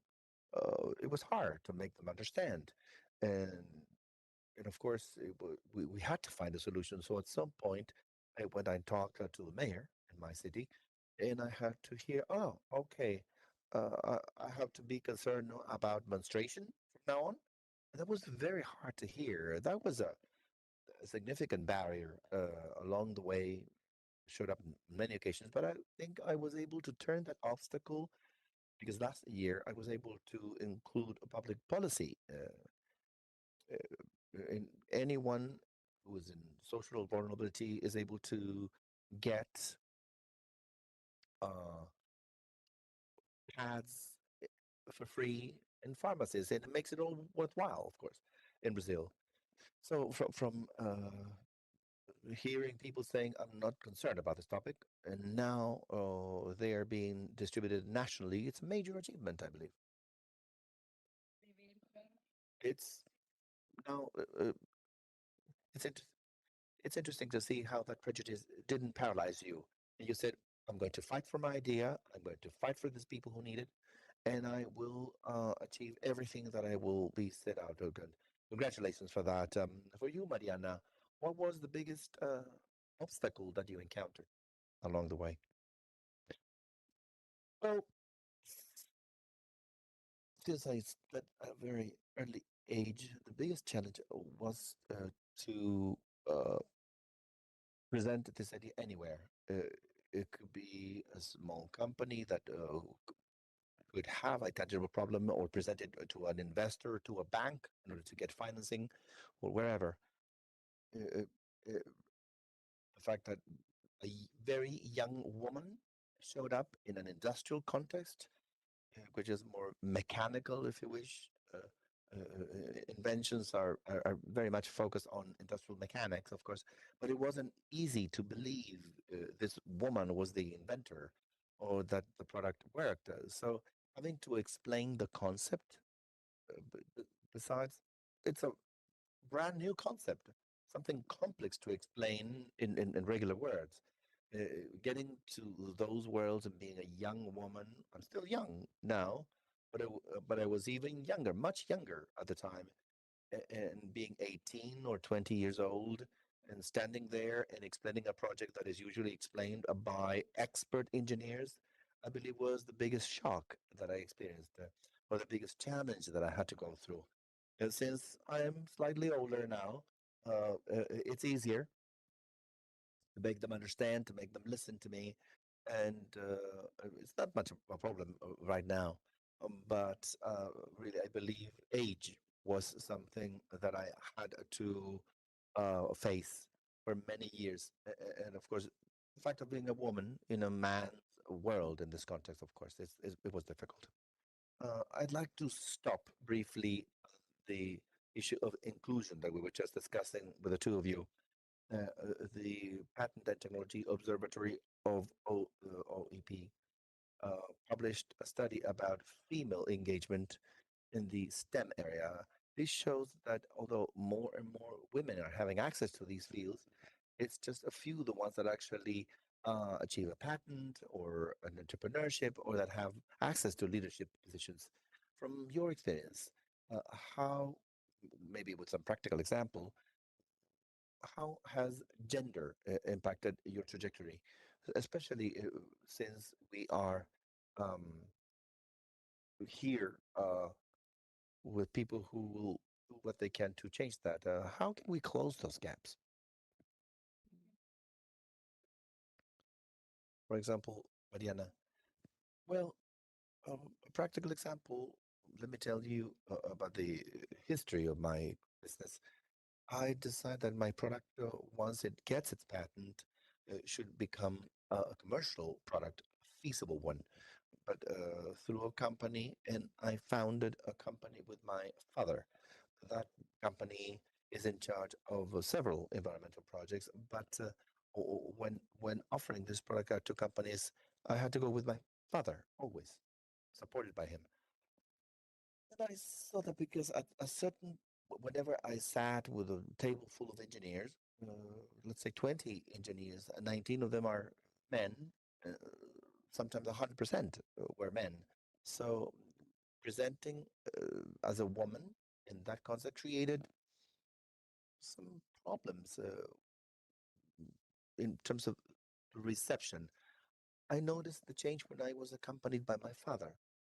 I say that that experience to me was a nice one, and I really thank the experience because after a few years, I also saw the change, and I would actually meet more women. Even sometimes when I go to a meeting to present about my product, and I see a woman, I'm really happy to see that. Also, when I started my program, mechanical engineering, I was the only female student in all my school, and and I told my father that I was uncomfortable, that it made me feel uncomfortable because uh, a woman's personality versus a male personality, even biologically, is different. So we were very organized. I was very organized. Everything was correct. Projects are concluded. Uh, my, my male fellow students, they have a different personality and they have different time scales, etc. So, for example, in my school, there are many more women attending. Everything has changed. I think women have understood that they are strong, that they are smart. We are super capable of creating. We are capable of creating life. Imagine, of course, we can create something else. Yeah. We have the two of you here as examples and as an inspiration to keep on going. And for you, what experiences have you had with gender? And what has been that impact? And how do you think we could help you reduce those gaps and those problems? I agree with Mariana. I would have to say that as an inventor, we are constantly understimulated instead of stimulated. So it is one of the barriers. There are many barriers. For example, being in a classroom with all males, and or hear, "Oh, you are the person leading this project and not a man." Now, over time, you increasingly become discouraged, and that's why I believe a great deal in reinforcement and how it's important to uh, reinforce individuals, women, for example, along the entire process so that women will not desert, if you will. We have a project in Brazil called uh, Strengthening Girls. I participated in this project, and the project involves working in schools for the first 10 years of schooling, and the girls are constantly empowered and it's known to them that there are people out there who care about them and people who are taking them seriously.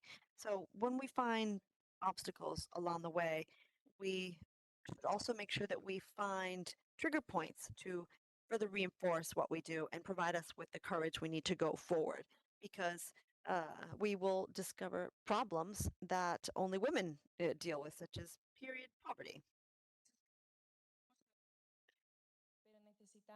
We know that we often feel capable of doing anything, but we need support often.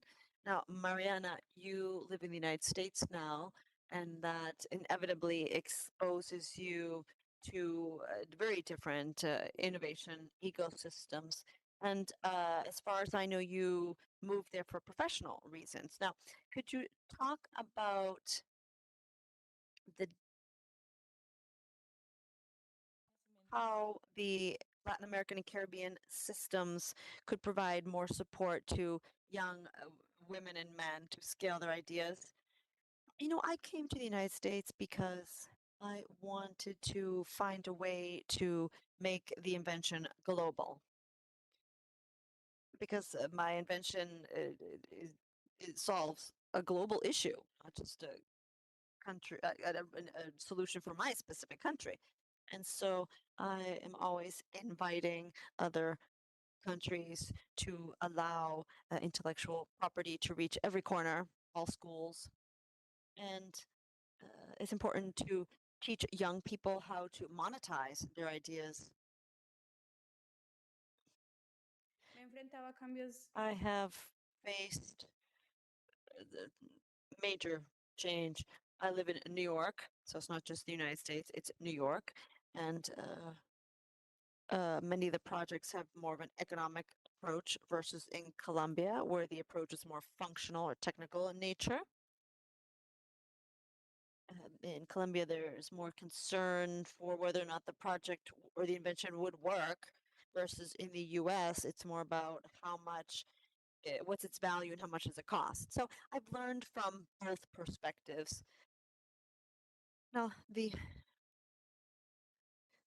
you are the top expert, the one who knows the most about your invention in the end. No one knows more than you. So you have to cover all areas. You have to be an expert in every facet of your project.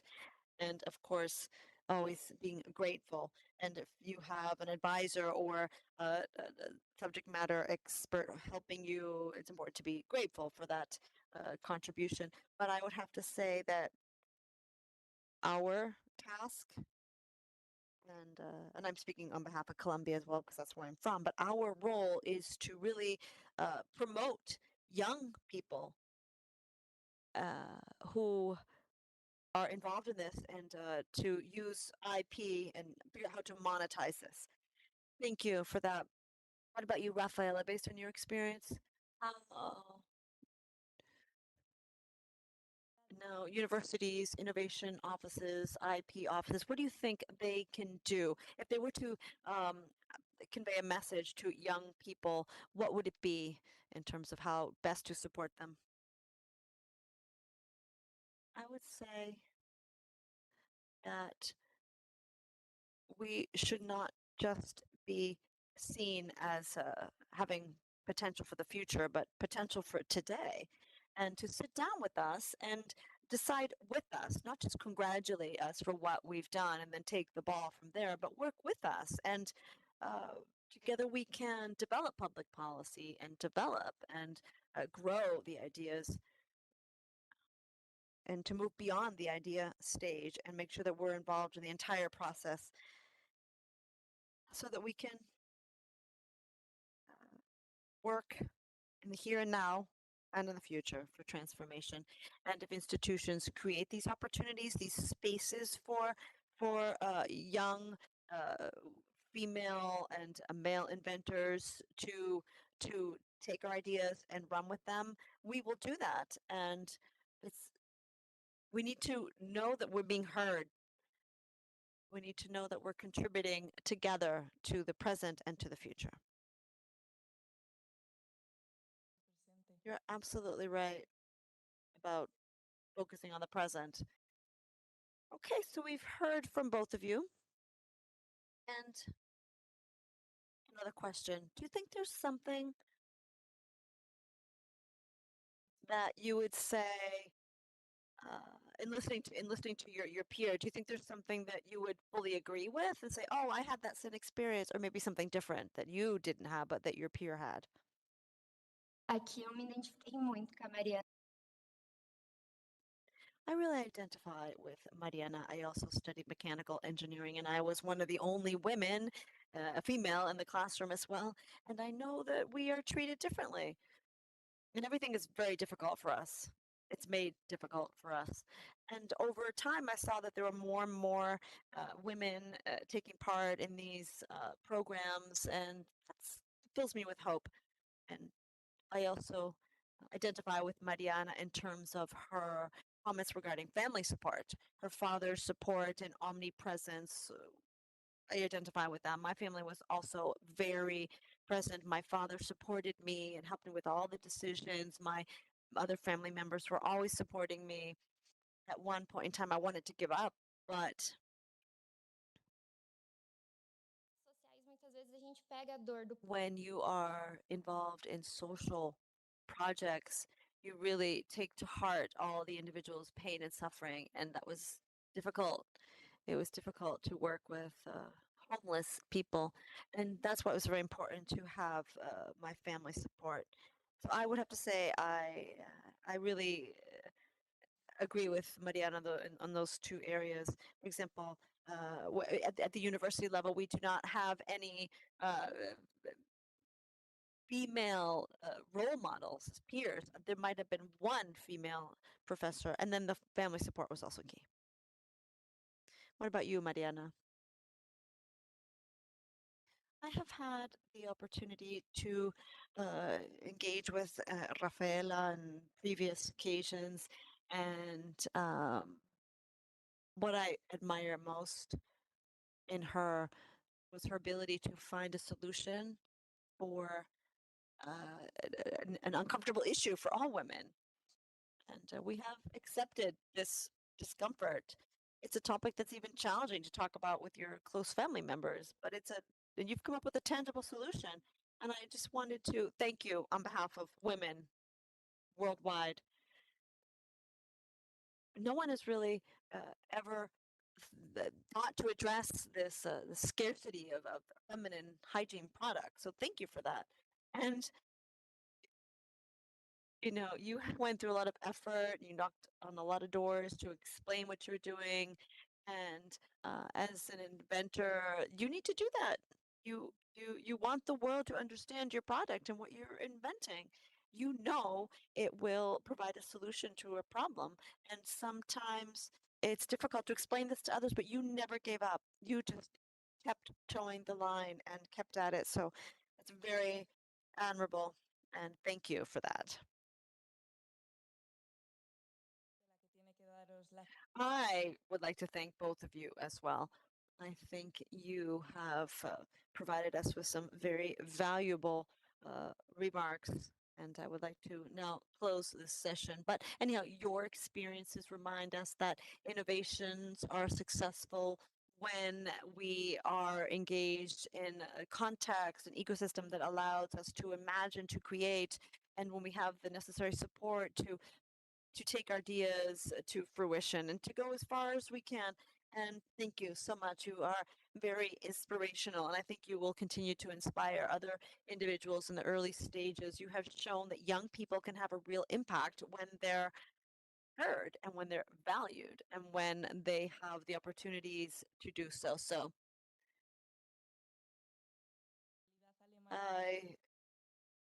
at EPO, we are very German in terms of our timekeeping. So just quickly, let's see if there are any questions from the audience. If not, let's go online. There's a question for you. What advice would you give to other young mentors who have an amazing initiative or invention, but are facing challenges along the way? I think visibility is very important. Accelerate visibility. Often we are afraid to share what we're working on. We're afraid for someone to copy us, for example. And when we have an idea in the early stages, it's important to get the idea out there so it gets off the paper. And then maybe communicate with someone who's studying something similar so you can collaborate and work together. There are other social barriers, for example. We really need to make sure our ideas are visible, they're seen, and that will allow for attracting more resources. So that's one of my pieces of advice.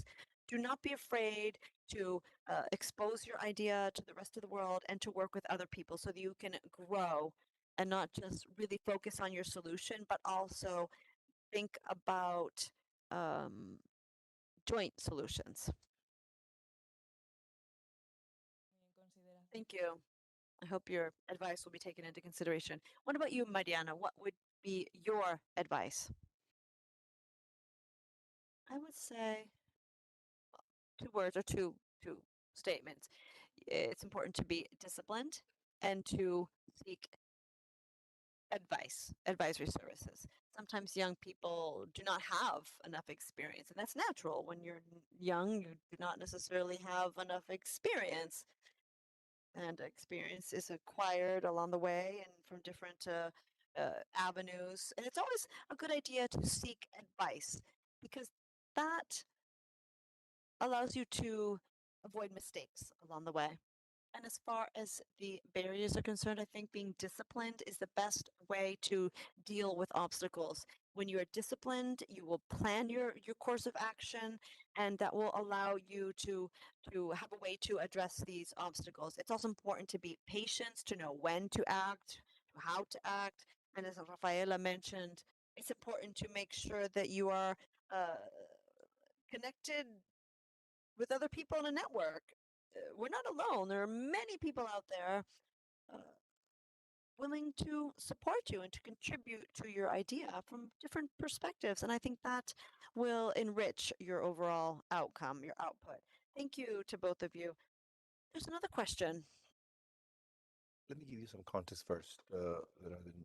Are the new generations more aware about resource scarcity and about inventions that are looking for solutions to social problems? But what defines the innovative nature of the young inventor today, according to your opinion?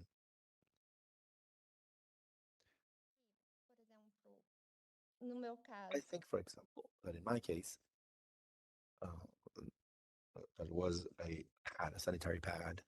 When you stop and think, well, is this really an innovation or is it not technological? What makes it different? I believe if you're thinking of a problem that has not been dealt with in the best way by other means, it's already an innovation. So if you use something that already exists in a different environment in order to address another problem, it also becomes an innovation as well.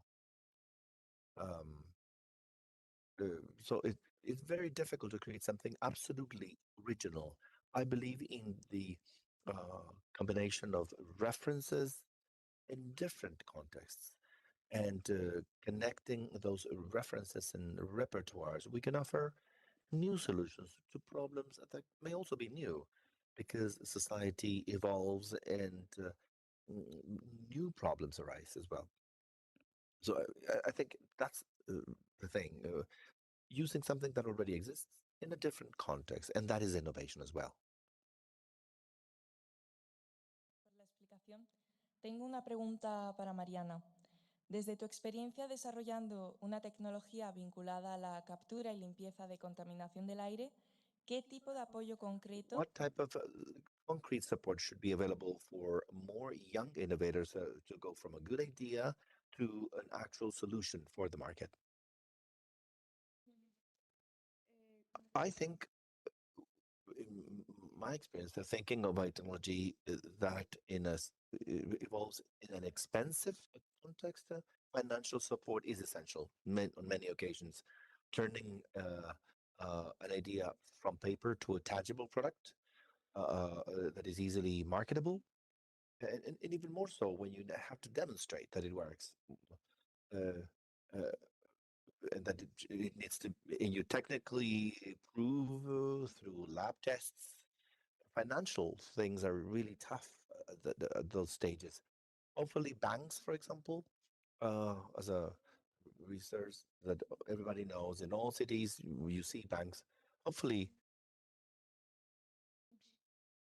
we could find an opportunity to approach and say, you know what, we'll hurt this youngster, and I'm not going to measure according to your credit rating. If you're young, of course, there's no way of having a good credit rating or a background in terms of credit whatsoever. But really, there are several platforms that young people do not know or that are not very visible, but they do exist. So I'd say the invitation is to youth is to research more, ask more questions about what's available, what other platforms, because banks are not the only ones. Um, Sometimes investors, as Rafaela said, come out of your network because your neighbor knows somebody and that somebody knows somebody else, etc. And you end up meeting people who offer financing. I was lucky enough of having two financiers at first when nobody believed in a 16, 17-year-old girl, what I was doing. But then I understood because I connected the dots. And never be afraid of telling your age if you're in a family dinner or if you work with your friends. When they ask, "What do you do?" Sometimes you need to tell the truth, and that can connect you with the right person, with the right individual. But really, what we need is a support network around us. For very specific things in a career path like this that truly make a difference before and after. And I have one last question for the two of you. Uh, but from your own background and experience, what is the hardest when transforming this innovation into an actual impact in the region? Acho que para mim foi acreditar em mim mesma. In my case, it was about believing in myself and believing that I would make a difference. And so I had a solution. And I remember when I used to show this to everyone, everybody was surprised. This is wonderful, they said. But it was just a college project. It's something that I did at university. Will this have an impact? I didn't think so at the time.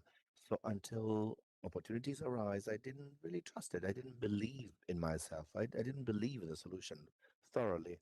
And I learned slowly that things gave rise to other things, and in the end, ended up being a national public policy. So you need to stop, look, and believe in yourself. Small actions.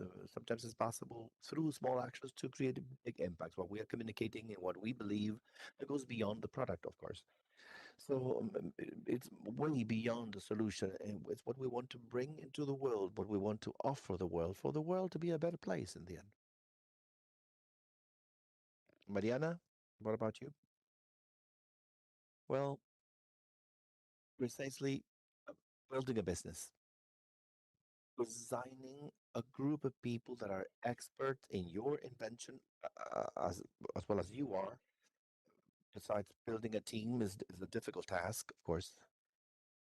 Building an expert team on the matter that you need them to be experts on. Well, you can find, I can talk about my specific case, I can find many mechanical engineers, of course, who might want to work and who know about the area of contaminant removal and gases, but nobody knew about my technology because I created this technology. So that part of the learning curve, going from what I have in my book and my folder and what I patented to building a team and for them to understand and for them to actually advocate for your invention as if they were theirs and to make the business grow and to create and build the credibility among customers, small, medium, and large. That transformation is a time consuming process. And naturally, it will take a lot in your life, but it all depends on the will that each inventor wants to develop. I think that's the biggest conflict. You need to look. There's a book that I read a while ago saying that the right individual on the right seat, because many times we don't have. We sometimes you, it's not that it's the wrong person. Maybe it's just it's in the wrong seat.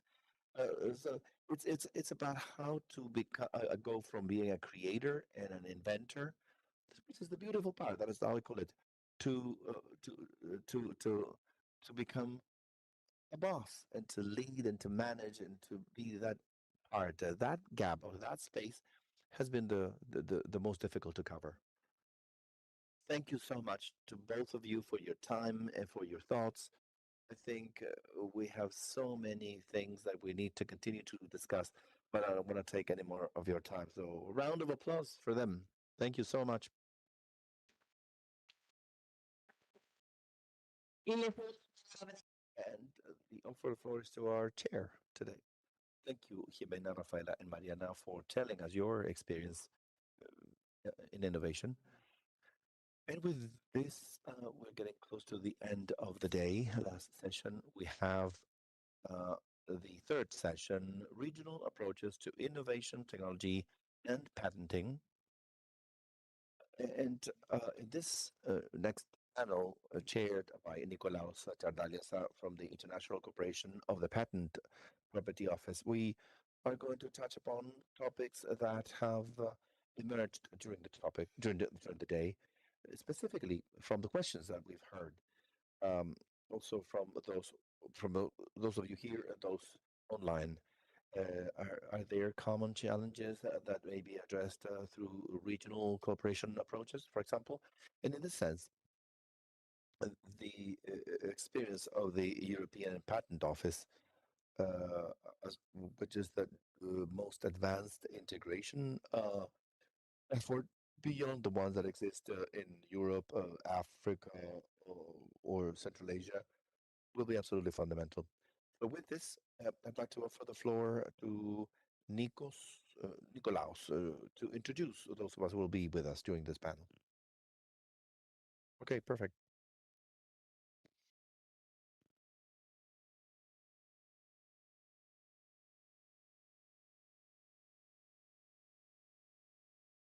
Look, cínicos a las 5.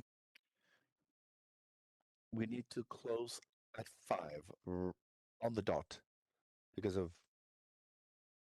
organization issues here at ICLAC. We need to close at 5. And even try to finish a few minutes before that. It's always a challenge to be the last in the agenda, the last agenda topic of the day. And this becomes even more difficult when this comes after a panel which is so inspiring, full of fresh ideas. We heard from our young inventors. And what I can promise to you is that in the next 30 minutes, we will do our best to have an interesting exchange about regional approaches to innovation, a discussion which we will have the opportunity, I think, to continue also tomorrow in the breakout sessions. So far today, we've had a very full day. We have discussed how intellectual property policies, financing mechanisms, and institutional support shape innovation outcomes at national level. We've seen that the way these elements interact can significantly influence not only the capacity to generate new ideas, but more importantly, the ability to bring them to market and scale them up.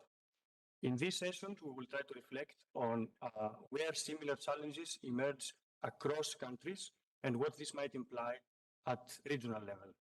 To support this discussion, we have with us today in the panel Mrs. Jimena Sepúlveda Barrera, Director of Intellectual Property at Universidad Andrés Bello, Patricio Torres Sepúlveda, Managing Director at Filtro Vivo, and Mrs. Ana Bandeira, President of the National Institute of Industrial Property of Portugal. Let me start with the perspectives of academia. Jimena, this morning in the presentation of the study, we heard about public research institutions and universities in the region being key actors of innovation in Latin America. They produce more than 29%, almost 30% of all local patent filings in the period between 2016 and 2020, an impressive figure which is much higher than most regions in the world, including also Europe. From your perspective, as a leading university engaged in research, technology transfer, and collaboration with industry, what are the biggest obstacles researchers and technology transfer offices in the region face when trying to translate research results into market-ready technology supported by patents? And to what extent do these challenges reflect common regional constraints rather than country-specific ones?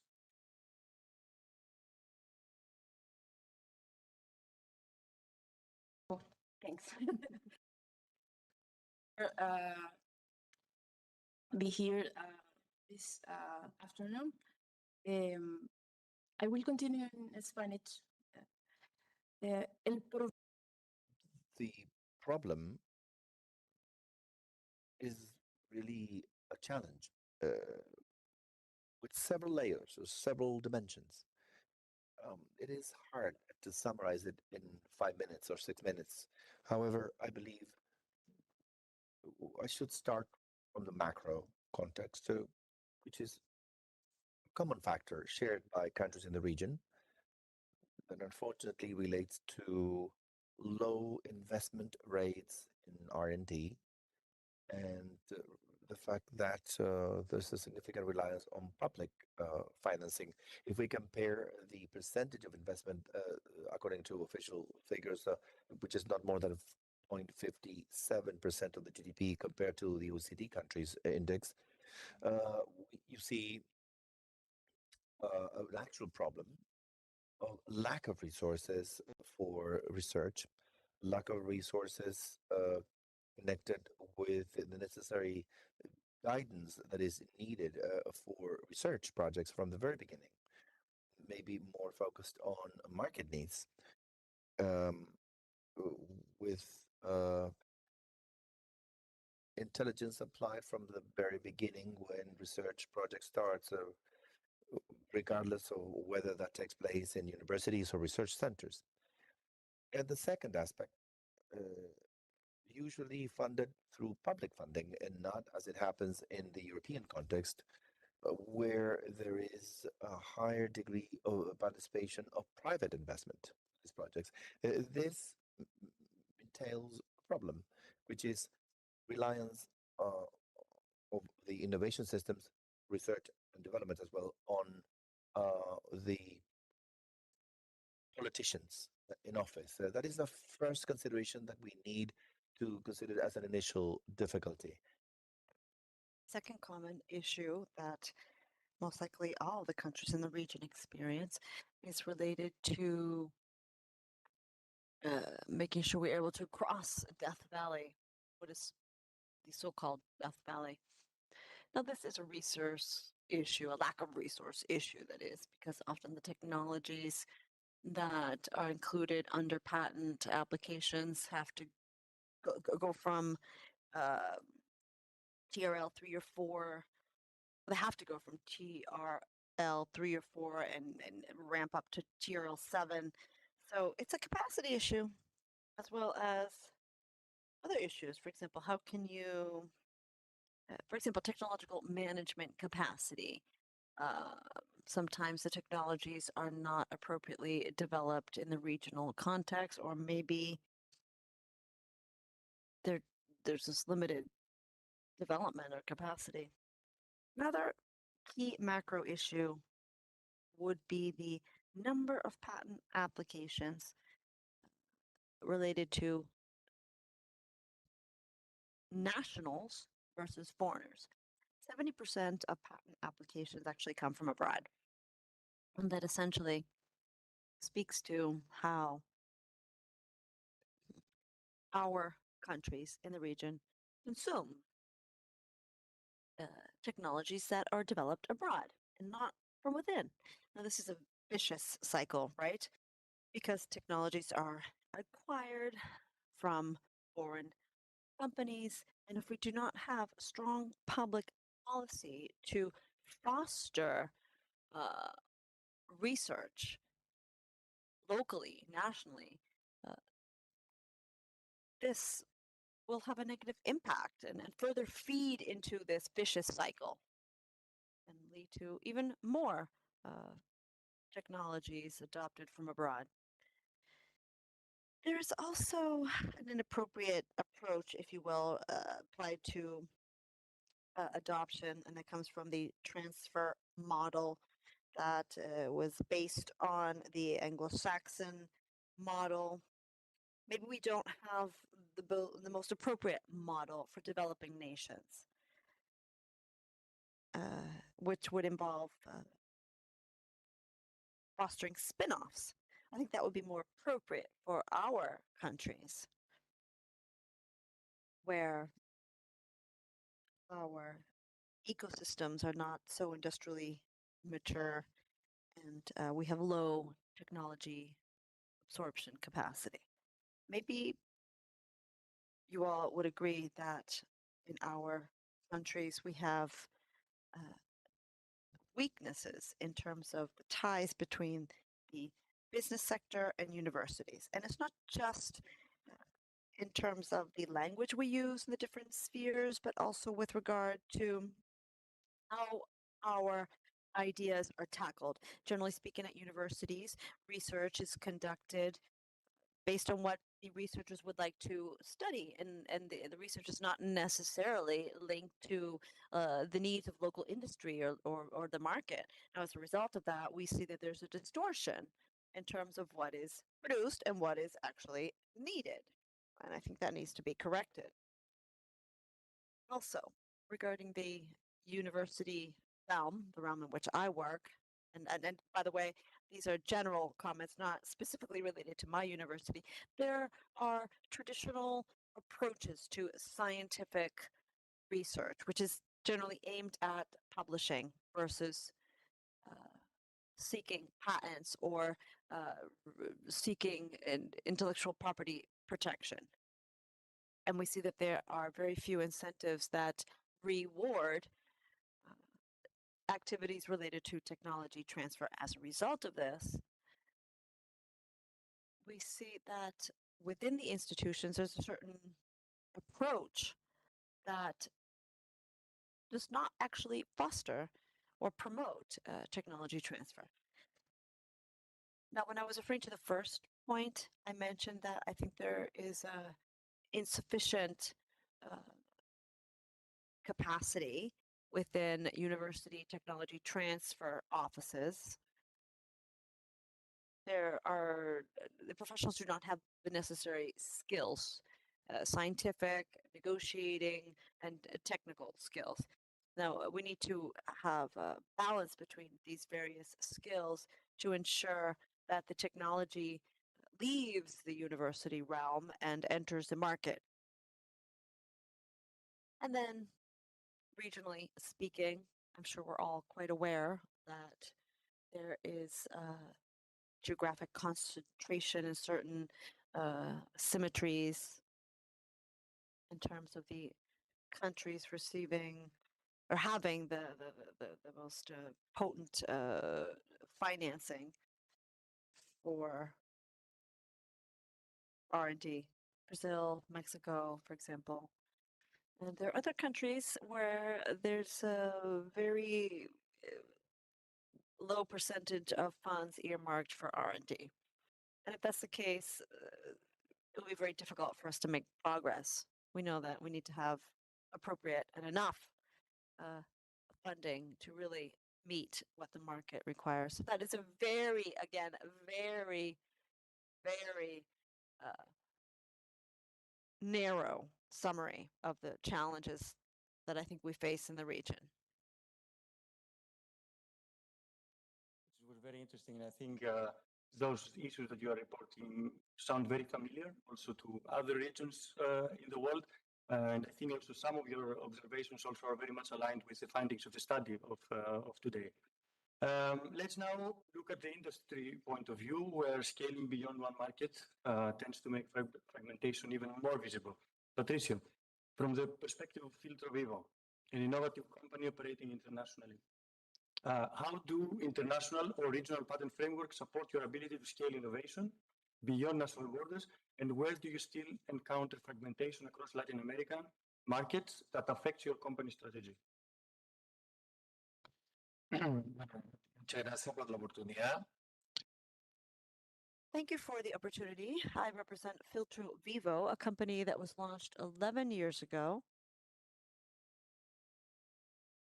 We provide services for particulate matter and odor controls. Now, Filtro Vivo is a frontline company.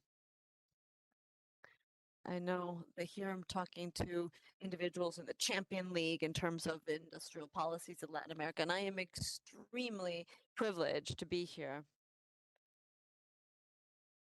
I would have to say that the concepts discussed thus far are key, such as support, evolution, innovation, and scaling up of the companies starting out are crucial. And we've experienced all of these over the last 11 years.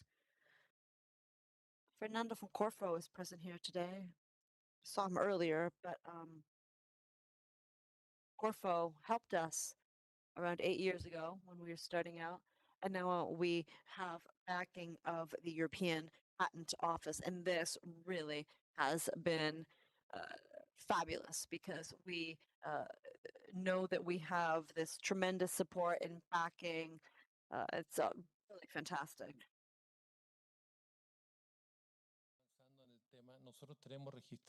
We have registered the Filtro Vivo product in the US, in Europe, and in Chile. This has involved a process, and obviously this provides us with significant backing. In Chile, the Chilean IRS does not give anyone any leeway. They are very rigorous in their controls, and there are 800 active companies, and 90% of the active companies in Chile are SMEs. There are 10,000 companies classified as large companies in terms of their sales volume, but 800 SMEs. That's interesting because the startups, we are actually considered a formal independent company. And we face all of the issues that the big league companies have to face. And we think that it's crucial to provide support for knowledge generation, regardless of where you are in Chile or in all of the other countries that are trying to make headway. We know that the challenge is not just in Chile, but globally, R&D faces challenges. And in our case, the product we came up with has had unimaginable impact. In other countries, the linkage between companies, Jimena, you just talked about this, the linkage between companies and universities, for example, is key. We have knocked on 4 university doors for them to work with us and Filtro Vivo. And I've not gone to your university, by the way, but the universities have said, you know what, this really isn't within our core business, not within our purview. And we would come back and say, this applies to residential pollution or industrial pollution. And so really most of the scientists have come back and they've said, yeah, I know exactly what you're saying. This is a fantastic product, tremendous innovation for the country, for the world at large, but we're just not interested. And okay, we decided to look elsewhere, and that's what we did. So the linkages between the companies and universities are crucial. You need the universities to pick up the ideas, to develop the ideas, and then the company will take the product to the market. When you developed a product/service, you will see that there will be spin-offs. For example, that always happens. And Filtro Vivo started controlling particulate matter, but then we merged into or morphed into odor control, and we've been extremely successful. I would have to say that after 11 years working on this, we are just about to reach our balance point. And Filtro Vivo has resulted in making 2 companies move their location because of their poor particulate matter control and their odor control. The communities the residential communities have grown. There's been encroachment. They've grown around industrial areas. And so the neighborhood associations have a significant role. And we've worked with these organizations and we've contributed to the communities. And as a result of our efforts, two well-known large companies have been forced out of certain residential areas because of what we have done. And the two key faces of our organization, every time they go to these organizations, they're treated with red carpet,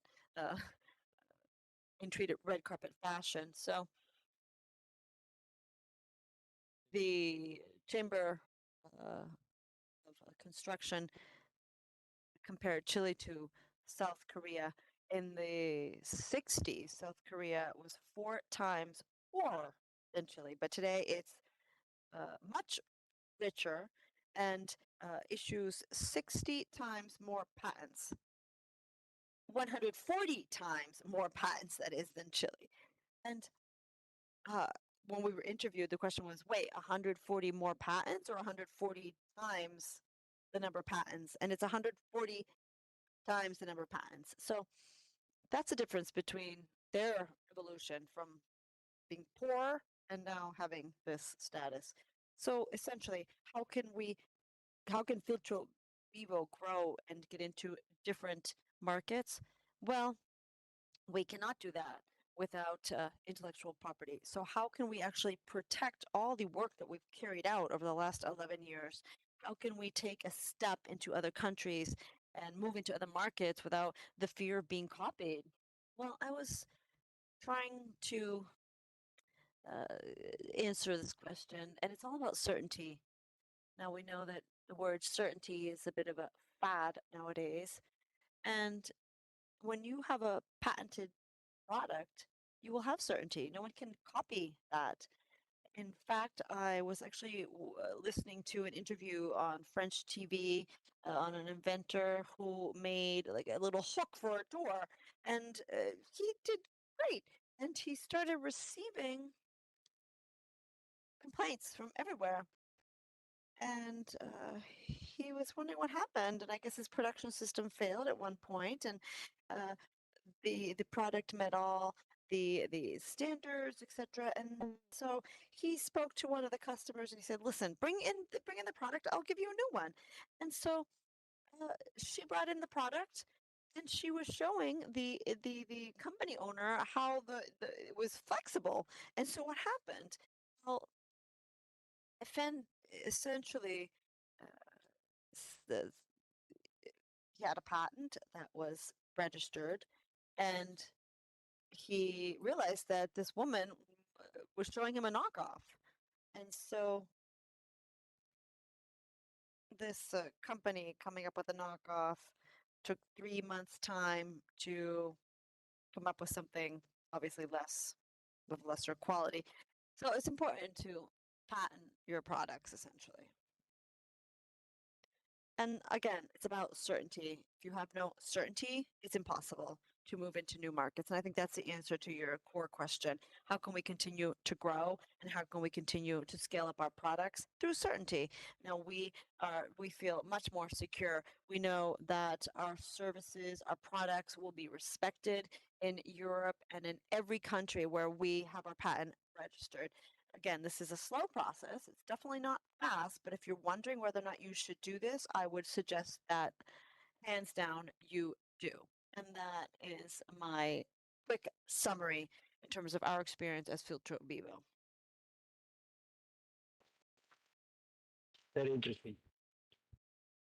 Just that all these difficulties are not isolated, but there is a pattern across the region, shows that there is a structural pattern of these difficulties, which naturally brings us to the institutional question: how can a regional approach support the users of the patent system more effectively?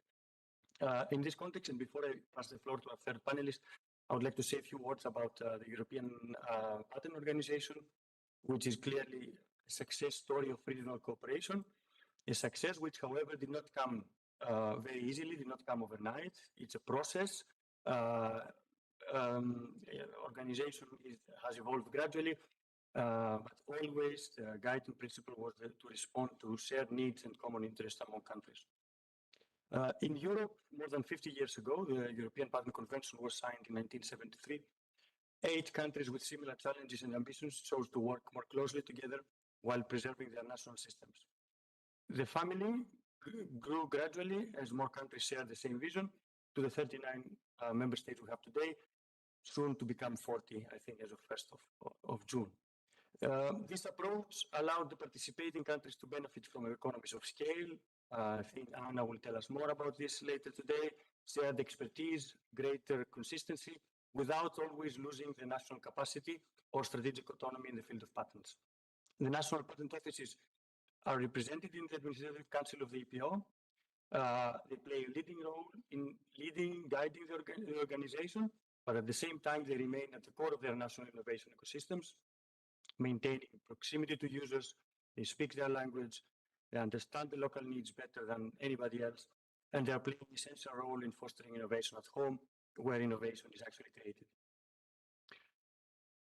Now, what the regional cooperation can do is it can reinforce this role of the national offices, being in the center of the national innovation ecosystem by providing additional tools, services, and efficiencies.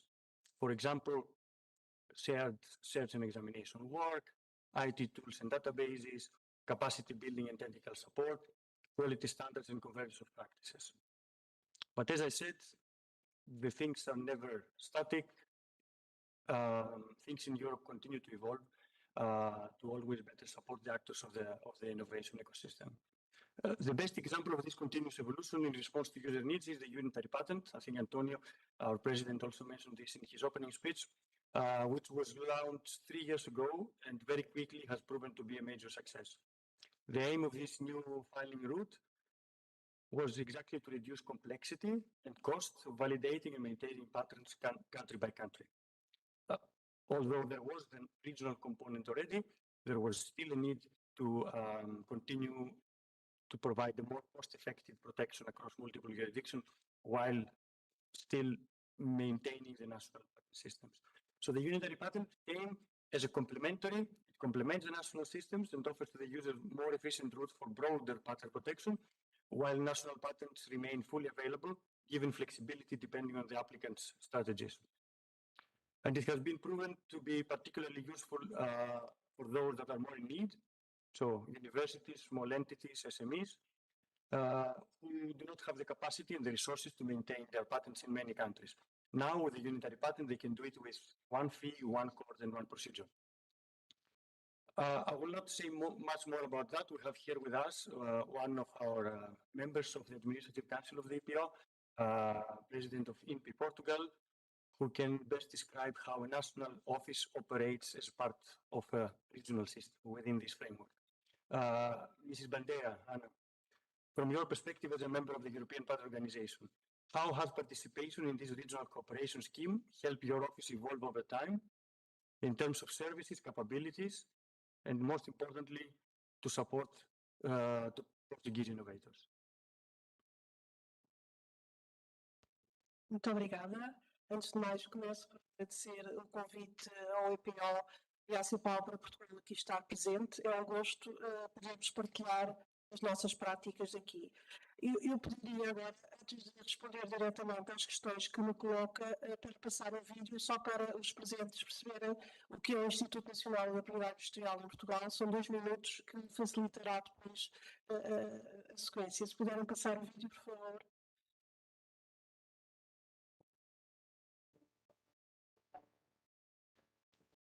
Todos os dias nascem ideias com poder transformador. Todos os dias, no INPI, Instituto Nacional da Propriedade Industrial, transformamos essas ideias em inovação. Em Portugal, a propriedade industrial começou a ser protegida no século XIX. Mas a nossa história começa a ser contada em 1976 com a criação do INPI como Instituto Público. Fazemos hoje parte do Ministério da Justiça. No INPI, partilhamos o nosso ADN com inventores, criadores e empreendedores no caminho para o sucesso. É na propriedade industrial que garantem o uso exclusivo das suas invenções, das suas marcas e do design. Recebemos milhares de pedidos por ano, dando procura pelo registro de marcas, seguido dos pedidos de patente e da proteção do design. Valorizamos o saber fazer. Somos um dos países europeus com mais indicações geográficas, artesanais e industriais registradas. Um selo de qualidade que une territórios e tradições. Protegemos o que é autêntico no esforço conjunto de combate à contrafação. Somos reconhecidos como parceiros na promoção da inovação e da competitividade em Portugal. Temos lugar nos principais fóruns mundial. Estamos ao lado de quem imagina. We stand beside those who imagine, who research, who innovate. We collaborate with higher education institutions, science and technology, companies, and all who make up the industrial property ecosystem in Portugal. We open the doors of our academy to schools, companies, and organizations. We promote knowledge. Every day we work to make access to our services easy, fast, and transparent. Motivate a team with eyes set on the future. Ensures a prompt, high-quality response. Trademarks, patents, design. What we register through industrial property creates value and shapes the future. At INPI, we are worth of a registry. Esta é a nossa realidade nacional, mas agora, portanto, This is our reality. So now, answering the question that you asked, we're going to talk about the importance of the Patent Institute and of inventors, and of the very important tools that are available for free.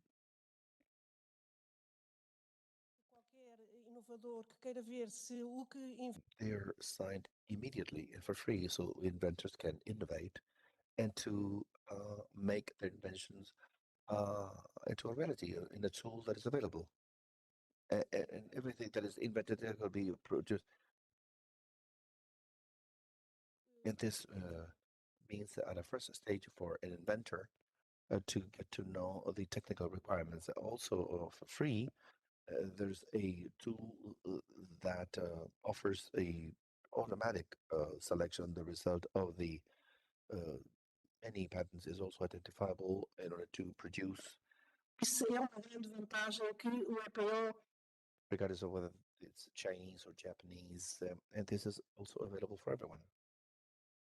Now, in terms of national offices, we have the advantage that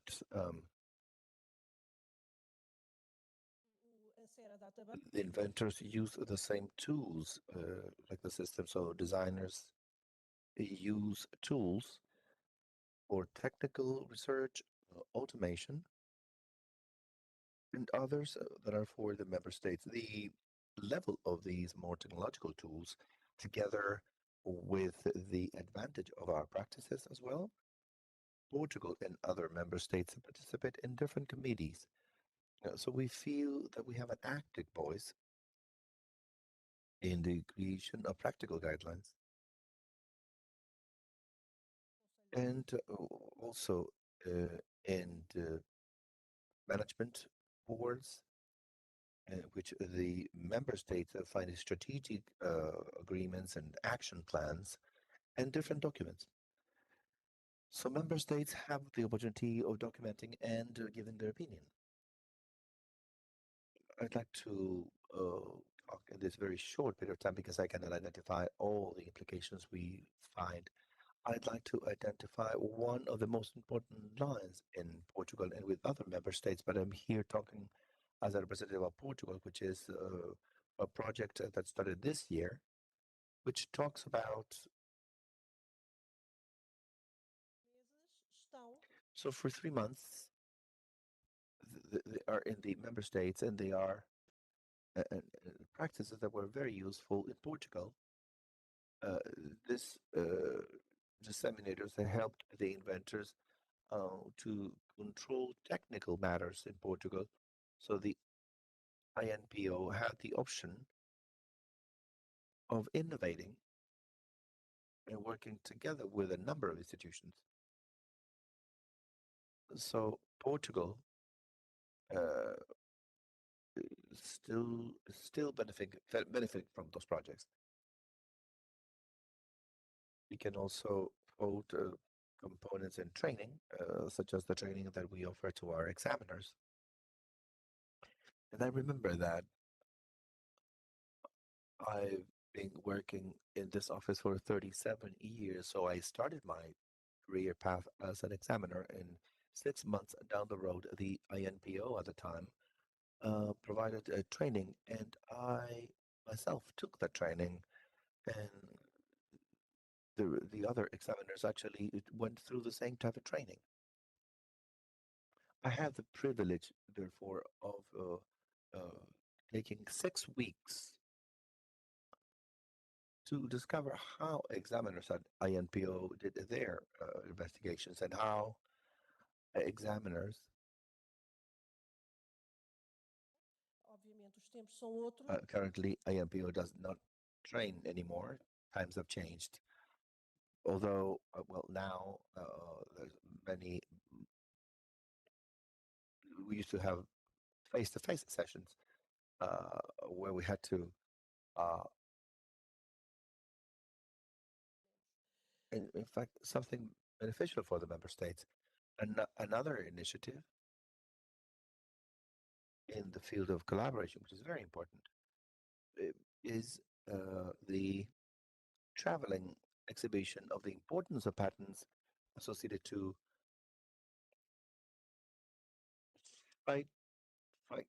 firefighting. Portugal is subject to lots of wildfires. And these wildfires in the last 2 weeks have had a brutal impact. And since we work in the field of industrial property, we know how hard it is to communicate the message of innovation through patents. And so seeing there, looking at the patents for drones, and in these wildfires, we saw the real importance of a patent for an invention. I think I'm running out of time, so I would stop here, I would say. And those have been our best practices. Thank you very much. Thank you, Anna, and congratulations in advance for your video on your 50th anniversary of INPI Portugal. And the next question I wanted to ask to you, a quick one, which is also something that our users from the online platform have asked, is about support to SMEs and startups. So one of the objectives of the European cooperation in the field of patents is to make the system more accessible and useful for all innovation actors, which of course includes SMEs and traditionally underrepresented sectors. Any lessons that you would like to share with us from Portugal in that respect? De facto, para termos sistema mais atrativo, todos queremos. Having a more interactive system is key. Obviously, want to have a system that will allow for quality and fast outputs. Now, in Portugal, high level in terms of IP, we have a really small context, 1,300 national patents, for example, related to entirely different brands. 23,000 brands is the whole universe. The number of patents has grown. There were 1,300 applications last year. And I think the figure grows every year. I know we can do more, though. We do have some government level policies to provide incentive for protection. Universities, for example, do not pay any patent fees, invention patent fees. And the university contribution or university patent applications account for 20% of the total universe, total group. And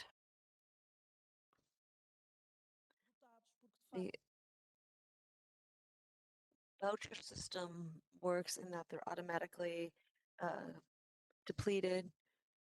We actually have a special index for patent protection, in fact, for provisional patents as well. The idea is to capture what universities are doing and the papers that are published by them, but often when they publish invention, it no longer has any novelty. So we have a legal mechanism, in fact, that is very useful and has worked quite well to provide them with protection. Close to 50% of patent applications that are received by EPO are provisional applications, provisional patents. And what's the advantage? Well, researchers can request provisional application and then expand this to apply for the definitive final patent. We also conduct research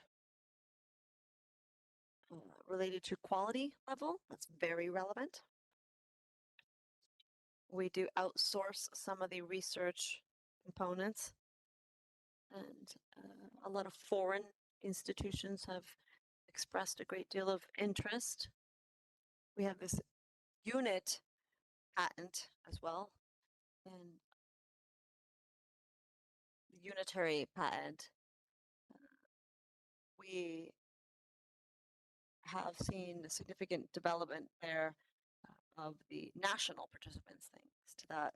This year, we also started collaborating with a Portuguese startup. In fact, 2 weeks ago, we met with them, and one of the first questions was, how many patents are requested by startups? And I don't have that information, so I couldn't answer that. So we decided to roll out a survey with all the startups to understand the context in terms of the number of startups applying for patents. That will provide us with more information to make further progress in our ecosystem. The insights, I think your intervention clearly shows that regional cooperation, regional patent system with a national patent system can coexist very well and can support one another. Many thanks for your intervention. Before we close, a quick question to our users, so from academia and from industry, and I would like to only ask you to reply in 2 minutes, each one of you. Based on today's exchange, which institutional gaps, networks, or support structures should be examined more deeply to strengthen regional IP and innovation ecosystems and better support researchers, innovations, and companies? Jimena?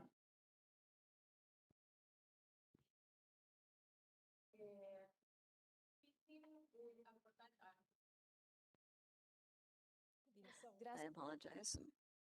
My microphone was off. It's hard to summarize, I would say, how we are able to close existing gaps that are common throughout the region. I talked about 8 at least. I mentioned 8 gaps. And if I could summarize, I would say, well, there are varying levels of development throughout the region, but generally speaking, as I mentioned, universities speak one language, industry speaks another language. I would say that the model needs to be adapted to the Latin American reality. Moreover, we have low patenting rates, and we all share a similar challenge, which is low technology transfer. Now, this is my opinion, and I would say that we need to replicate what other countries have done well, and the EPO's model is spot on in that they have included tools to bring together technology inventors with the companies that could make use of these. And so it is a successful model, and it would be wise of us to follow that. Also, bringing think tanks and universities together with the business operators will necessarily bring about improvements in terms of transfer. That is, the technology will be more in keeping with the realistic situation, and that would allow us to better earmark the limited R&D funding.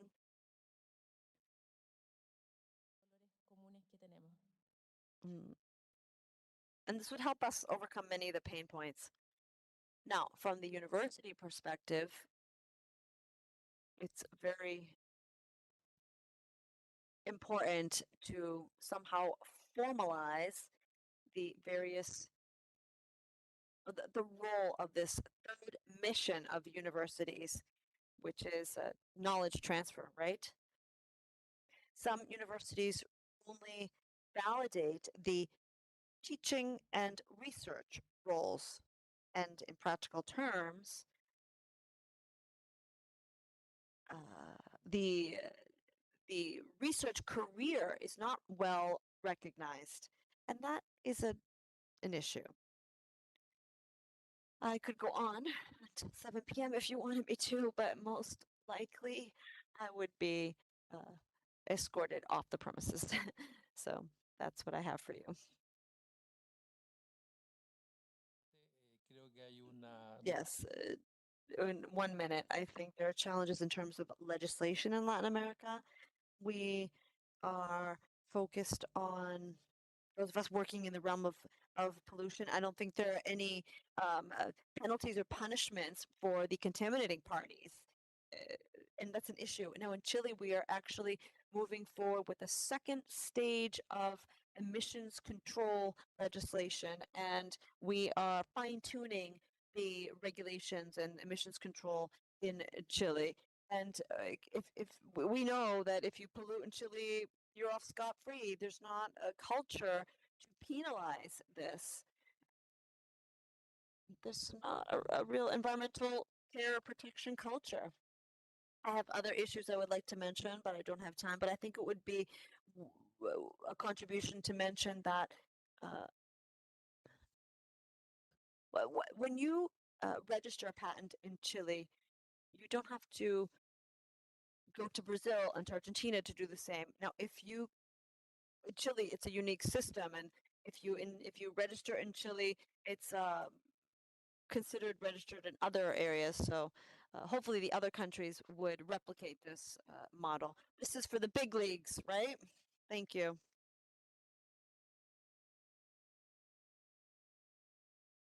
Bueno, muchas gracias a los cuatro. Thank you to the four of you. Excellent presentations. And we would like to hereby adjourn today's activities. I would like to thank all of the panelists and others joining us here today. Thank you to those who have been listening in person and online.